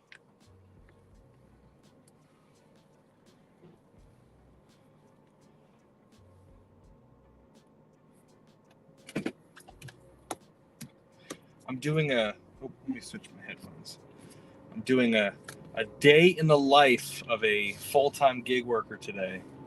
Oh, is that what you called your thing? Today, yeah. No, not the stream. The video I'm going to put out later. I recorded a new. Actually, I won't say a new intro. An intro because I didn't have one. So I'm gonna have a little thing change the videos to look more aesthetically pleasing, and trying to make this video very nice. I watched the Glitch Dash did a reaction to mine and Pedro's interview, and I watched it, and his takes on me were all 100% wrong, and he was like, "You probably doesn't even work full time," and I'm like, "Bro, I probably work more hours than you do. Like, I work an insane amount of hours." Yeah. I don't know how these people justify or think that it's okay to make these statements about people with having zero knowledge. Like, he says during the interview, he was talking about like how Pedro and I both probably are privileged, grow up spoon-fed, and like I grew up like not poor, but like probably lower middle class, and I'm the only one who works for my wife and my 3 kids and I. Yeah. So I can guarantee you that every day and every month isn't like hunky-dory. Right. And bro, you were out at 3 in the morning working. Well, they'll never check the live. Like they only check the live streams at peak hours and like. I commented on it, and then someone was like, "Why are you feeding it?" I was like, "You're right. I literally am doing what I told people not to do." I was like, "It's not worth it. It's just not worth it." It doesn't really bother me. I think it's more funny because I was like, he was so triggered. I watched it, and he was like, it reminded me of Cartman getting angry. Like, that's how angry he was getting. I was like, why are you so angry at two people having a conversation? I was going to watch it. I tried to watch it, and I was like, I can't watch this. It was 58 fucking minutes long, I think, what he had. I was like, 52, yeah. I put, you can't, I usually watch all YouTube videos on like 1.5 speed, just because my brain that's how it works. Uh-huh. But you can't with him because he pauses every 2 seconds. Anytime he reacts, he pauses every 2 seconds to react to anything. I was just like, listen, I already saw the actual footage. I was there in the chat. I just don't need to sit here and waste a half hour of my life I was hearing his reaction. So I was like, You I'm what? not doing it. So I was making dinner last night. I made chicken parm. Yeah, one sec, honey. Hi, love. Good morning. How are you? Good. How you doing? Living the dream. If I was any better, I'd be you.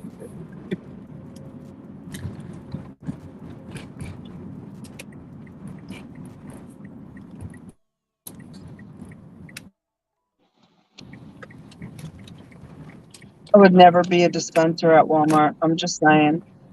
Especially this one. I'd be fired so fucking fast.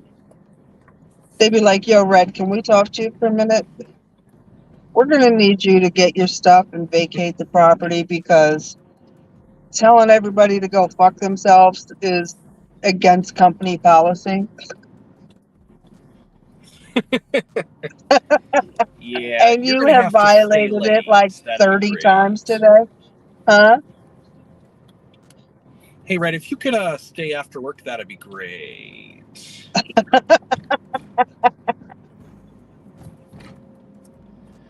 Hey, Red, you see those guys with the special cars with the lights on the top? They would like to talk to you. I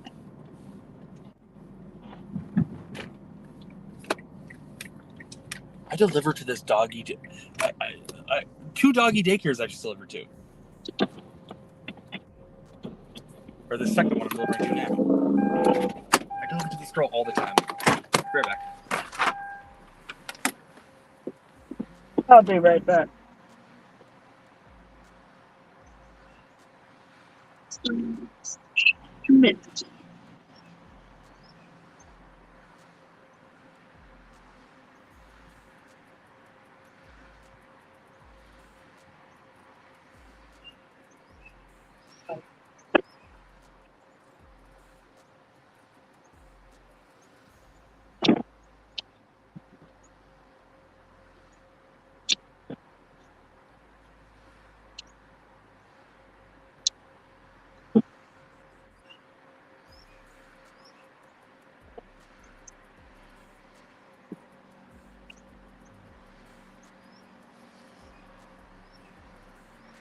Good morning, Kevin Hawthorne from Lakeland, Florida.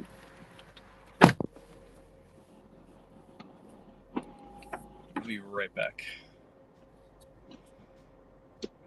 How do you leave from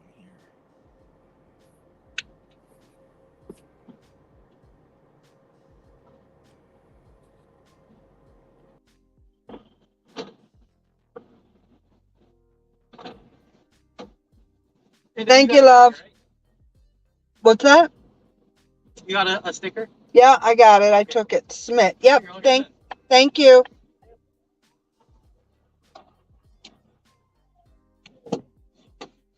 All right, 6 miles to go take this shit to fucking Bruce. To Bruce, who doesn't tip.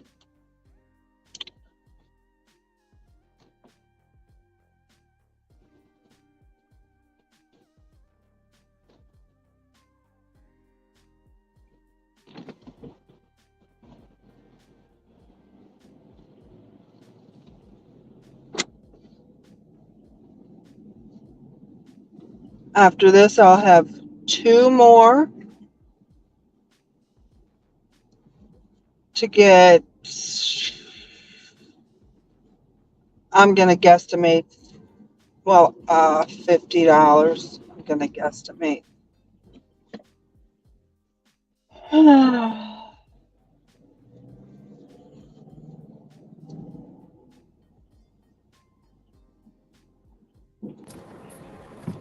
So, fun fact, not only did I step in dog poop from that first place, they didn't tip. Fuckers. But the other one tipped $5, and it ended up being, which is weird. I got it said $7. It didn't say total might be higher, but I got paid an extra $1. It was $8 total.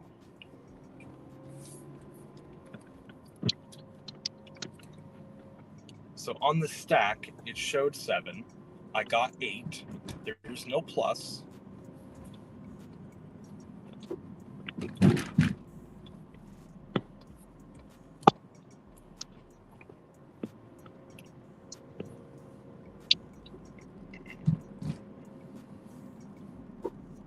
And I got a 650 going 4.5.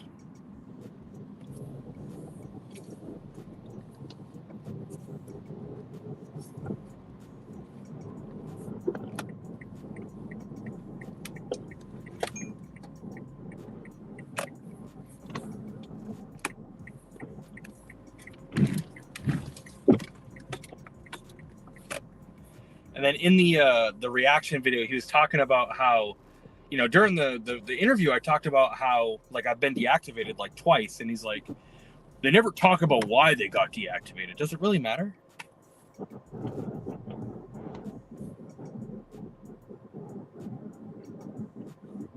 The point was I adapted and figured it out. Right?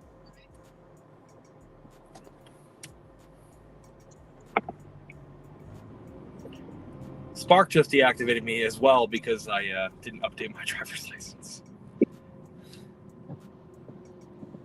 Oh, I don't think Spark asked me for that. But I never do Spark. Ever. I need to actually sit down and spend time. Thank you for bringing that up because you reminded me. I have a handful of apps, I don't even remember which ones, are like, you need to update your driver's license. I did it for my major players, but I got to do them for all of them. Because you never know when you're going to want to use it, right? And I don't want to get deactivated because I didn't do it. Well, and I got the email from Checker 2 days ago saying that, you know, consider. So they let me know, and I just didn't fill it out in time. I thought I had like more than 1 day before Spark was going to be like, hey, you, bye.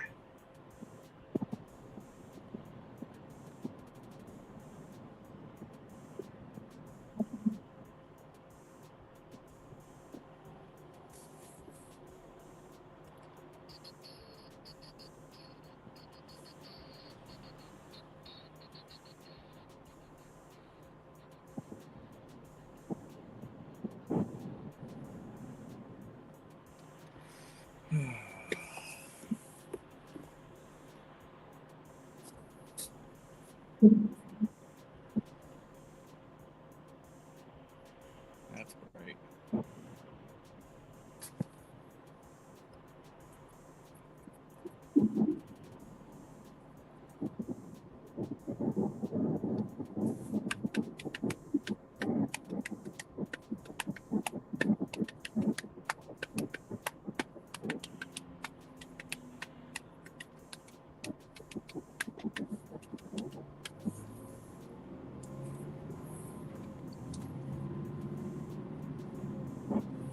So who works more, you think, Bud Soda or Boots?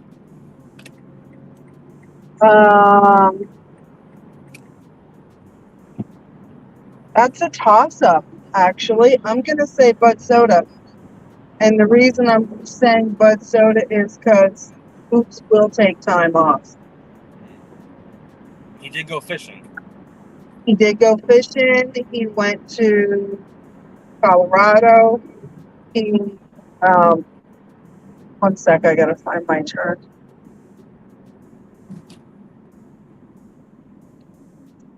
He is going to Jamaica. Like, he does take time off.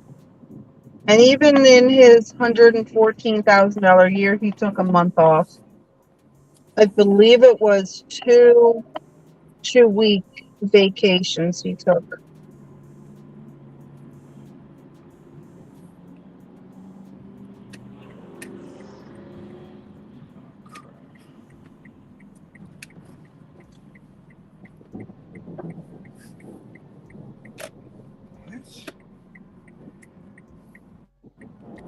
I'm so confused.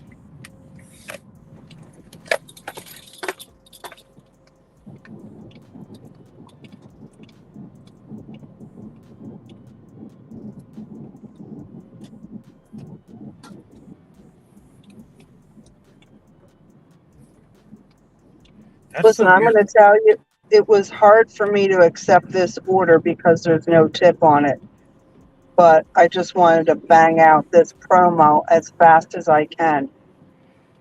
And it was a single drop. So it benefits me, but I still fucking hate every second of this trip.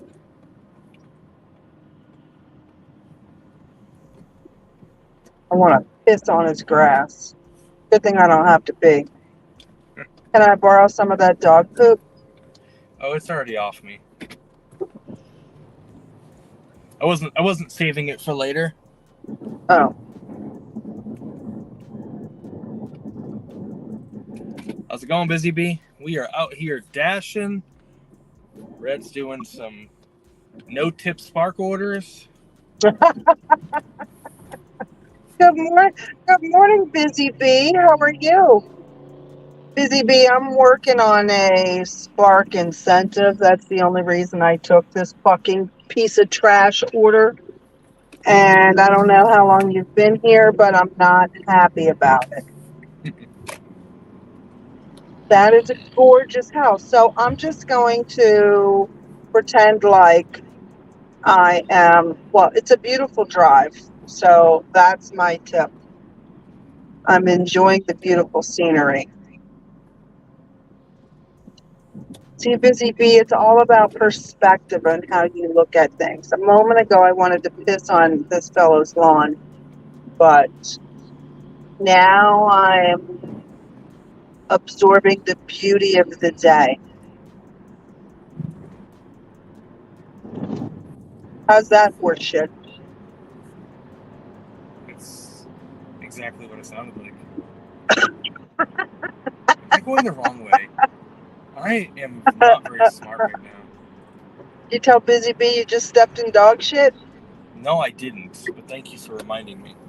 Busy Bee, I delivered to two doggy daycares to start the day off, and one of them had dog poop on the ground, and I might have stepped in it on accident. So that's great.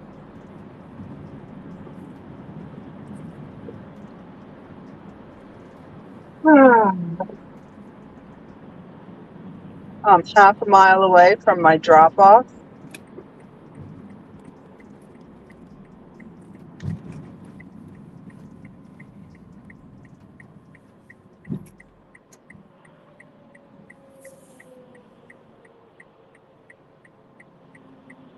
Oh, and the funny story, Busy Bee, the dog poop, because it was a stacked order, that person did not tip at all. Oh, they tipped all right. Yeah, about that.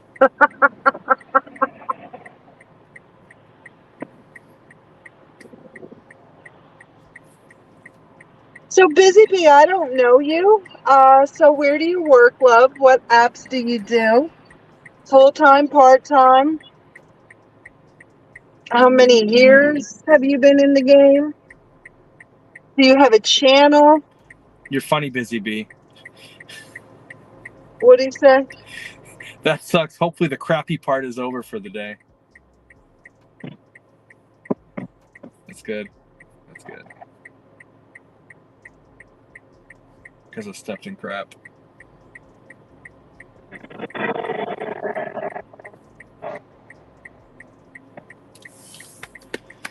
Oh, look at that. So I accepted a 6 for 4.5, and then they sent me a plus 6 plus for an additional 1.8 at the same place. Sweet. Let's go. See, I love 6 pluses. yeah, they end up being like 650s, but you know, whatever. Well, this has got 6 items on it though, so maybe not. I've had plenty 6 pluses that have gone up significantly.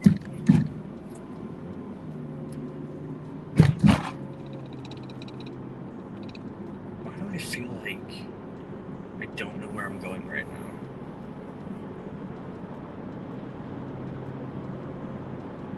Oh, I know where I am now.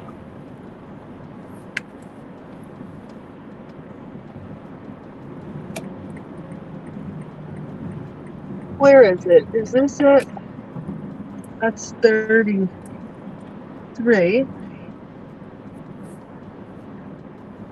I think I might have just passed it.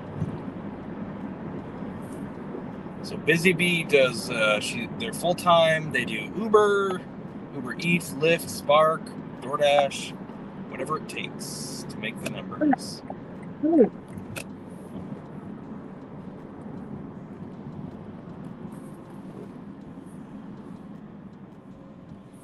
Oh, that was easy. Welcome to Gig Wars Official by way of Gig Drive and Thrive.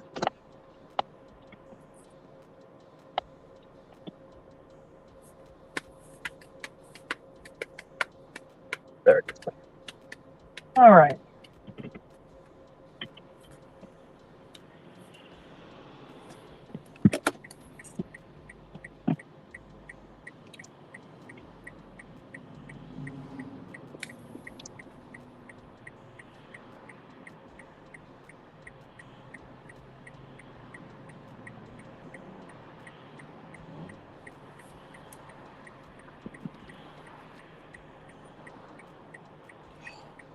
I don't like this Dunkin' Donuts because they don't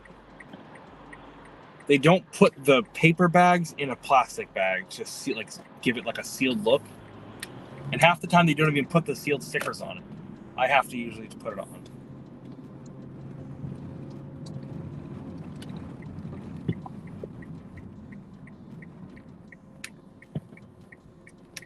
Oh, I'm readjusting my.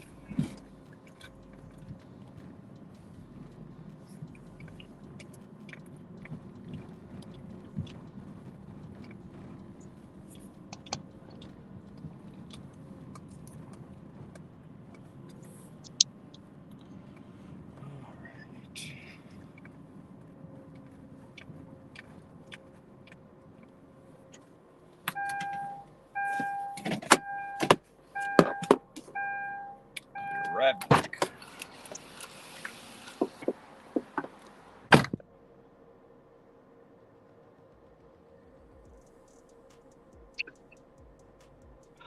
All right. Let me unload this non-tippers order.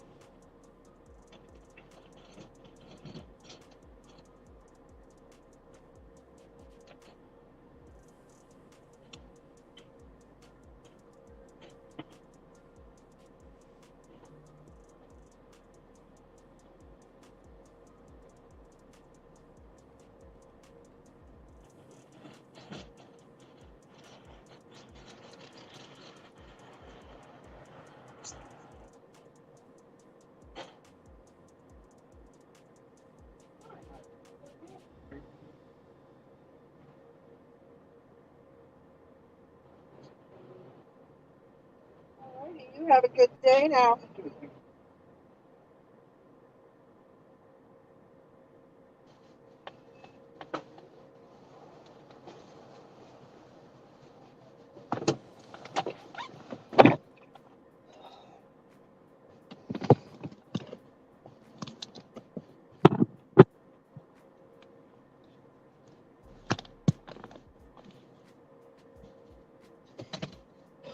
He eats all shit food. It was all trash.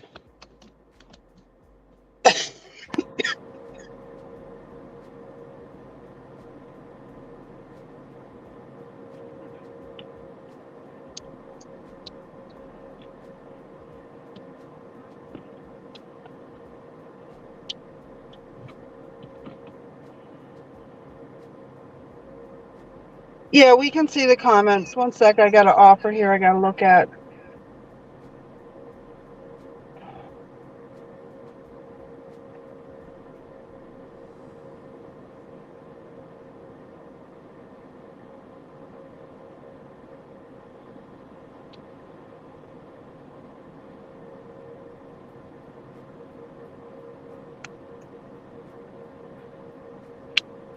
I just declined one. It was 10 miles, $18. I need low base pay, short miles.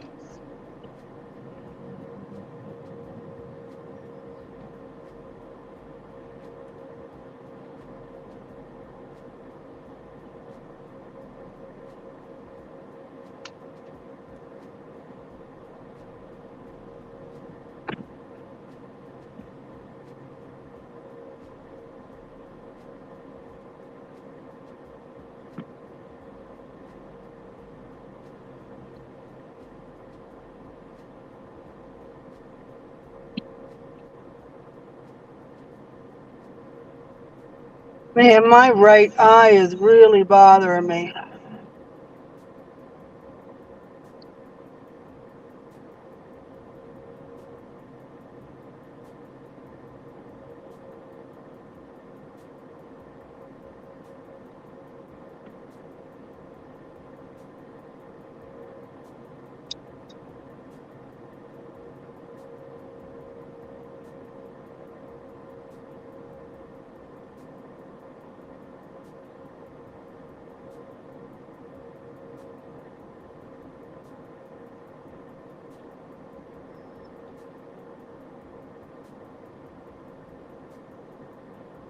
Not be able to go yet.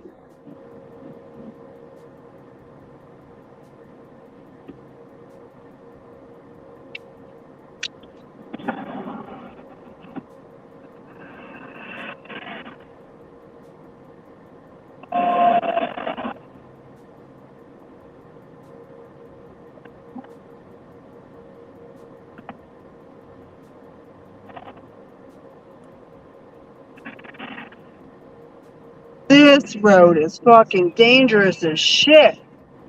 There should be a light there, for Christ's sake.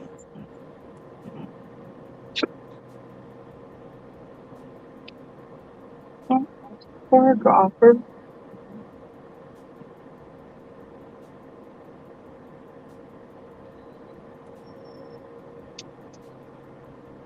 $30, 3 stops. Damn, did that say 22 miles? Oh, 22 minutes.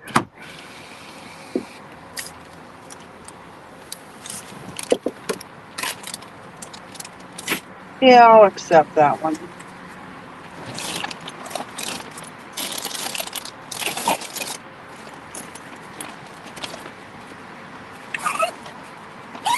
Oh, I just accepted it.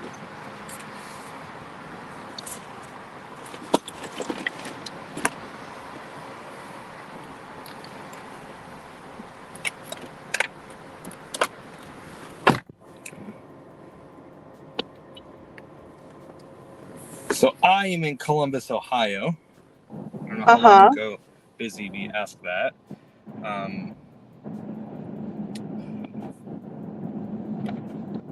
How far are you from West Virginia? I don't know. I don't hear the banjos every day, but I think we're close enough. Because No Giggity No Clout is in West Virginia. He says part of his market goes into Ohio. I'm in literally like smack dab in the middle of Ohio. Oh. It's probably a few hours away, but probably not too far. But so that Dunkin' I just picked up from, they're always I like picking up from them because they're always like high paying orders, but they don't seal their bags. Like you have to grab a sticker, and they never put them in like plastic bags. So like I have to do a lot of extra steps when I get there. I have to work for that extra tip.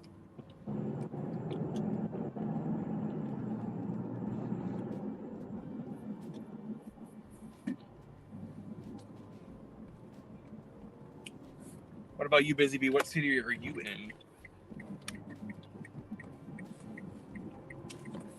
Oh, Busy Bee, I am west of Philly. I'm in the Philadelphia suburbs. Right now, I'm actually physically in Lancaster County, crossing back into my own county. West Philadelphia, is that where you were born and raised on the playground? No. No, but my mother-in-law from my first ex-husband, she used to work with his mom. They were friends. They used to go to church together. So she knows Will from being a small child. Oh, that's funny. That's awesome. Do you think that driving so much and being out in the air and having the AC on us affects our eyes? I don't know. It's possible. I've just always had challenging eyes, we'll say that. I've had trouble with my eyesight for a very long time. So, Kevin, in about a half an hour, Cody's going to give us a heads up that this stream will end and the day stream will start. So we will both have to leave, and whatever actions you went through to get it to your channel, you have to redo. Okay. Because StreamYard will only keep 12 hours worth of footage on your channel. Mm-hmm. That's why we do 12 hours. I'm so happy we're back to doing round the clock. What was the reason you guys stopped it? Because Sam Lee was the one who used to who had the power and would come up and down, and then with that whole bullshit that he said I hacked him. I had to strip everything away from him. I didn't hear about that. Yeah, he says that the Gig Wars app hacked him. Now, you look through and you can see all the people in there. They might not participate in shit very often, but there's hundreds of accounts. Sam Lee is the only one who got hacked. Now, yeah, his fucking DoorDash account did get hacked, but that's because he did some dumb shit. What exactly he did, I don't know.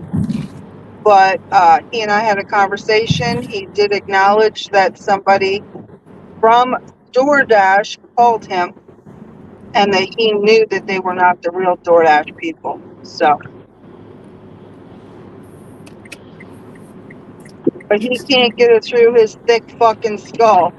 Just like he believes that taking no tip.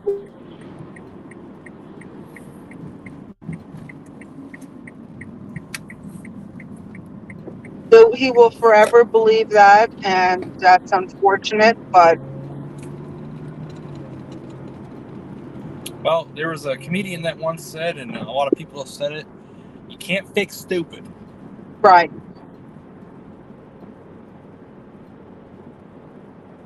When I was in Denver, he asked me to be able to come back to Gig Wars, and I said, Sam, I would love to have you back, but you have to believe that nobody here harmed you.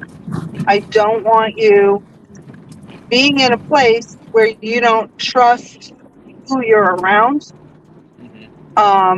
that's not good for you, and it's not good for me, and it's not good for the other people who hang out there. So when you feel comfortable and no longer feel like anybody here did anything bad to you, reach out to me and we'll talk then. Yeah. And I haven't heard from him. Matter of fact, well, I do still see that he continues to tell people that that I hacked him. Nice.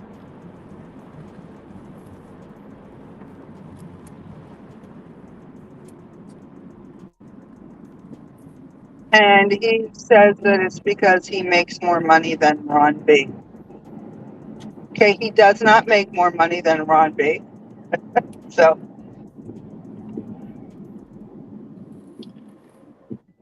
but Ron B is Boots, that's which is Dasher Life Hawaii, right?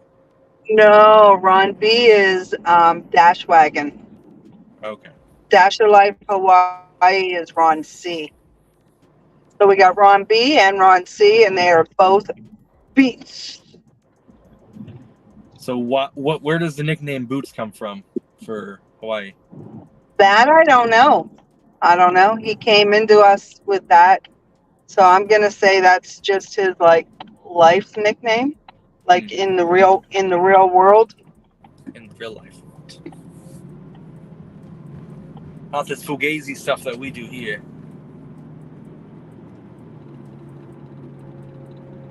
It's fake life.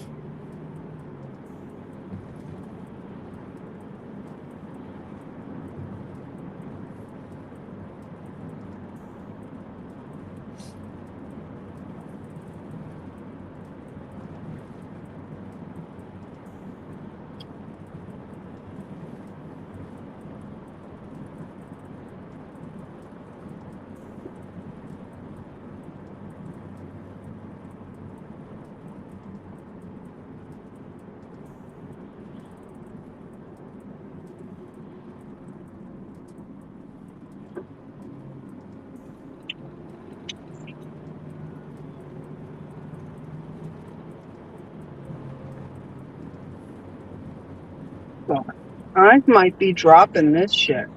Oh.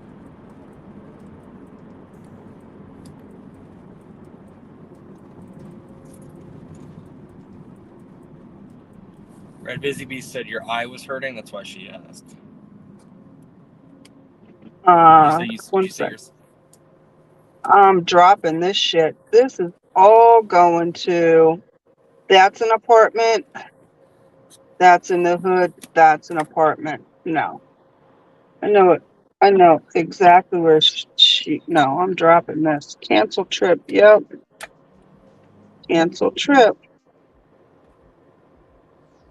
Ain't nobody got time for that. No.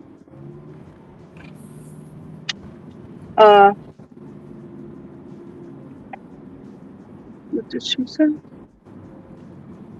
She asked earlier about the eyes. No, Busy Bee. No, it's because I do fake eyelashes.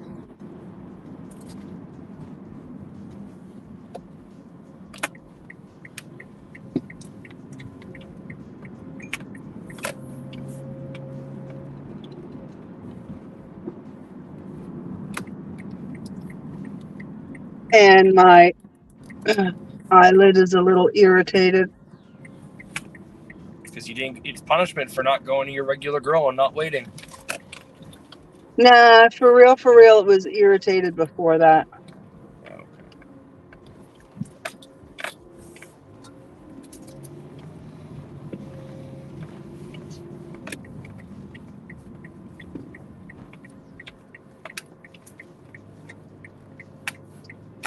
Okay, I'm going to get out of this spot. I don't like to be that rude driver that holds a spot, seeing as I canceled that order. Yeah, fuck that. 2 different apartments. And I know where one of them is. It's right by my house, and there's a lot of stairs. Like, I don't even like delivering your McDonald's there, let alone your groceries.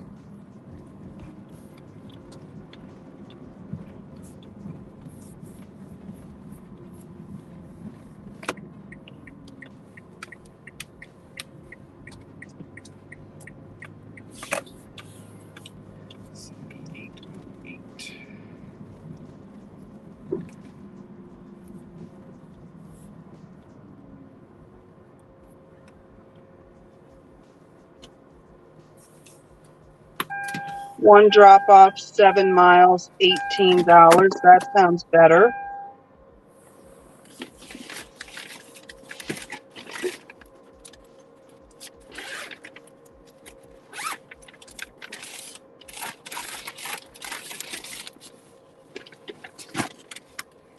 I'll be right back. And no cases of water. That's, yes, we'll take that one.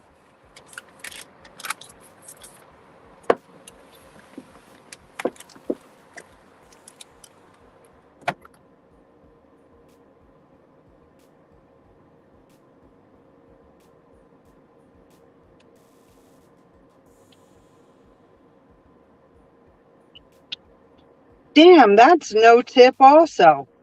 That's a full $18. I suppose I should have looked at it better because now I'm going to drop that one.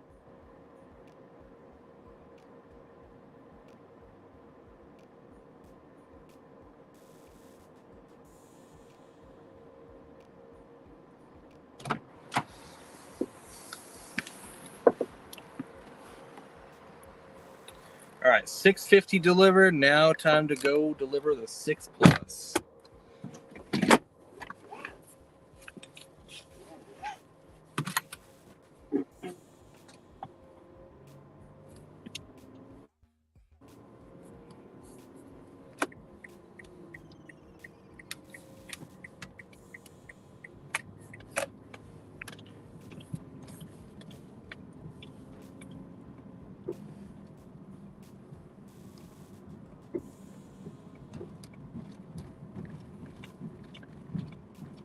Here's a good one, 5.3 miles.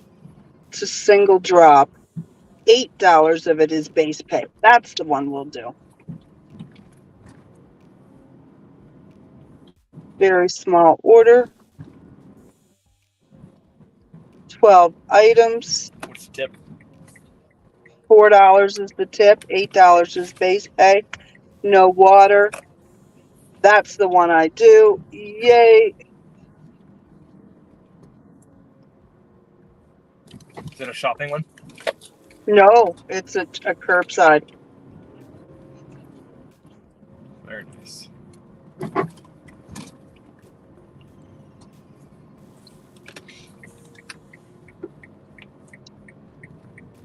$12 items. Bagels, cottage cheese, 1 banana,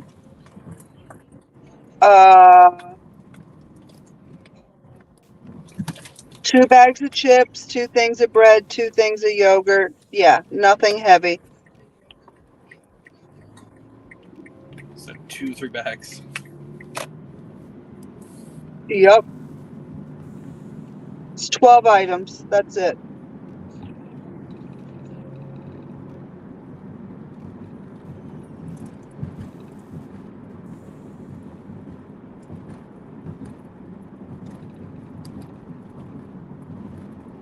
And after this, I'll need 1 more to hit that incentive. Yup.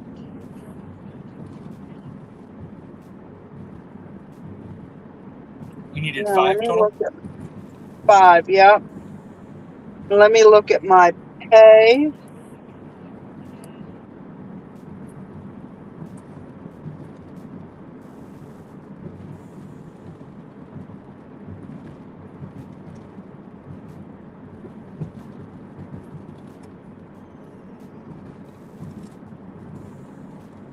So that was 1272.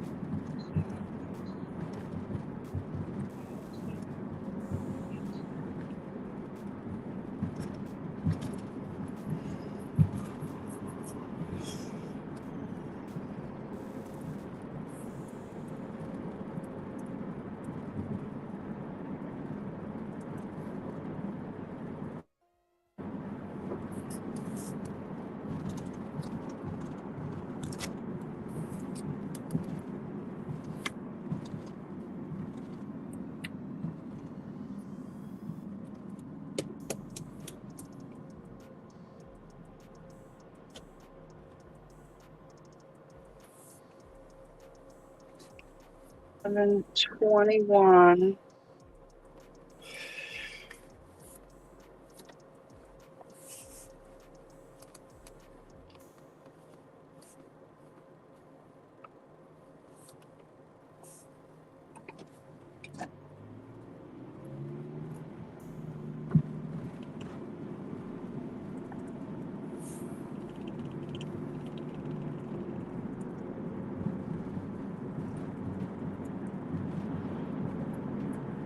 Okay, so far it's 34 in base pay.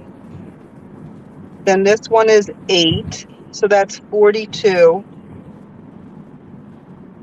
And then if I get around $8 for base pay on my final one, that'll be a $50 bonus.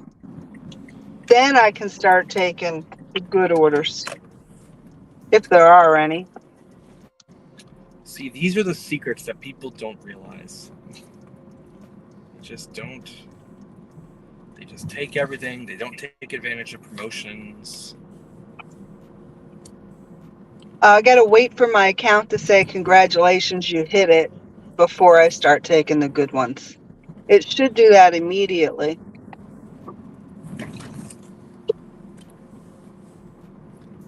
Because, they could easily be dicks and then send me a good shopping one with a high base pay and then subtract what they gotta give me. Yeah.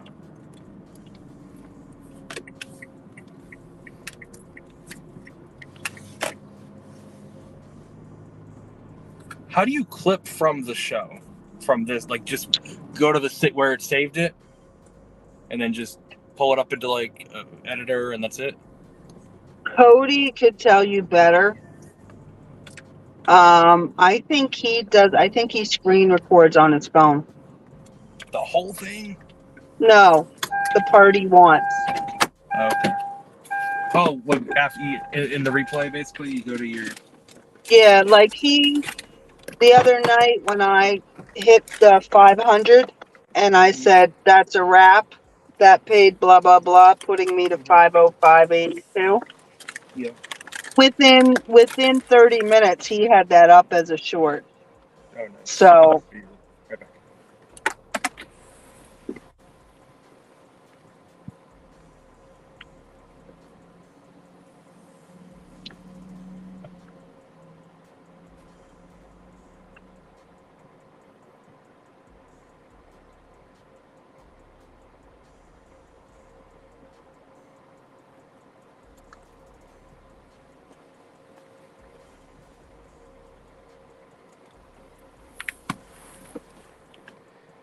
Okay, 6+ made it 750.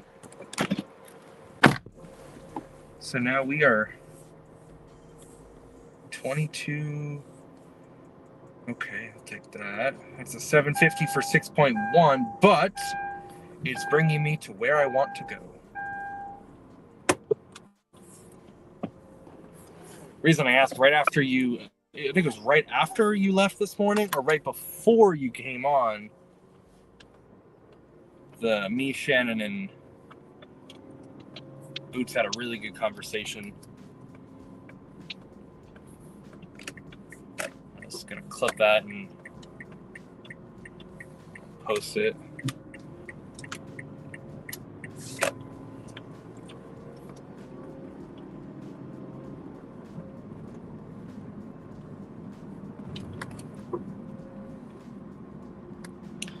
But I think what I have to do is I have to go into, because mine don't automatically post all my lives.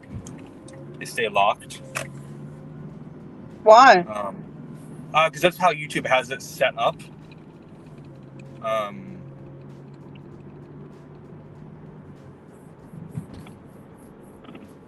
But I can still go in there and I can either download it or screen record it.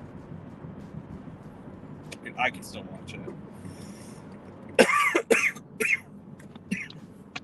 What, can you change that?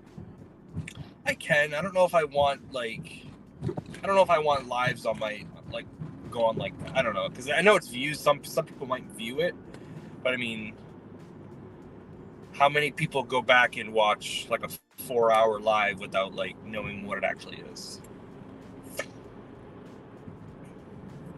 True. But if you keep it on, you gotta talk to Cody, because one of the ways it won't keep your watch hours, I believe. Well, it went up still. Okay.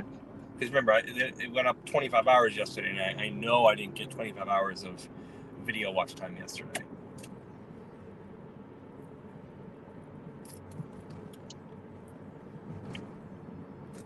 look at how many.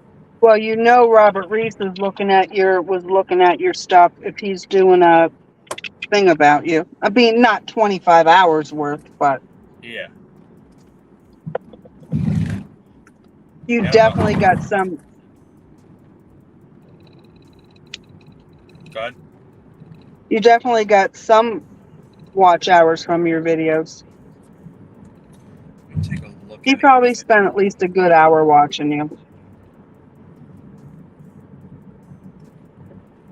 Okay, I'm trying to see what my views were yesterday. So I screenshotted it this morning, I think, before it updated because I wanted to see and not forget. Yeah, it's on my other phone.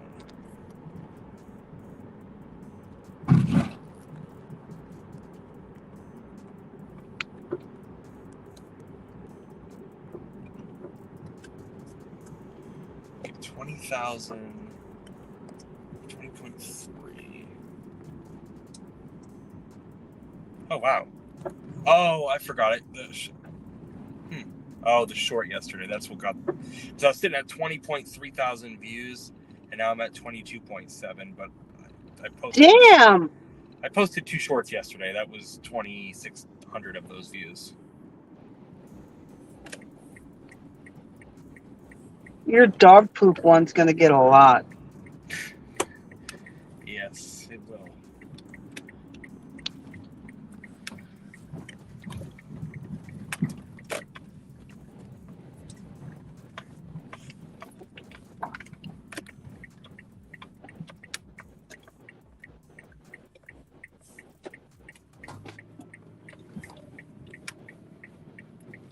The title is going to be "Shitty Start to a Great Day." That's a good title. Although I don't know if titles even matter on shorts besides the hashtags.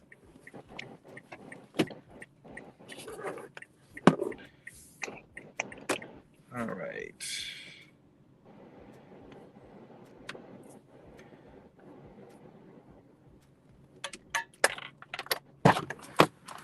David.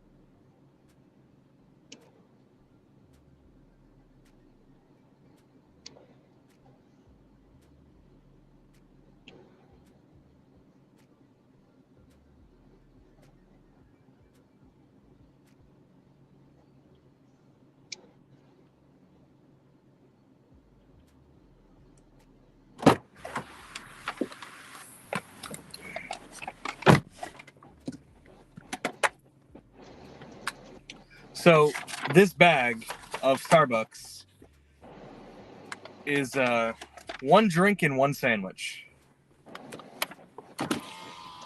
I'm assuming they're out of regular bags.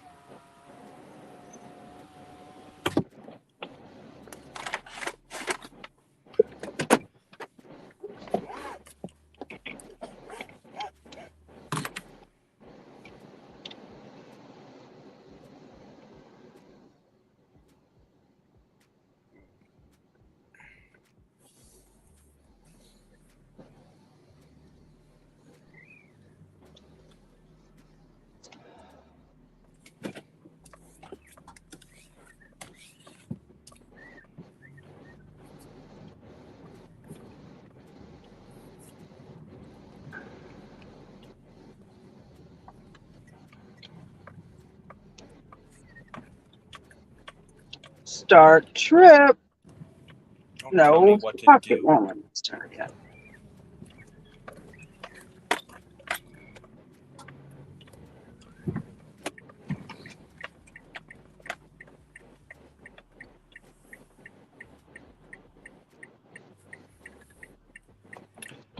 I'm gonna go pull up and find a spot now because I'll be able to check in about 2 or 3 minutes.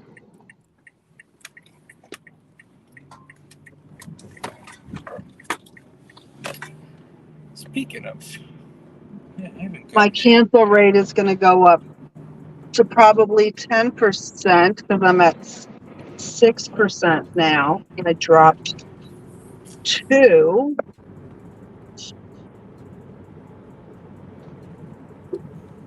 Well,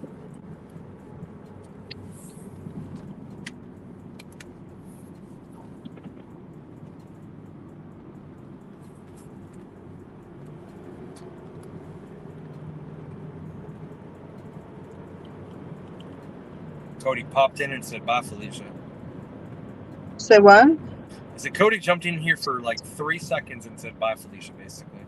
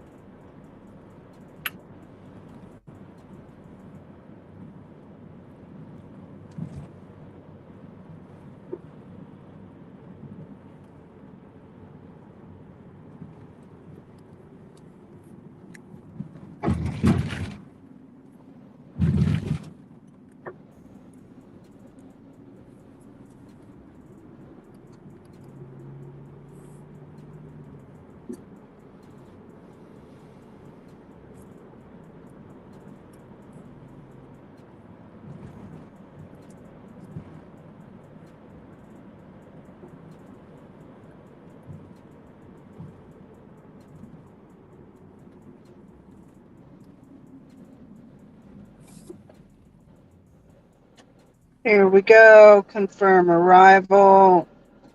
Ship better be ready. Select spot. 5. Packing up.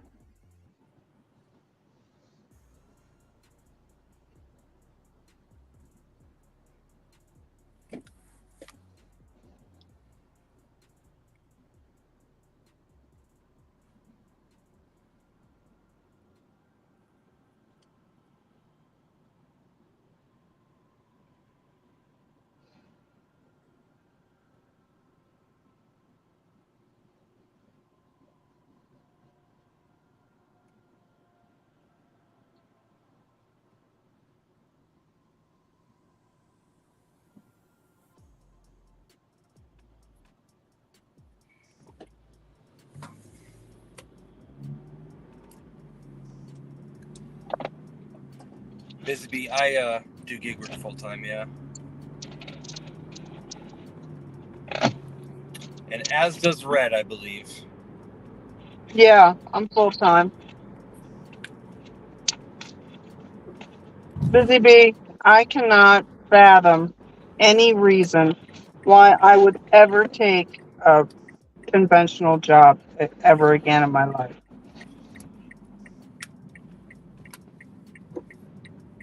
I like to tell people, instead of me being unemployed, I'm unemployable.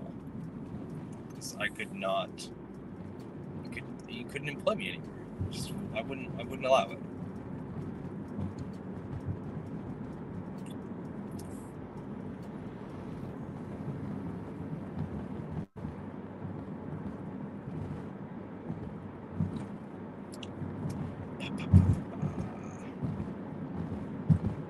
What market are you in again, Busy Bee?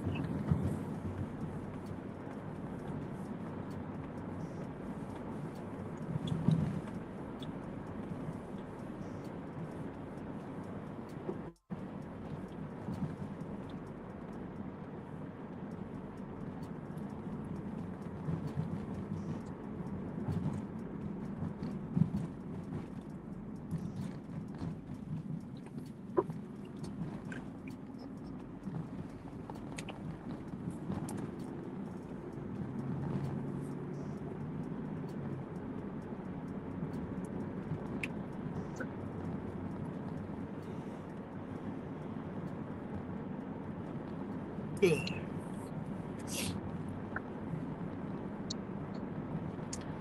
give me a flex order for Sunday. I'm going right now. So when I'm done all this, I might be at like $150. So when I drop this one off, I'll be at 100 and roughly 30.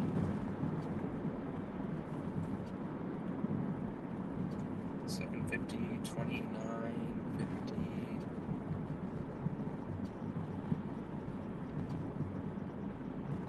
Oh wait, 135.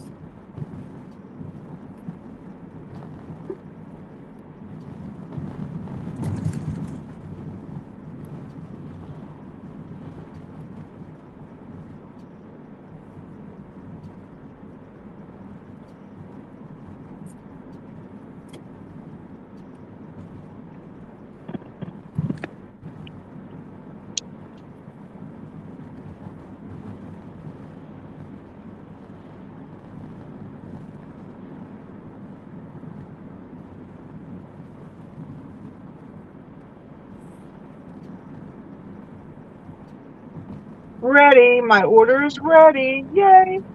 Let's go, guys.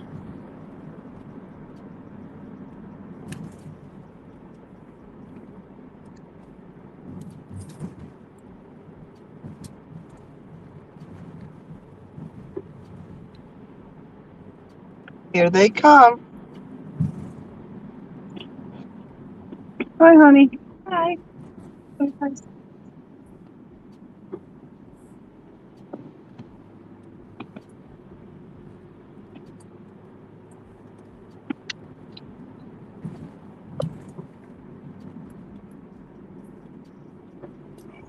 Now, Izzy B, do you come to Gig Thrive and Drive's channel a lot, or is this the first day, or?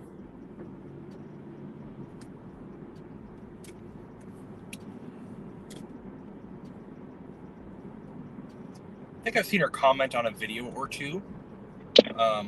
She may have came in on one of my lives recently. I'm not 100% on that.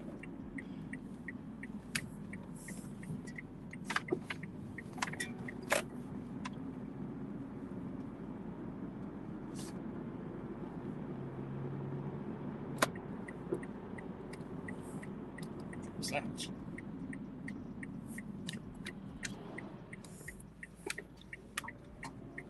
Do you know how to let people up on panel? I'm assuming if I hit guess and then press their name, it'll let them in. Yeah.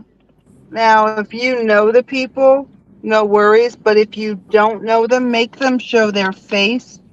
And if at any time anybody's making you feel uncomfortable or it just doesn't feel right, kick them from the stage. Because, yeah, honey, you can. I unlocked it for you. There's some crazy people out there that like to do crazy shit, like porn bomb. Like what? Porn bomb. Really? Yeah, it's already happened. That's interesting. Okay. Yeah. All right, I'll be right back. You guys have a lot of orders today? No? Wow.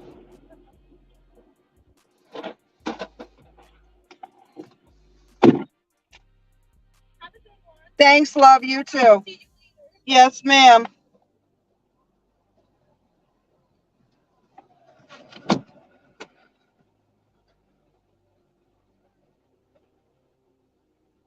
You're in a small rural area right outside of Fort Leonard Wood, Missouri, an hour and a half west of St. Louis.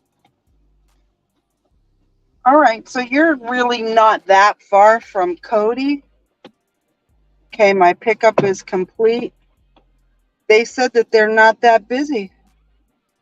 She said they're down to only 6 picks. 877.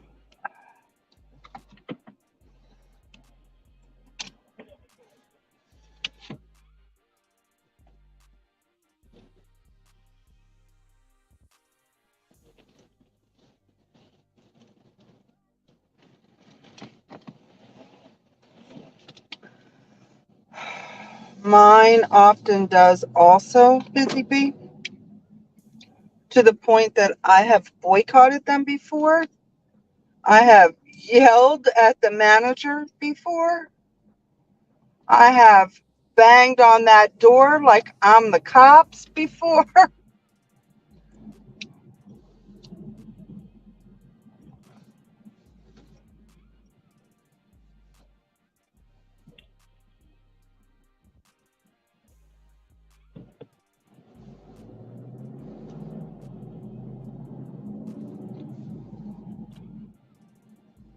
I got one more to do. So I would love something that's only like 2 or 3 items going 1 mile, and that would be a wonderful way to end my promo. Get my $100 and get the fuck out of here.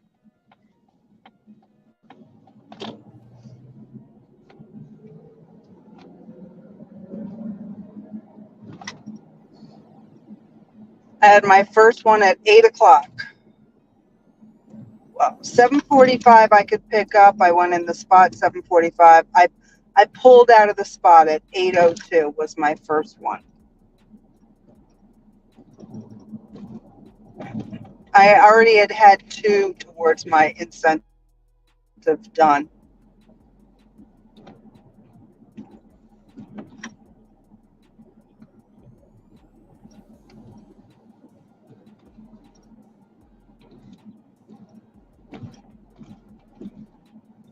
But early this morning, like 6:30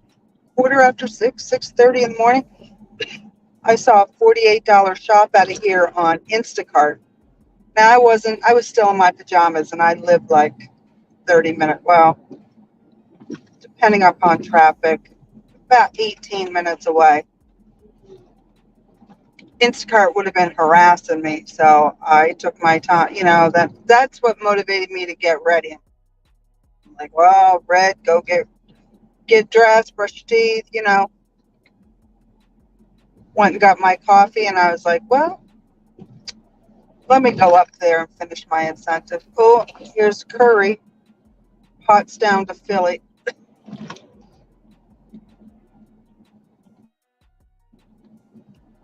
Yeah, I can't do that. I'm busy.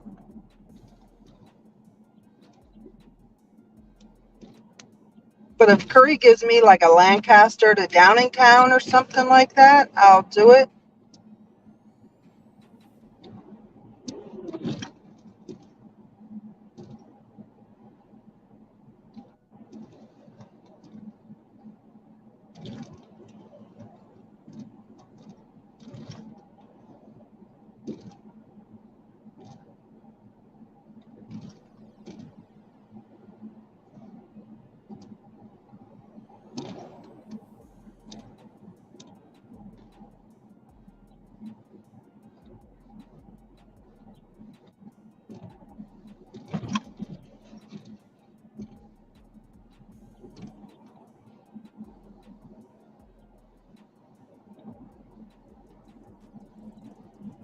Had I already been dressed though, girl?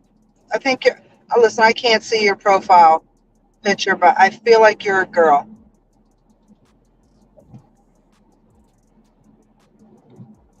Had I been dressed, I would have hit accept and hit the road. It was, actually, I would have dropped one of them. I would have kept 2 because it was a triple shop. It wasn't a lot of items though, but it was 16 miles. So the first 2 were probably 7 or 8 of those miles. I would have kept the first 2. There's a Walmart. Not my Walmart.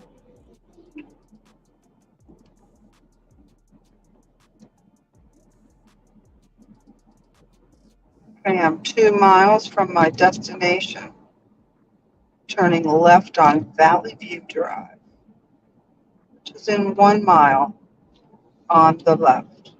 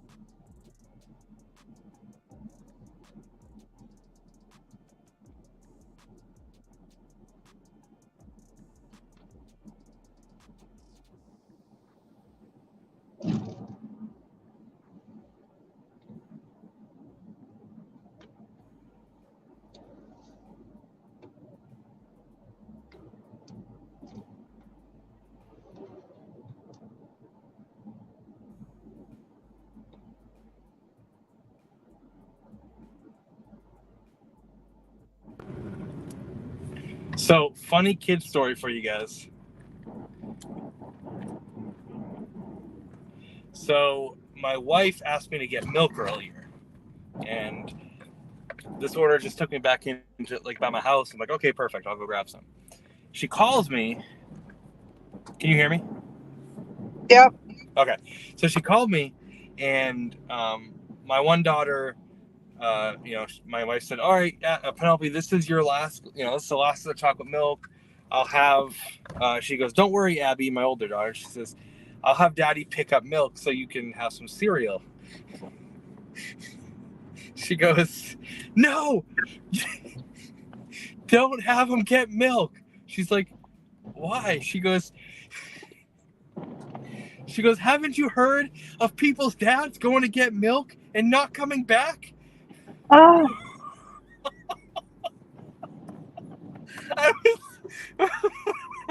My wife's like, what?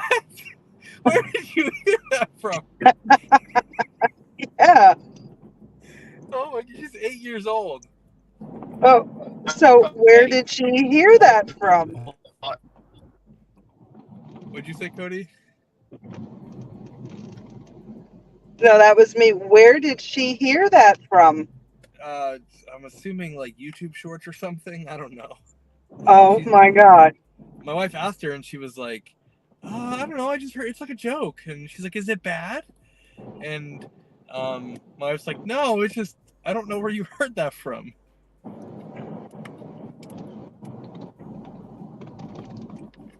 I just thought it was hilarious.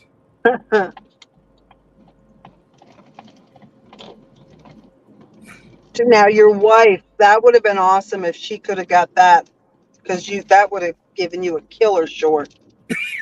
Yeah. Something like that, you can't recreate it, right? Like the natural reaction is what's so awesome. Yeah.